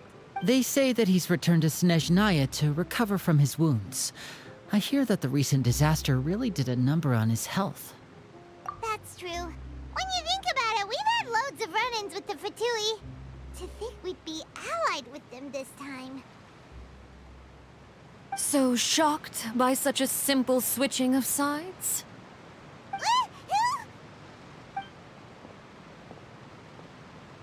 Father! Well, what do you know? Come to the docks to see how my children are doing and meet the Traveler by chance. Please do not pay my accomplishments in Fontaine too much mind. I would have done them regardless. Are you going to take the Nosis back to Snezhnaya? That is our duty as Harbingers, yes. Don't be too preoccupied with sides. The goal of the Fatui concerns not a single place or person, but the entire world. With such a grand goal in mind, it is inevitable that we must wear many masks. Switching my masks is something I've always done. Well, that depends on many things. No one truly knows what the future holds. What good is honesty if you can't rely on it forever? As for you, I very much look forward to our next collaboration. Good things cannot be achieved alone, and you've proved yourselves to be great partners. A vision? All right. I'll remember to return it. Thank you for keeping it safe for him this entire time. Here that's a wrap for me. Huh? You're... Greetings, Miss Journalist. Hello. If I'm not mistaken, there are diplomatic channels I'll need to report to take a photo of you. That is correct. So forgive me, but I will not be able to serve as a subject in your article. However, feel free to write as much as you'd like about our dear magicians and our upcoming rookie talent. I will. The sea breeze is quite pleasant. I shall continue my walk while the weather remains so agreeable. Farewell. Farewell, Father. Oh, she has such an intimidating presence. I didn't even dare to take a picture. Thankfully, I've already wrapped up all my pre-scheduled interviews. Thank you all. This'll be more than enough for me to write about, I'm sure. Don't be too nervous. Why don't you take a magic pocket before you go? Here, Traveler, Paimon, you take one too. To move things about? That's right. Funny. I was giving out magic pockets when we first met too. And what do you know? I'm doing the exact same thing right now. So many things have happened, but the pockets are still the pockets. I guess this must be life. We will all follow our own paths, and serendipity will lead you to your fated friends. All right then. We'll be handing out pockets in some other districts later, so we'll get going now. Have a good day, you two. Well, guess we sent Charlotte off. Shall we go see how Neuvillette's doing? As long as he's not so busy that he doesn't have time to chat anyway.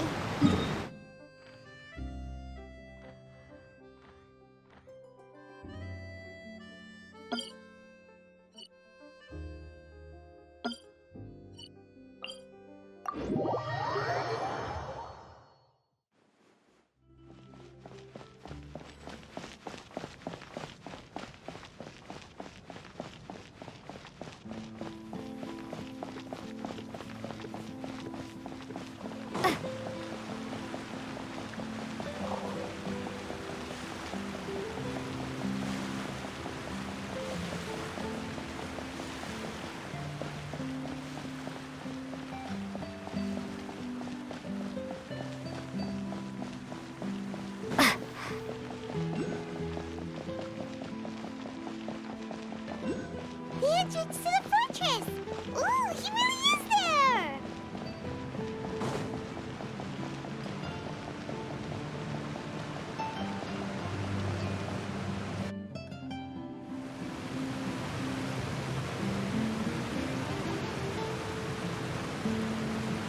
So, you really are here, Neuvillette! I didn't think you were going to have free time this hour of the day. Really? Oh, I suppose you must have met Mr. Linney. He took the time to greet me earlier when he passed this way. In any case, you came at a good time. I was just considering reaching out to you to set up a meeting, so I may explain some things that I haven't had the time to before. Aw, Paimon's glad that you remembered. Thank you for keeping us on your mind, what with you being busy and all. Alright, let's have it then. How was Fontaine actually saved? The whole business is still quite the mystery to us. It is strange how words can often leave a bitter taste in the mouth when it finally comes time to say them out loud.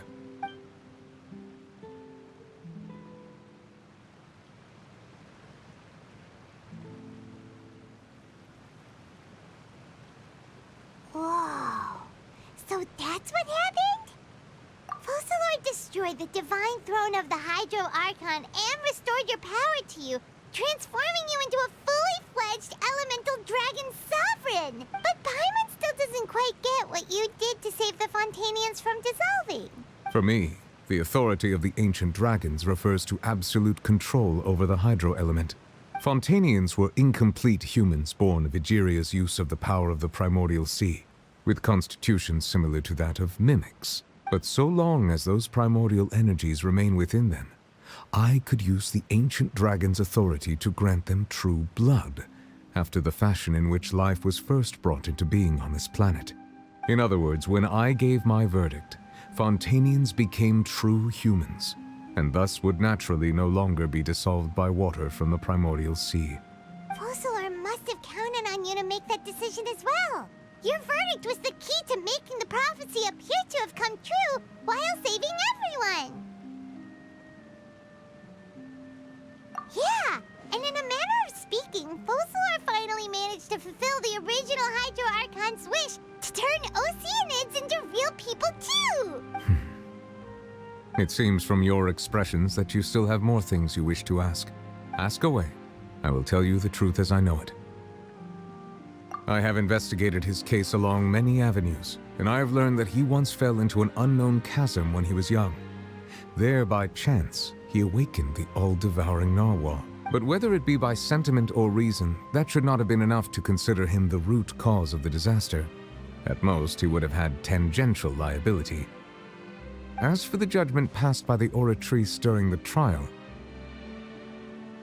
whether it was due to that liability by association, or Focalor deliberately using him to buy time for us on the assumption that he would be able to hold the creature off, I cannot say. Guess Focalor had Fontainians in mind the whole time. In the end, it was thanks to her that they finally became real humans. Hang on a second. Paimon suddenly got another question. Back when Fontainians hadn't yet become real humans, were the children they had also transformed Oceanids? Life has always flowed like water. Do you recall how Fontainians would often come to the Fountain of Lucine to pray for children? Yeah, Lynette said the fountain is where all the waters in Fontaine converge. In truth, even those couples did not know that such prayers were no mere custom, but instead a form of ritual. Those Oceanids who were blessed within the spring water would later descend as new humans in the coming months. Paimon sorta gets it now. Either way, seems like this ritual won't be of any further use, but it'll probably live on as a local custom. Ask away. I will tell you the truth as I know it. Yeah, about that. Risley said Furina has already left. What's that all about? Ah, Lady Furina. The people are only aware that her death sentence has not been carried out. She abdicated the post of Hydro Archon and left affairs related to that title to me, before leaving the Opera House.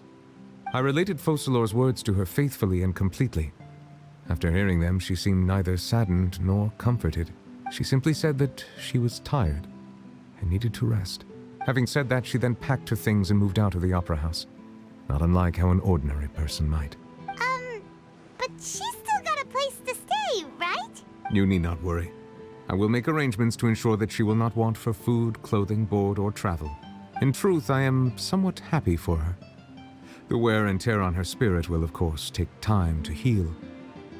But now that she no longer has to play the role of Focalor the Hydro Archon, she can finally lay down her burdens and lead a normal life. What about you then? What are your plans now that you've regained your full powers as the Hydro Dragon? After Focalor passed on, the Oratrice also ceased to function. This matter will directly affect our trials.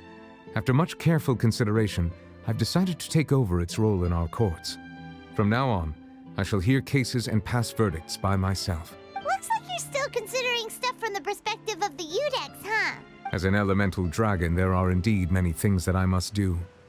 But this power and this duty, in a manner of speaking, you could say that both were granted to me. As such, before I attend to my other responsibilities, I must first and foremost continue to serve Fontaine as its highest judge. The duty of the Hydro Sovereign and the duty of the Udex shall coexist within my person. Additionally, the Hydro Archon's departure has brought about another problem, which is that the Opera House shall no longer produce indemnitium. That's true. That power was derived from the people's faith in the Hydro Archon, wasn't it? Wait, but the various mechs and machines in the city are all still okay. Where are they getting their energy from? As I am now, I have full command over New Musia, and it can serve as a complete substitute. Another reason why I cannot quite leave Fontaine immediately. Wow. This ancient dragon's authority stuff is really quite useful, huh? Ask away. I will tell you the truth as I know it. Oh, that's right! They say you've given it to the knave as a diplomatic gift or something! Leaving aside their intentionality, the two Fatui Harbingers have indeed done much for us during this crisis. Their sole remaining goal in Fontaine, at least at this point, would seem to be the Nosis. The Oratrice has ceased to function. The Hydro Archon's divine throne is now no more, and I do not need the Nosis's power. As such, it has lost all meaning for Fontaine. If the Fatui have impure designs, then we might as well accede to their request now, and avoid unnecessary conflict. What complicated considerations? Paimon thought you were just giving it to them out of gratitude to the knave and as an apology to Child. Ask away. I will tell you the truth as I know it. You will soon be heading to Natlan, I presume. I'm afraid that I have little talent as a travel guide, so all I can do is tell you what I know about that land. As far as I'm aware, Natlan can be said to be a nation of dragons. A nation of dragons? You mean like you? No, I suspect that I would not find myself welcome there. Unlike ancient dragons such as myself, the dragons of Natlan have undergone long years of development and evolution. Large numbers of them have entered a form of coexistence with humanity. Natlan is also the nation of war. War ravages those lands like an undying flame. There is one other piece of information I got incidentally from my negotiations with the knave that I believe may be useful to you. The harbinger known as the Captain has thrown his hat into the endless ring of war. The Captain. Sounds like a real tough customer. Seriously, everywhere you look, there's a Fatui harbinger doing their thing. I suggest that you fully prepare yourself before going to Natlan. In the meantime, Fontaine's doors will always be open to you. Ask away. I will tell you the truth as I know it. Hang on a sec. Paimon's still got a question about the Gnosis. When we spoke to Linny earlier, he mentioned that your attitude towards giving away the Gnosis had clearly changed. We guessed that there might be some reason for it that only you were aware of. No wonder the House of the Hearth is the Fatui's intelligence division. They are certainly sharp. So regarding this specific issue, I was just getting ready to share something with you. What is it? In truth, I exchanged some further words with that lady named Skirk after sending you two back to the surface. It went something like this.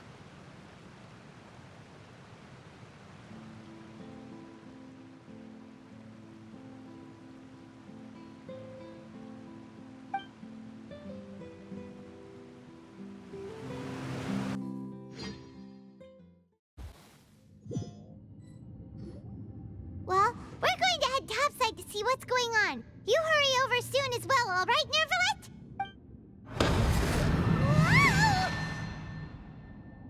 What next? The all-devouring Narwhal isn't here, so I'm no longer getting any interference. I can finally catch the scent of your power, what it's made of. It is the authority of the planet's primordial dragons, but with something very similar to a god's curse mixed in. It's quite a novel blend. I'm sure I've encountered something like this before. What was it again? I do not know what you speak of. Of course. How could I forget? You should have the remains of the third descender on your person, yes? Remains? I've never heard of any such thing. According to your parlance, I believe it may be called a Nosis. Well, that much is true. After Focalor's divinity faded, she handed her Nosis to me. But I fear I have never heard of it described in the manner that you just did. I've been training with my master, the Foul, ever since I was young, and I have never returned to the surface since. So most of the information I possess, I got from him. It is only natural for those who are greater than humanity to possess a different sort of common sense, which is why there are so many problems in our attempts to communicate with humans. Regardless, you should probably get rid of objects of misfortune to prevent any disasters from befalling you. To live in itself is a blessing. But once a person dies, the bonds he once had with this world shall all turn to curses. What do you mean by that? No need to fret. These are just my personal thoughts, and my reason for no longer wishing to return to the surface. This third descender you refer to, who are they? And when did they die? Master never mentioned them to me. Perhaps it just wasn't that important for me to know. If you're interested, though, I could ask him. I'll be sure to pass the answer on to you next time. Next time? You believe we will meet again? I do. Wait, I have a disciple of my own, don't I? He can be the messenger then.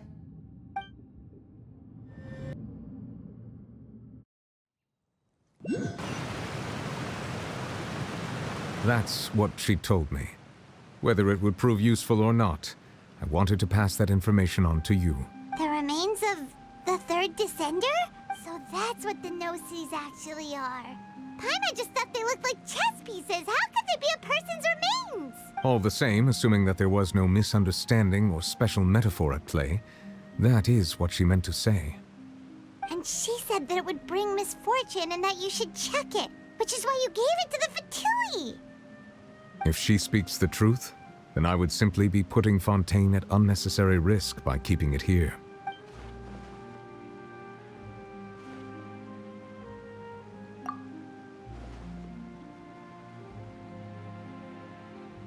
I had guessed that you might already be familiar with this concept, but I did not expect you to be one of them. That means that the Nosis, which are exceedingly element-compatible and can even enhance elemental abilities, do indeed come from the third descender. I wonder, does your body also possess similar properties? Like being able to use elemental powers without a vision. That does sort of count as special compatibility, right? No, let's not think about this stuff right now. It just feels creepy, comparing the Traveler to the dead third descender and all. That's what you say, but this topic still feels like bad luck. Once Child recovers, let's get some more answers out of him. Or go look for his master and get the answers that way. I too believe it unwise to make too many blind guesses when information is lacking. The same is true of being at court. All right. Whatever the case, it seems like the crisis here in Fontaine's over for now. Yes. All of Focalor's efforts were for this moment as well. But she sacrificed herself in the end as a god, and she suffered through all those years as a human. Was that really what she wanted? I suppose that would be the mystery of a god's will. I suspect not. But once in a while, I too would guess that if wishes were like the clouds in the sky, they will one day return to the earth as raindrops. Life flows like water, and rain is the final answer. The water levels may sometimes tilt one way or another, but the rain falls fairly upon all. And what, ultimately, is the difference between the rains that fall upon all of us?